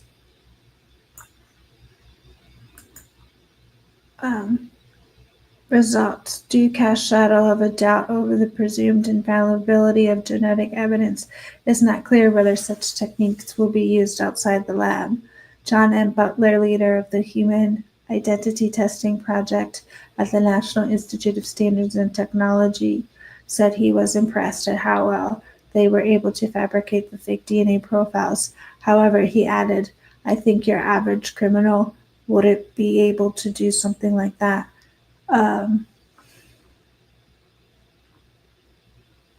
Wow.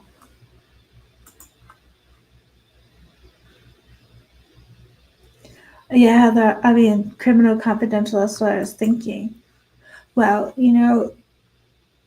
I think, was it like 10 years ago, people used to laugh that like you could have a designer baby. That's a real thing now. I should Google it again. I was Googling one day and I found one of those like creepy labs that you pay lots of money and you can and genetically engineer a child.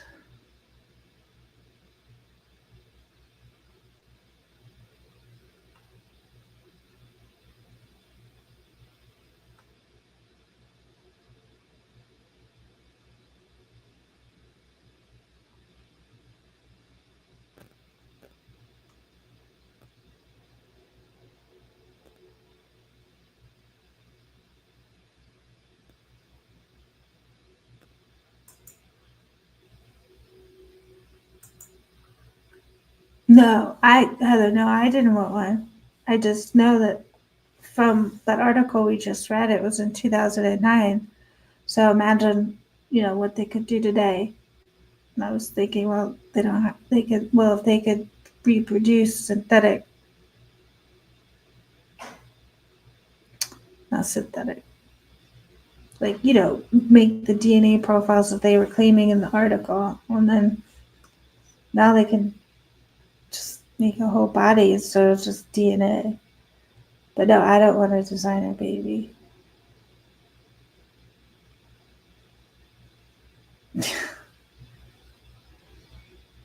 Six digits are the same. Yeah, Missy, Yvonne, CRISPR. Oh, Criminal Confidential, that's what they use CRISPR for.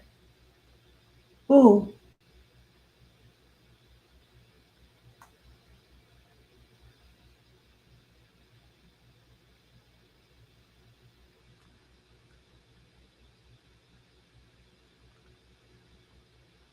So Yvonne Missy Woods fabricated 652 DNA profiles from 2008 to 2023, according to the Colorado Bureau of Investigation. Yeah. I mean, law enforcement has not been responsible with the DNA, so I feel like they shouldn't be allowed to use it. They abuse the privilege, and somehow how our legislatures need to get in there and start making some limitations on what law enforcement can and can't do with our biological material or DNA.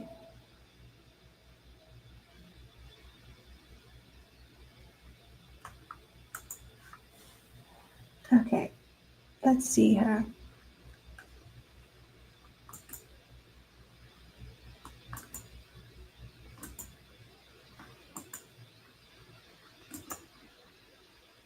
Okay, am I here? Here we go. So we left off here at pre-trial material preparation. Robust pre-trial preparation helps ensure attorneys understand the methods used, the expert opinions, and how the expert assigned the value of DNA results. For example, likelihood ratio or random match probability. The level of preparation also increases the potential for attorneys to pose questions that could resolve ambiguous or confusion. Ambiguities or confusion.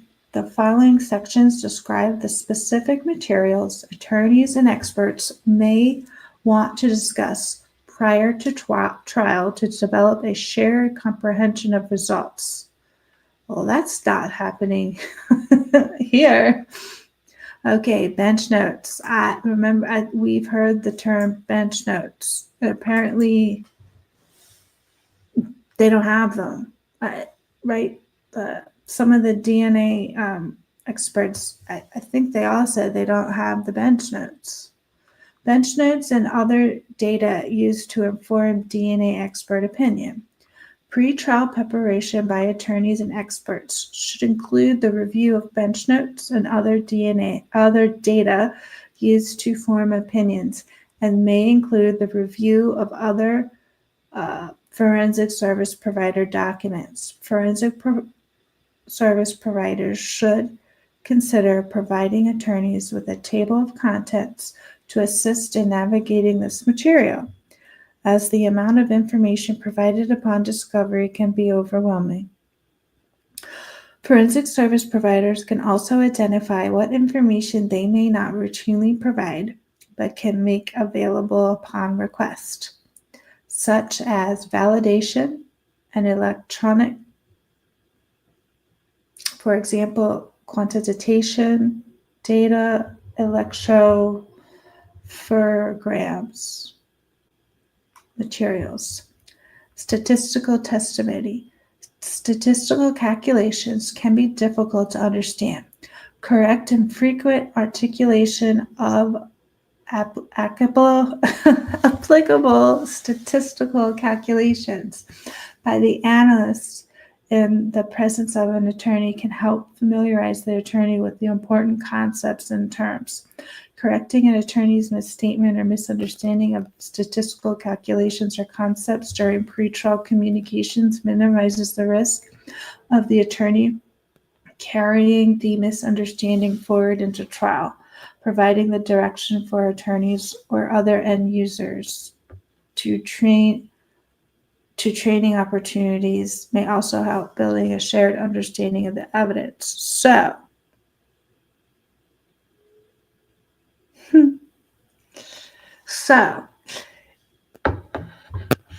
I have a video that is about Stephen Mercer and his testimony.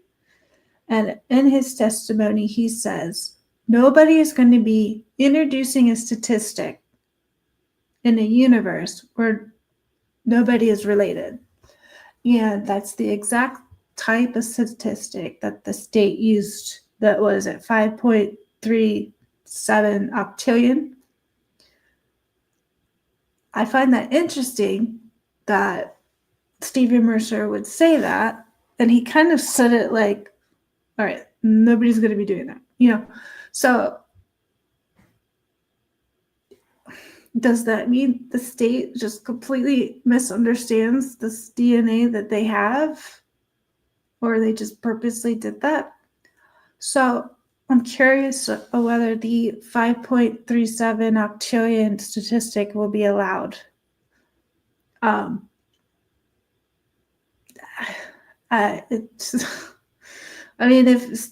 feel like if Stephen Mercer is like having a giggle about it, it sounds ridiculous.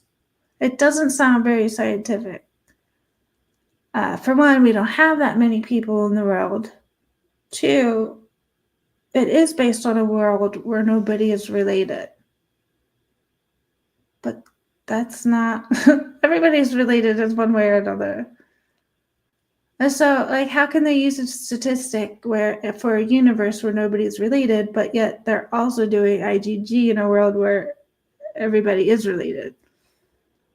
That doesn't really compute. You can't have two opposite things. Whatever octillion is, right?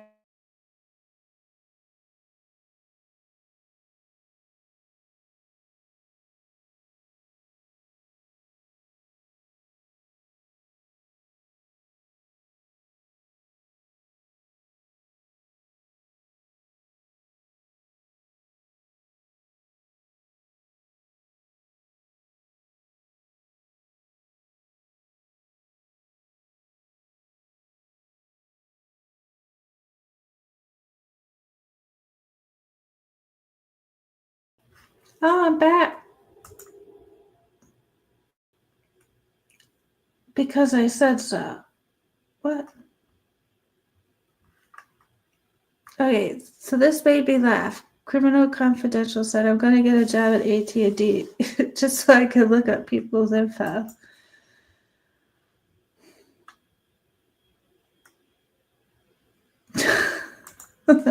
Hiller. She says, because I said so. Like how parents tell their kids. Okay. All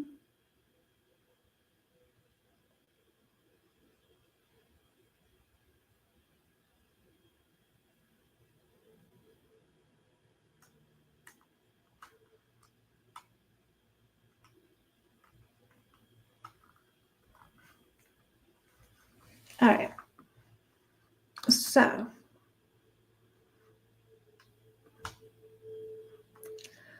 demonstrative exhibits. Oh, wait. We have a demonstrative exhibit. Let me find it. Okay.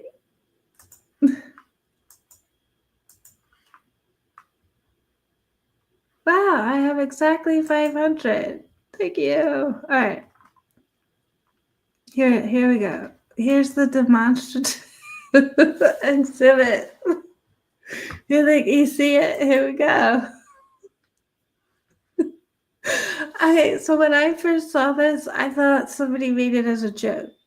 And I thought it was related to Heather's Barbie. Right? No, but this is real. I realize that it's actually on the docket. It's in the state's motion for limine of the demonstrative.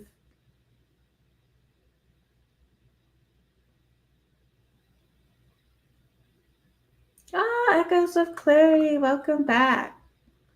Oh, I gotta check my email. Did I download that? There. Okay.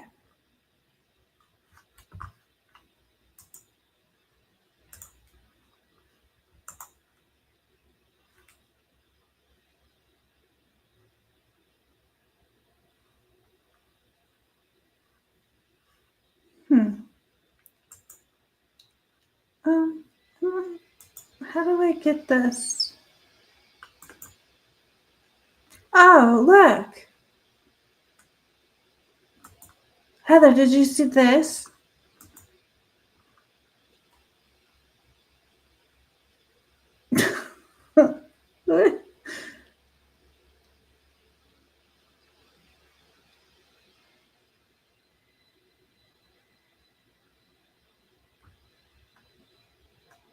Wait, the green dollhouse has Legos?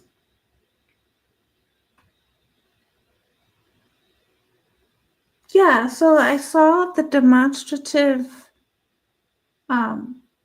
Barbie dream house, and I thought it went along with Heather's creation. Heather, did you see? I put up a video with this in it earlier today.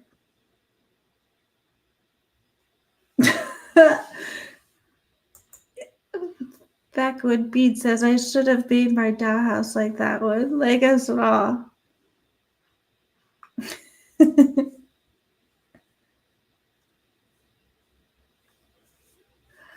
Echoes of Clarity says, I don't understand what their Barbie house is going to show that Ken committed the crime, and it would not shock me. I know, right? Like, all right, hold on. Where was I? Was over here. Okay. Like this is what all of their FISCAR or radar, what is that called? This is what it did?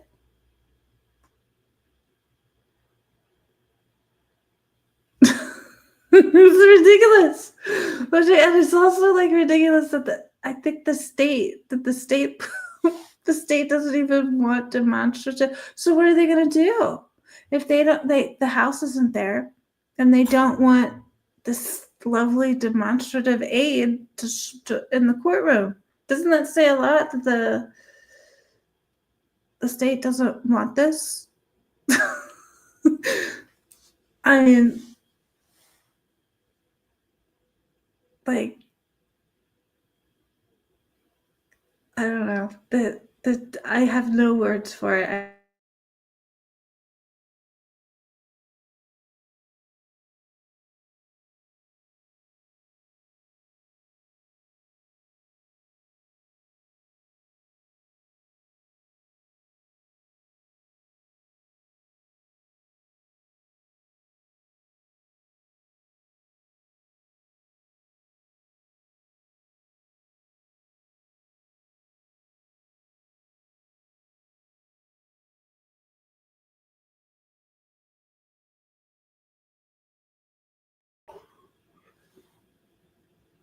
So P Fox, welcome back. She says the defense, Your Honor, Brian could never fit in that house.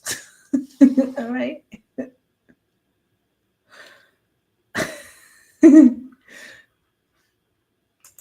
Okay.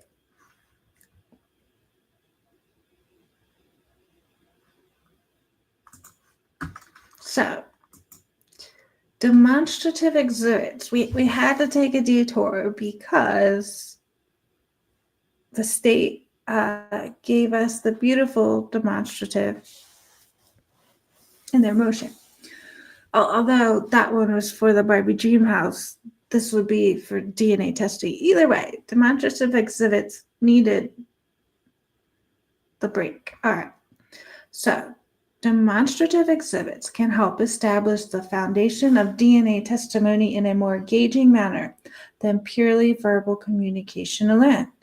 Demonstrative aids may be tailored to the specific case to reflect any caveats and limitations of DNA testing. Pre-trial communications, between the expert and the attorney can assist in formulating questions that the expert may be able to answer using demonstrative exhibits. Becca Barlow is going to destroy the prosecution.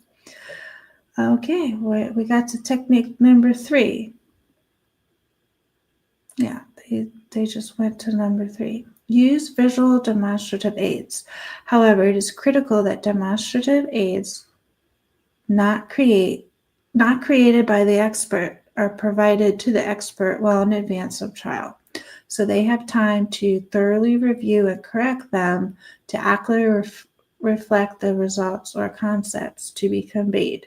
Consideration should also be given to having the forensic service provider generated demonstratives reviewed by another analyst for accuracy prior to providing them to attorneys. Additional propositions and considering new information. Pre-trial meetings also provide attorneys the opportunity to ask about the underlying scientific principles of forensic DNA interpretation. Explore the assigned number of contributors, consider the propositions formulated, and understand the statistical calculations used.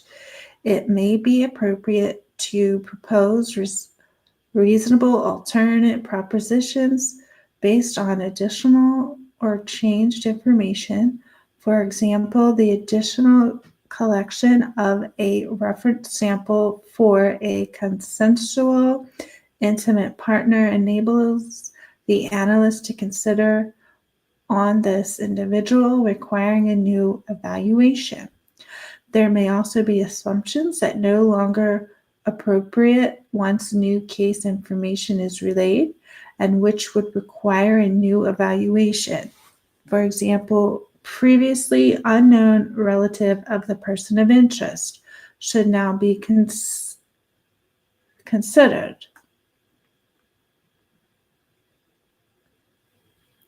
Another example supporting the need for new evaluations is the circumstance where there are multiple persons of interest, sometimes referred to as two-suspect problem. I never heard that. Has anybody heard the two-suspect problem? Well, we definitely have that in this case. In this instance, the analyst may need to decide if the previous approach was appropriate and whether to consider functionally exhaustive propositions by conditioning on each person of interest. Furthermore, the analyst may be assigned several likelihood values based upon different proposition pairs in the case notes or report. The analyst should reiterate to the attorneys that the most meaningful way to assist the fact finder is to present the likelihood ratio for the person of interest.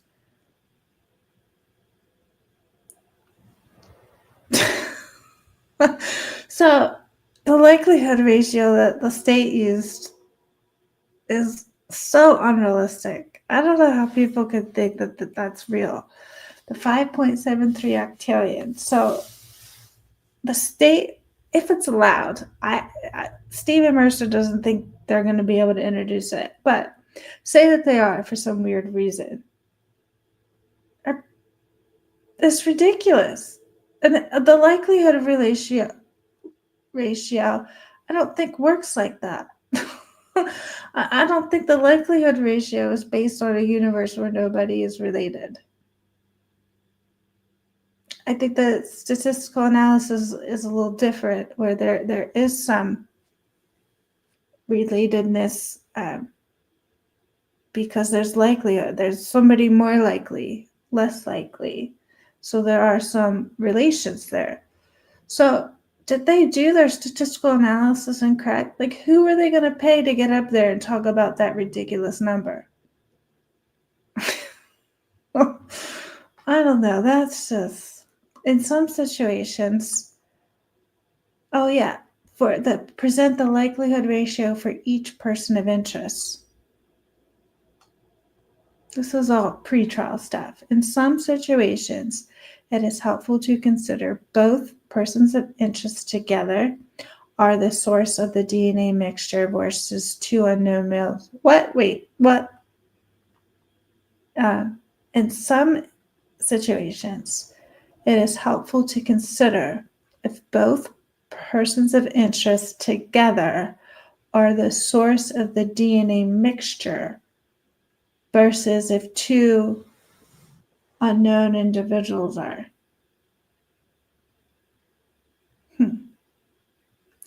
Due to the complexity of the evaluations and the requirements of the quality assurance, quality control, and technical review process, the most appropriate time for an analyst to adjust or perform additional analyses based on new information is in advance of trial.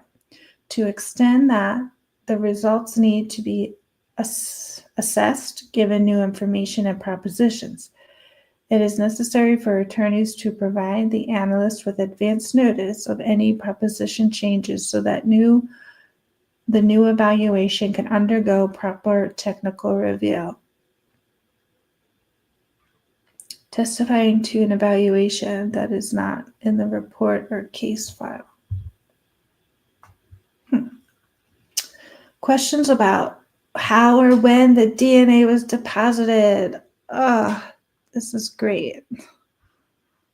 Pre-trial meetings provide a crucial opportunity for DNA analysts to reiterate that DNA comparisons in isolation do not answer questions about how or when the DNA was deposited. Analysts can explain that the DNA comparisons do not address the possibility of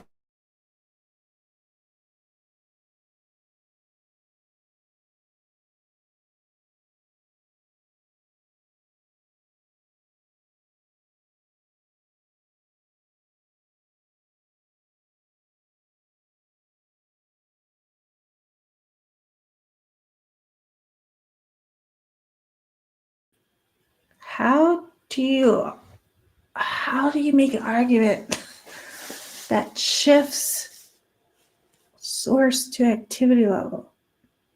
And Taylor, get your arguments ready. Change them slowly over to activity level. If neither party is contesting the source of the DNA, which we don't know yet, I know everybody wants Anne to contest it right away. Like, oh, we found out it's not Brian's. I have to tell you right away. No, I don't think that's what she's going to do. I think there could be a point in the future where she would deny it says DNA, but it's not time for that yet. She doesn't want to give the prosecution any more information than they need. So if neither party is contesting the source of the DNA, the statistical values should not be a focus of the presentation. If testimony is offered, the expert should communicate the value of the DNA comparison, like the likelihood ratio or random match probability, should communicate the value of the DNA comparison does not apply to questions regarding the disputed activities. How and when questions in DNA and analysis. Oh, we're definitely clicking on that. I don't know where chapter 7 is, though. The scientist must explain that it is not possible to say whether the transfer was more likely direct or indirect. What? The scientist must explain that it is not possible to say whether the transfer was more likely direct or indirect. Let's find more information about that. It's 386. Orshat, he's like so famous in all of these biomedical scholarly journals, especially DNA. So if he is one of the authors of this article, I'm going to have to read this article later, or we can read it another time. Guidelines highlighting the importance of Propositions Part 2, evaluating biological traces, considering activity level propositions. Geez, you guys, we are on the cutting edge of science right now. Like, can you even handle it? Like, activity level is what the rest of the world is beginning to implement into their court system. And we are just getting introduced to it in some of these documents that, you know, only as DNA nerds would really enjoy reading, you know? That is so cool. Okay, let me copy and paste this for us later.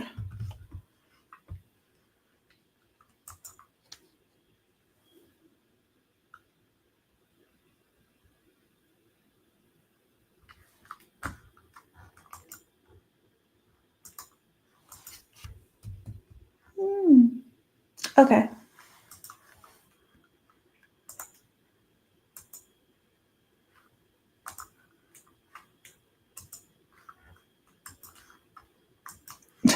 Lots of noise. Okay.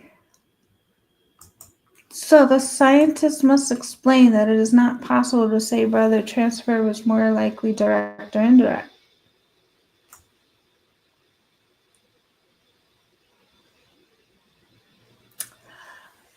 I feel like in general, experts, I guess for the prosecution and maybe even for the defense in general before in other court cases, I don't know, do they explore direct and indirect? I'm not sure. I know, what was it? True Crime Overtime with Rosie. She sent me a really good expert testimony when it came to transfer and trace DNA. So I guess it does happen, but very few and far between.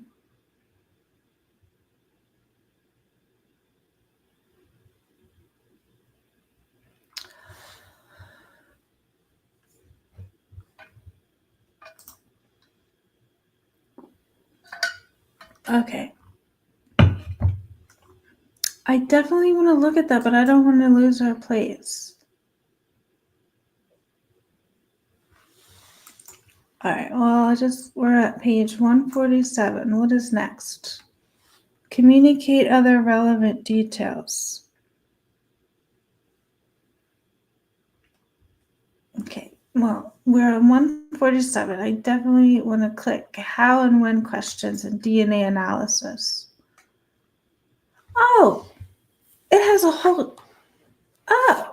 whole like chapter. Okay, so the introduction to this chapter is introduction and scope. Previous chapters have focused on DNA interpretation to help determine who might be the source of evidence recovered from a crime scene or individual. But a further important question is what activities led to the presence of that DNA? With the increased sensitivity of DNA techniques and sophisticated software, a DNA profile may be developed, even when the contributor of that DNA never touched the item or area that was swabbed. Alternatively, a person's DNA may be present when they were not involved in the crime. Therefore, considering how and when the DNA may have been deposited or why it was not recovered can be vital. Evaluating DNA results given how and when questions is distinct from evaluating results given who questions.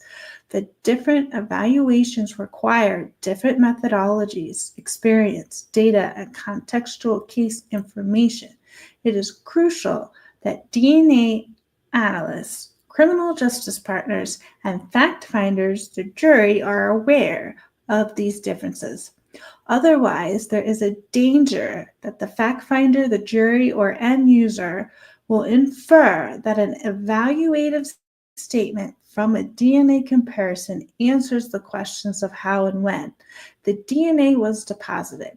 This chapter aims to elucidate some of these differences and provide a path towards improving current practice and minimizing the potential for miscarriages of justice. I'm sure there are more than wrongful convictions, but that is the main one. And we're all witnessing what happens when you don't ask the how and the when.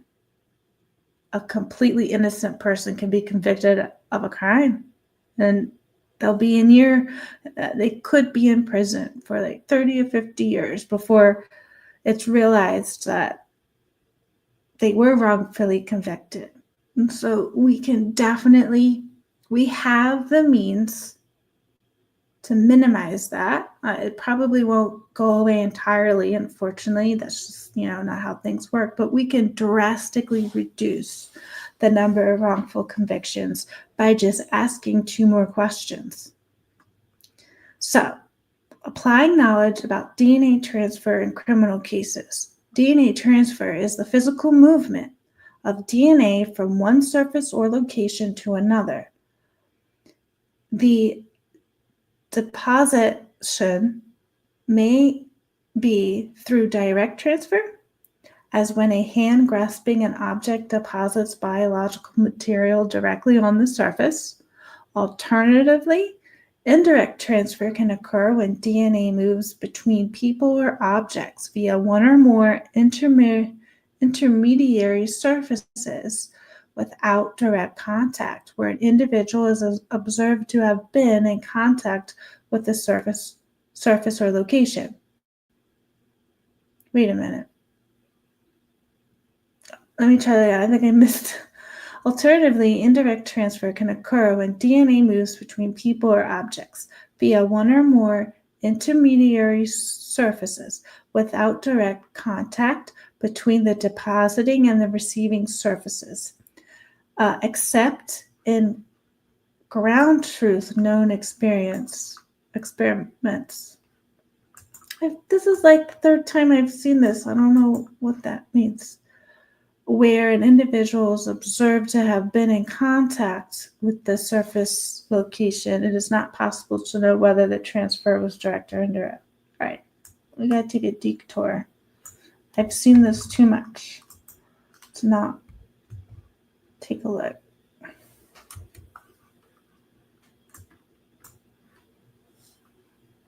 Okay. Ground truthing. Ground truth known experiences, DNA. The utility of the common donor analysis in a controlled environment. Ground truth known experiences.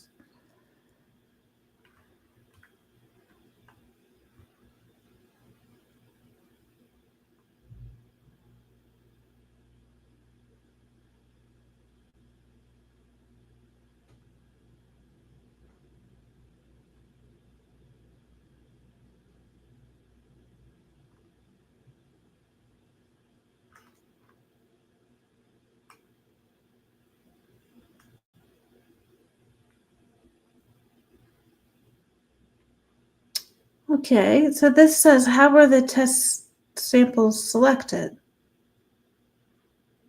So how test samples are selected? How does that translate to ground truth known?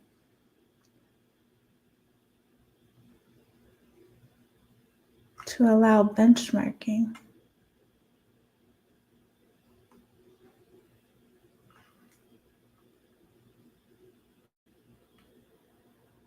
I guess the Google AI doesn't know either. What is ground truth in machine learning? Ground truth refers to the reality you want to model with your supervised machine learning algorithm. Ground truth is also known as the target. The target sample?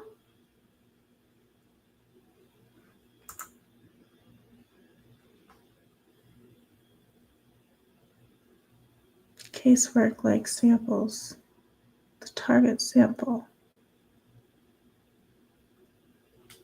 I don't know, but we're a little closer to what that means. I want to go back to,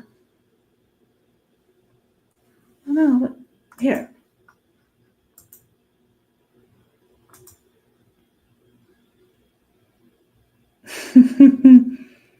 Buckwood says, sounds like a fancy way of saying we guessed, but with confidence.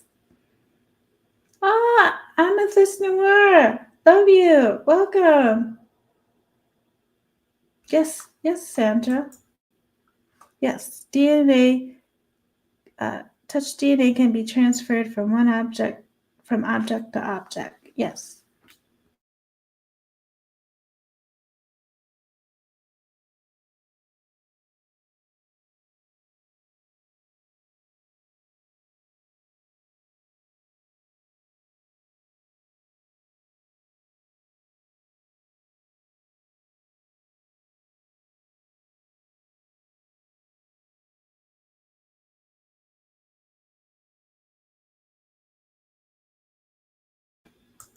Oh, I'm back. Amethyst Noir.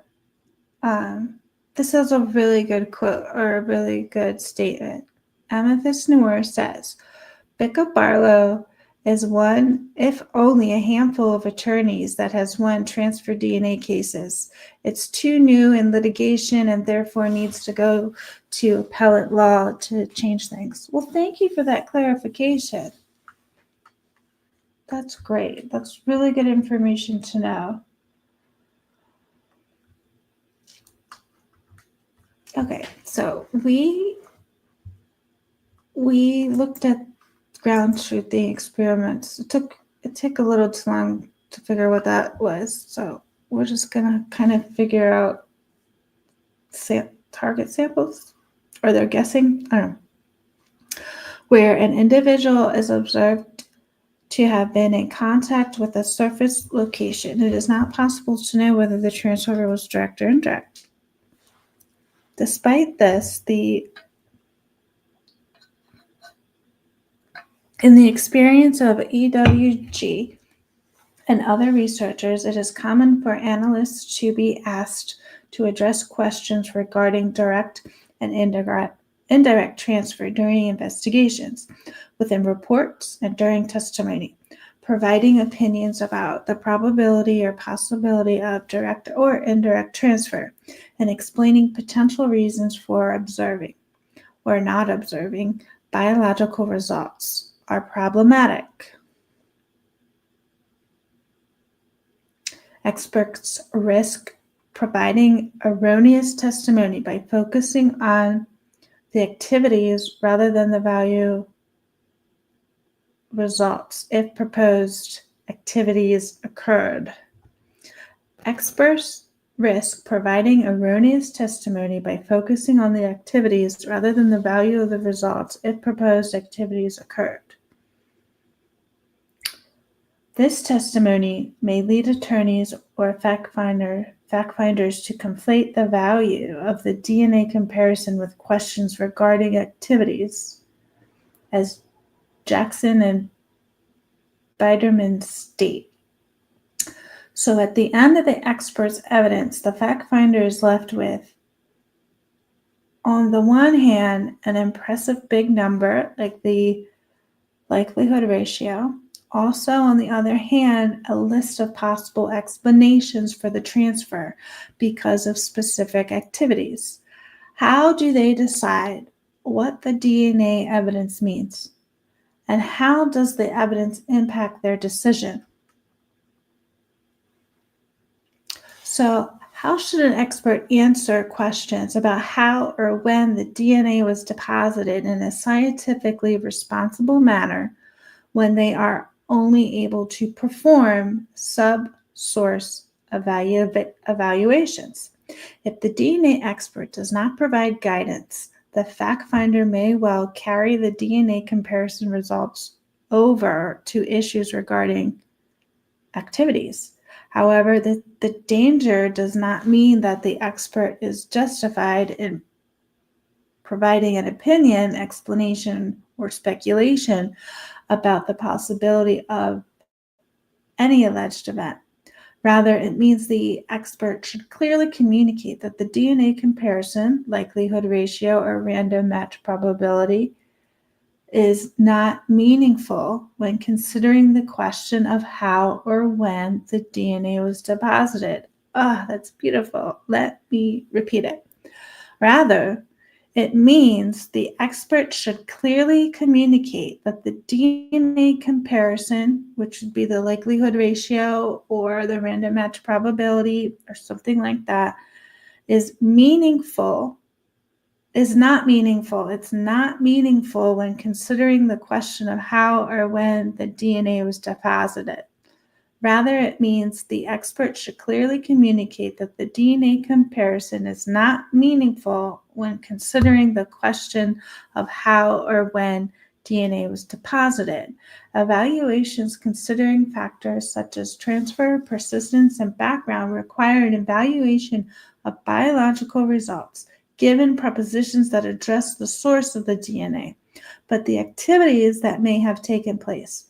This, in turn, requires the use of data, knowledge, and expertise on DNA transfer, persistence, prevalence, and recovery, rather than knowledge of DNA profile characteristics, probabilistic genotyping software, and population frequencies. In this regard, DNA TPPR and assessments given activity level propositions are a separate skill distinct from standard DNA profiling and interpretation.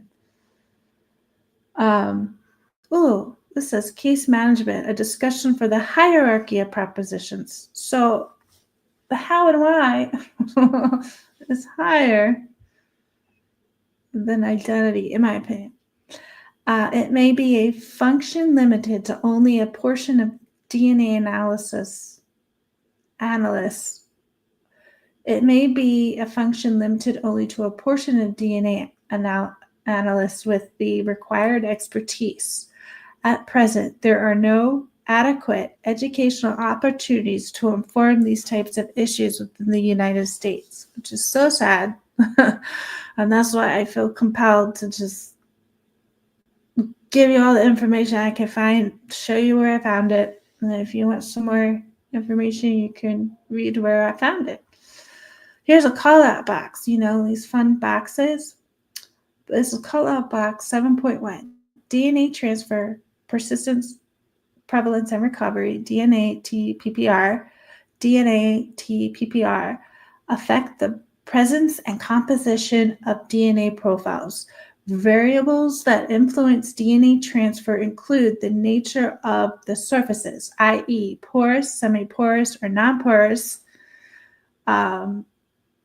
or brass, or any type of metal where DNA does not like to stick to, or a type of metal like brass that is a DNA killer.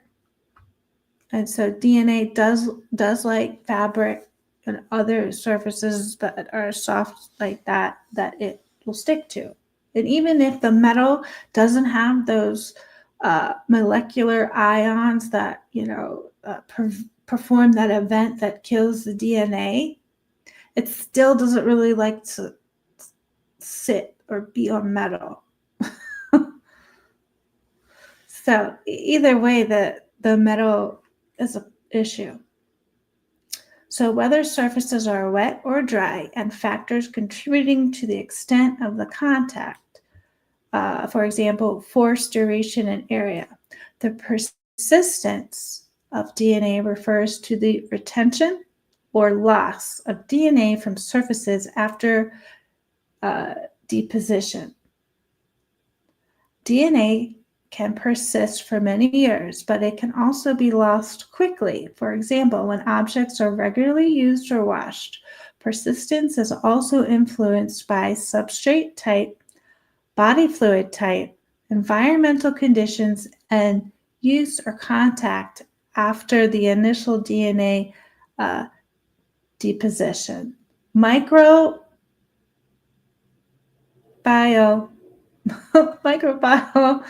activity, cleaning, or significant use of items accelerates DNA loss, whereas a lack of contact and absence of light or moisture and certain substrates promote DNA retention. So antimicrobial, that would be your, what do you call that stuff?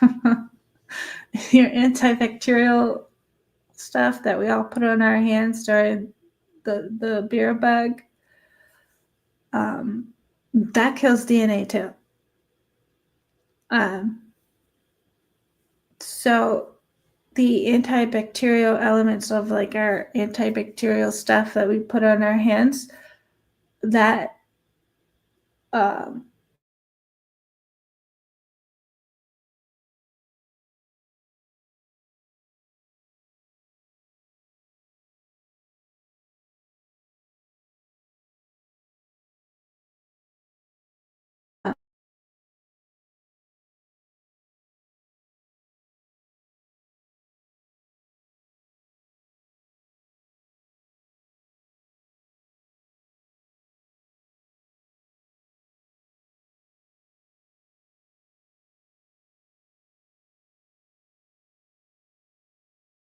activities that may be expected from specific individuals.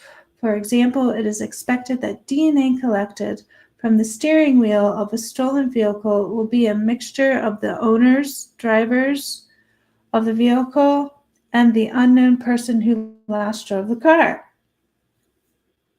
Factors influencing DNA recovery include the method of collection and the efficiency of the extraction technologies. Significant differences in DNA recovery have been observed between different types of swabs and different collection methods, swab versus tape lift. These differences must be considered when comparing different studies with different collection methods. Likewise, DNA extraction methods differ in the extraction efficiency, and some extraction methods will vary in efficiency from different substrates and body fluids.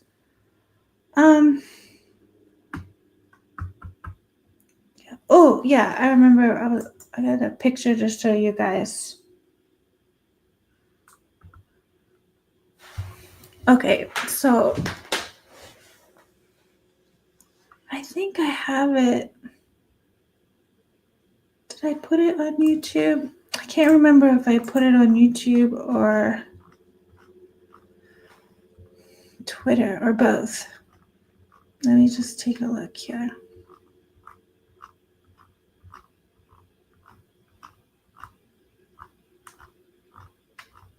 Yeah. Okay, cool. I found it. So this screenshot here from the Marshall Project. Oh, so the document that we're reading, the link is already in the description. I will add this Marshall Project link in the description after the live, so if you want to look at it. So the Marshall Project is, I don't know, the research group for DNA. They do have, this is actually from an article about Lucas Anderson, where his transferred DNA was found on the fingernails of a murder victim. However, it was transferred by the EMT, earlier that day. So the whole story is on the Marshall Project, but the point that I want to make here is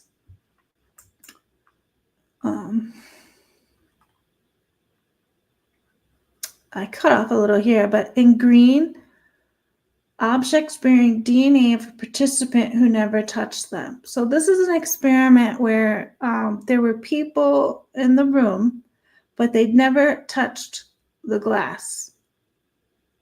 And so the green would represent them. So objects bearing DNA of a participant who never touched them. So there are participants who never touched each one of these objects that are in the room where the study was conducted.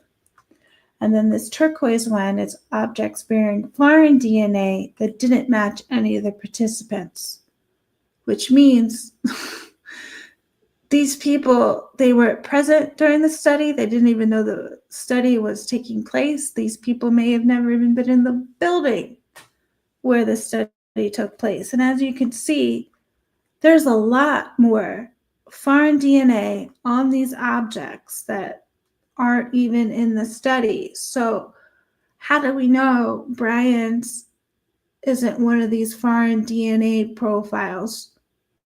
Because he is not the perpetrator. Oh yeah. Oh, you know what? I go back. Can I?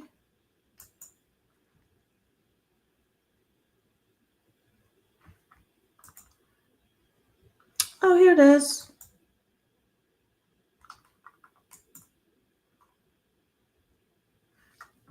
Yeah, so this is the Marshall Project. It's nonprofit journalism for criminal justice. And so this is the Lucas Anderson case. The article is called Framed for Murder by His Own DNA. Yeah, I will link this. But what I wanted to just show you, I guess this is the scene. Wait, I wanted to show you the experiment. So here, look, there's Orshot. He's everywhere. He was in the footnote of that one of the things that we looked at, one of the citations that we looked at one of the bottom of the page. So in one of Van Orshot's experiments, for instance, volunteers sat at a table and shared a jug of juice. After 20 minutes of chatting and sipping, swabs were deployed on their hands, the chairs, the table, the jug, and the juice glasses, and then tested for genetic material. The jug was touched by each participant at least once, and each of their DNA was found on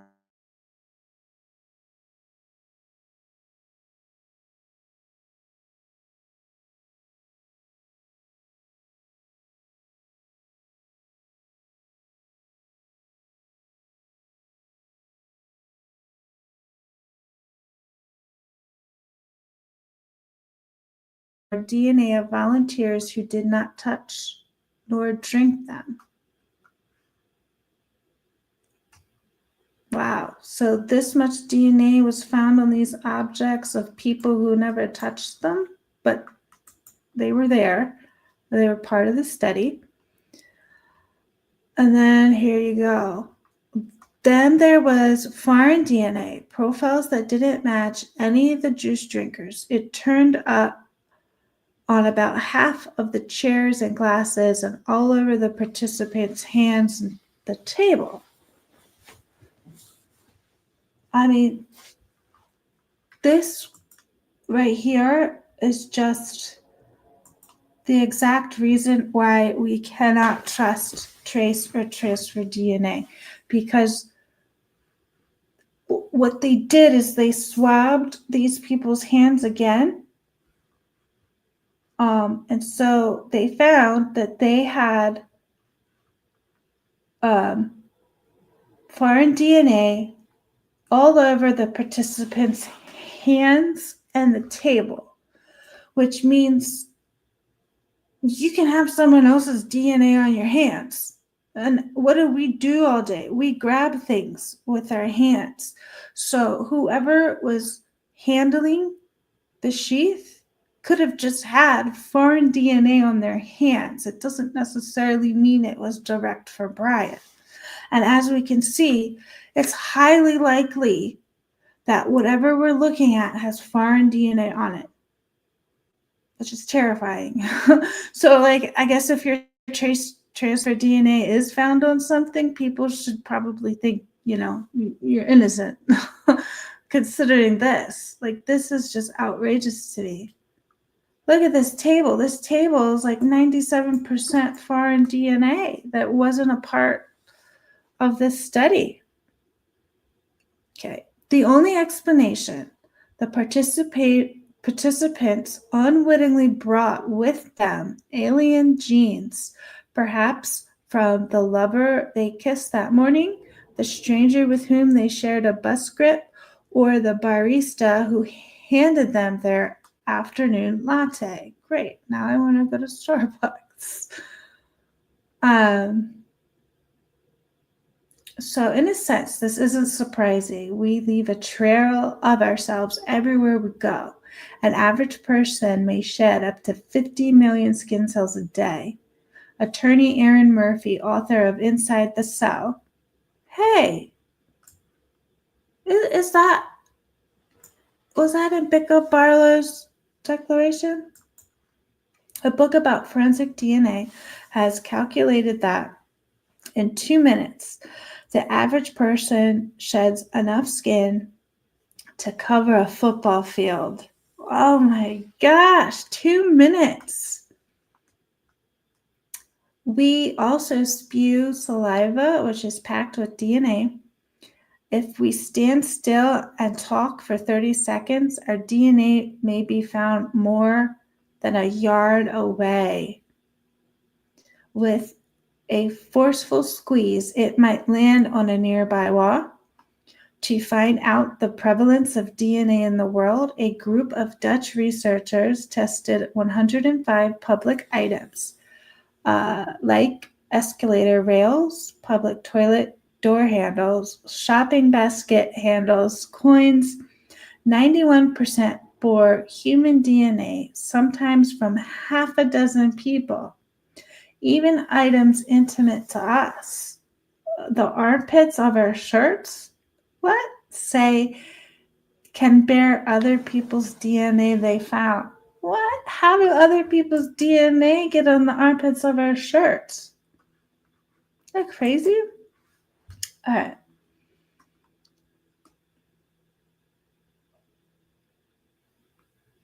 So the inherent nature of DNA has serious implications for forensic investigations.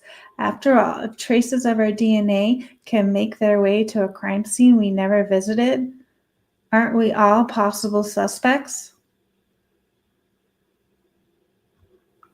I think this is going to be a quote in one of my posts. Let's see. That's a really good one. So we're all suspects. It's been a while since I read this article, so it's like I'm reading it again for the first time. Forensic DNA has other flaws. Complex mixtures of many DNA profiles can be wrongly interpreted. Certainly, statistics are more often wildly miscalculated, and DNA analysis robots have sometimes been stretched past the limits of their sensitivity. I feel like 5.37 octillion is probably miscalculated. That number is just outrageous. But as advances in technology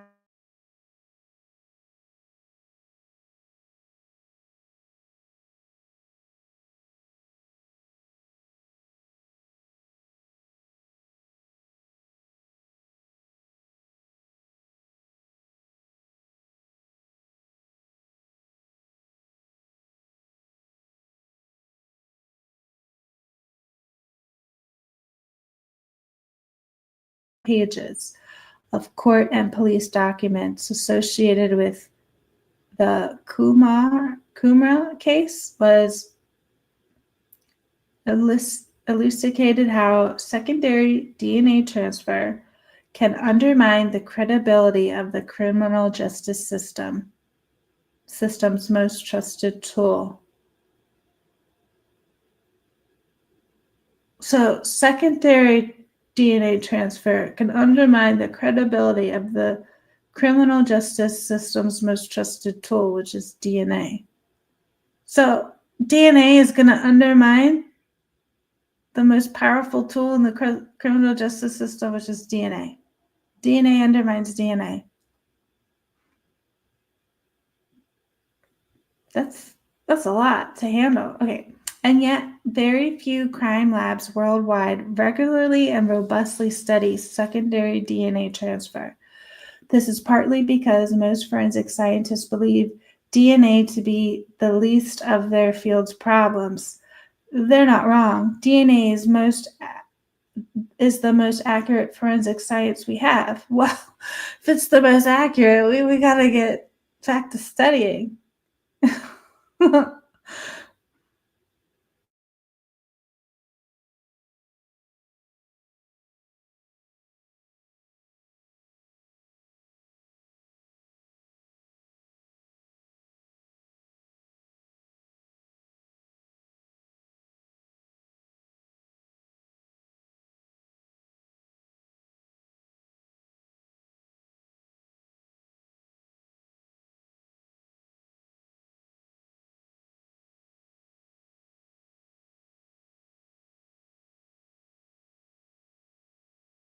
He has little doubt that his field, so often credited by solving crimes, is also responsible for wrongful convictions. The problem is we're not looking for these things, Gill says. For every miscarriage of justice that is detected, there must be a dozen that are never discovered.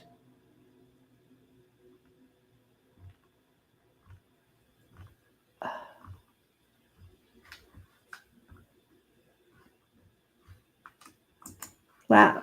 What are you guys thinking about after that?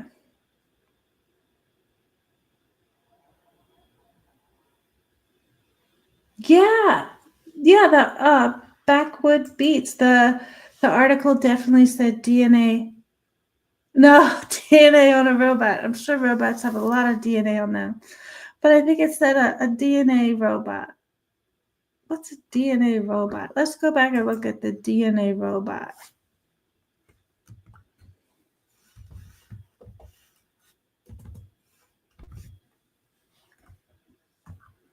DNA analysis robots. So, is that just the software, or do they really have robots doing stuff? I don't know. And DNA analysis robots have sometimes been stretched past the limits of their sensitivity.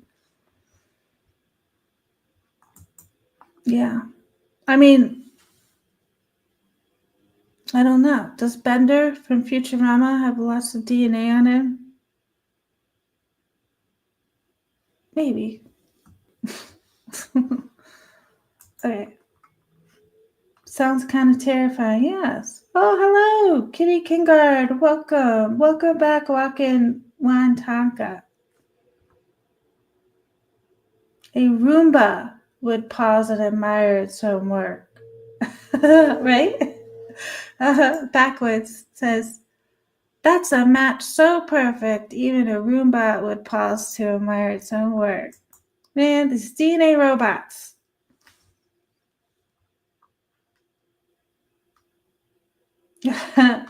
Backwood Beat says, note to self, never move into a home without your personal washer or dryer. Do not wash anything at the laundromat.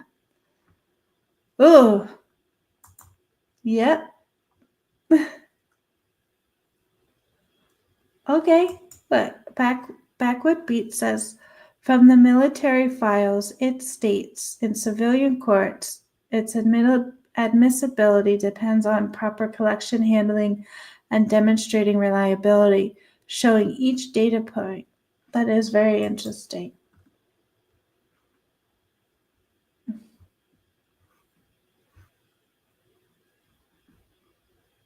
Antimicrobial. Yeah, microbial. Wakayantanka knows all about it. DNA like shower curtains.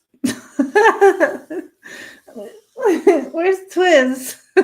Twiz talking about the shower curtain. So the shower curtain was hammered down so it didn't move in the car, and the DNA was all over it.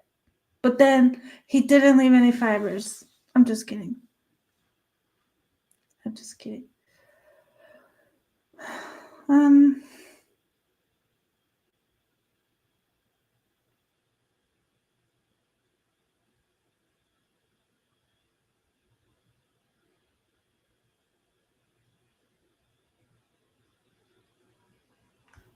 Aw, Amethyst Noir. Well, thank you for listening, and I'm assuming your daughter got out alive. So you're like the best multitasker superhero. That's awesome.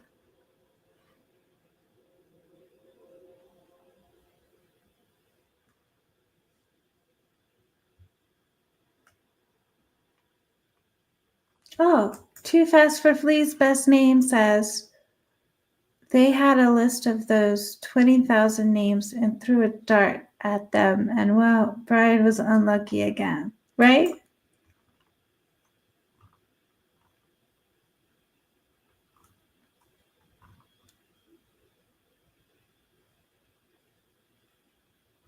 Yeah. Wakan Yantaka says, bottom line is our fates are being decided by AI. Yeah. Here we go. Here's Heather. Y'all know Brian's laundry was on site. Not inside his apartment. Suzanne B., welcome. So Heather Fitzgerald says, just saying, there's 100,000 ways his skin cells could be anywhere, right? And so the media saying that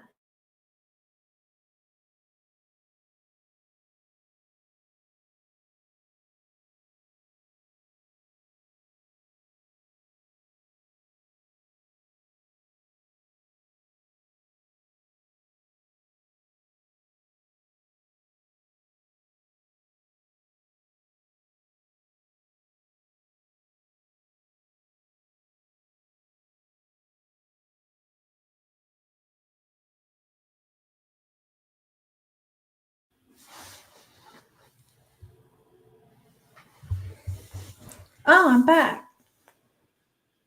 So the media that says Brian he had gloves on, he was separating things in the trash, and he was trying to prevent his DNA from getting in the trash, the outside trash. And they say that's such incriminating evidence. Well, there was a ton of his DNA in Washington. He didn't have to do that. And why would he do that when the police can just go in his laundry room? They can go on his door. They could have gone to his office. There was plenty of DNA that Brian left behind in Washington that it would just be silly for him to to try to. His genetic profile was in the oh, so they had to get his dad's. They weren't trying to get his. Oh no, never mind. That's not what you were saying.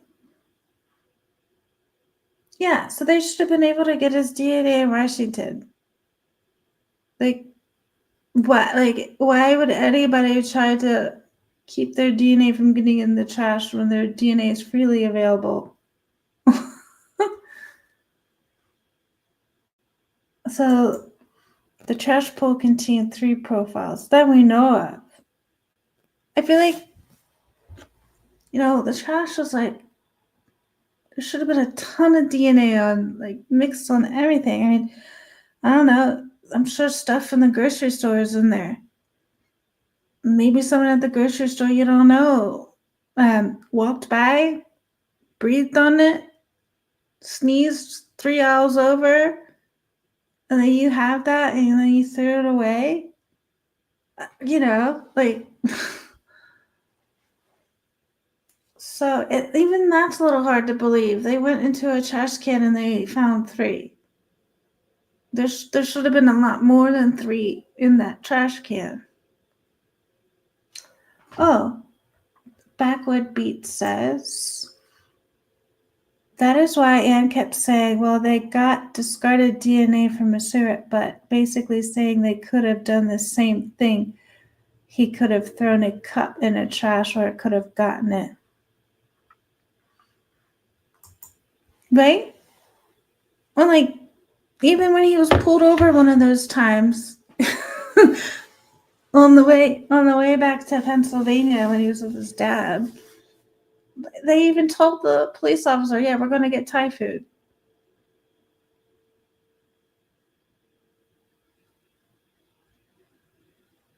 So, I don't know. They could have gotten their DNA there too. Because they reverse engineered it. The genetic trash panda. Wait a minute here.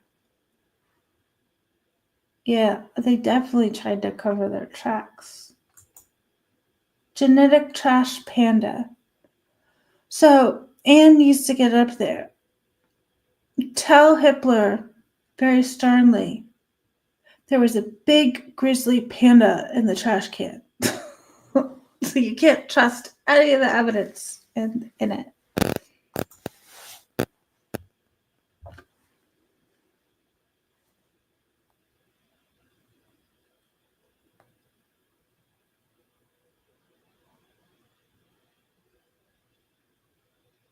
All right. Maybe that's how they got his DNA in the first place. Ooh, now we're thinking. Backwood Beat says maybe that's how they got his DNA in the first place. Oh my gosh. Here's Heather. I really think that the whole point Anne is making is that the 4 bros and the suspect profile share a great-great-great-grandfather, and that great-great-great-grandfather is not Brian's great-great-great-grandfather. So, Heather, tell me. And now that you're saying this, I definitely can piece together that she was saying that, but how come she just doesn't say it right out? I mean, I'm glad she's saying these things. I really am, but like, I mean, I don't know. I think it took me a few times to kind of, I don't know. I didn't get it the first time, but then when you say it, it makes so much more sense. How does it happen? Oh, the genetic panda and the Poconos. Here we go. The legend. The separate bags in the trash for the genetic panda and the Poconos. Yeah, that genetic panda and the Poconos is always getting into all the trash in that gated community.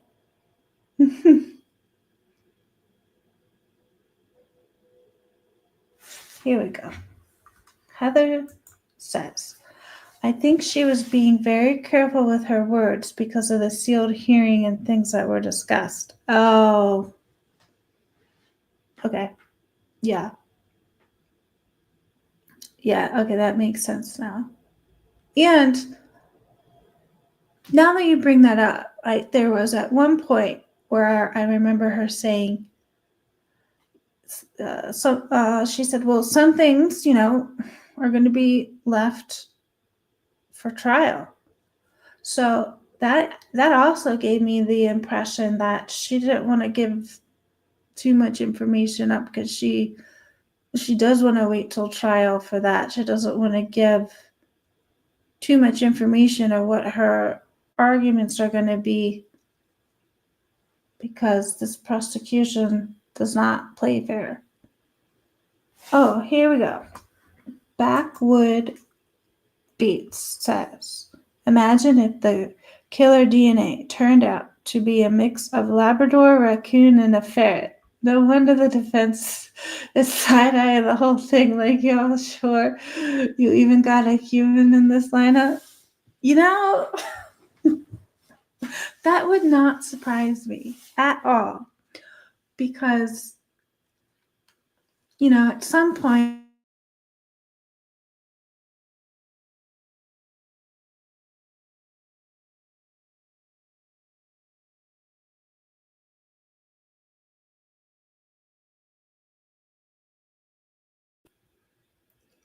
okay, I think I'm back. Amethyst Noir says,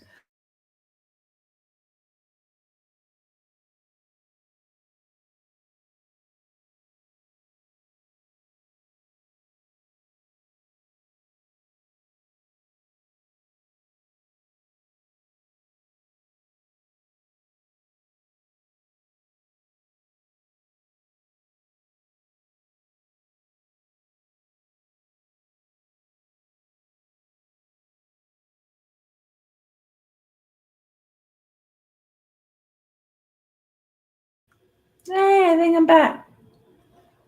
The great-great-great-grandfather on the branch of the IgG tree. Brian is not on that branch.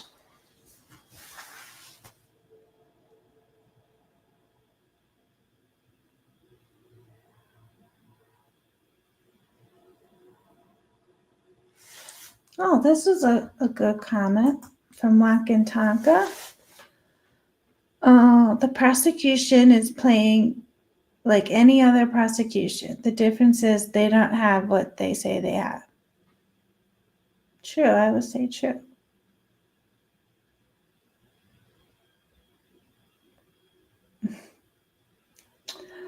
Yeah, so if Brian is not on that branch of the family tree, in the very least, I think we all kind of knew it wasn't his DNA.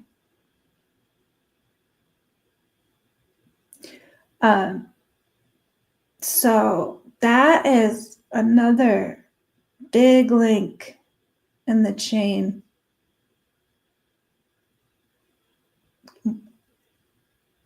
It's too big. Which here Heather says, which ultimately means the suspect profile that has the same great-great-great-grandfather as these four brothers is not Brian Kohberger.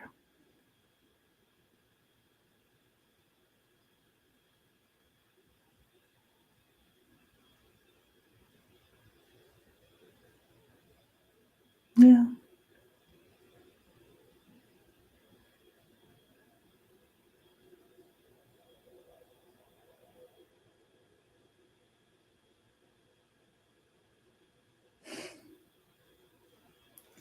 Wow. I'm getting so tired, guys. I am so happy everybody visited today and everybody on Replay Crew.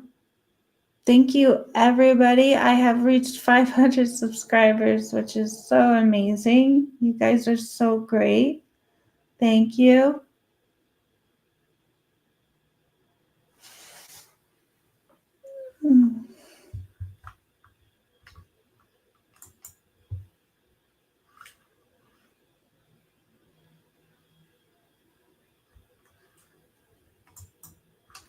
All right. Well, we're going to do this again soon. Thank you. I love all of your comments. I'm going to show you one thing before I go. Well, you saw it already, but I think it's really funny.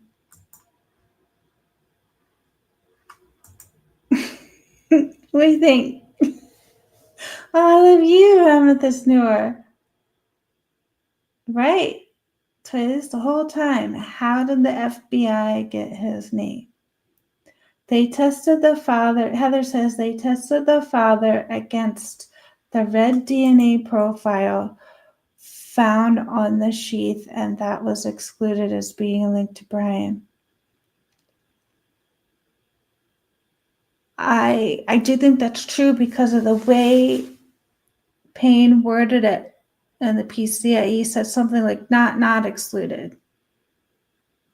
So I really thought that meant he was excluded.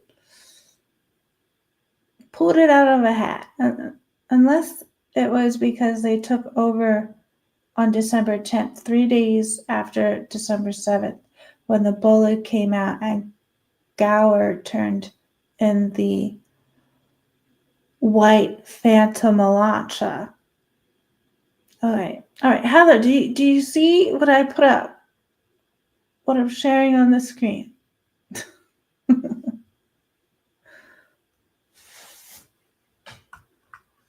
All right, I just wanted to show you guys this one last time before I head off. This has been great. We've almost been going 6 hours. That's amazing. All right, guys. Good night.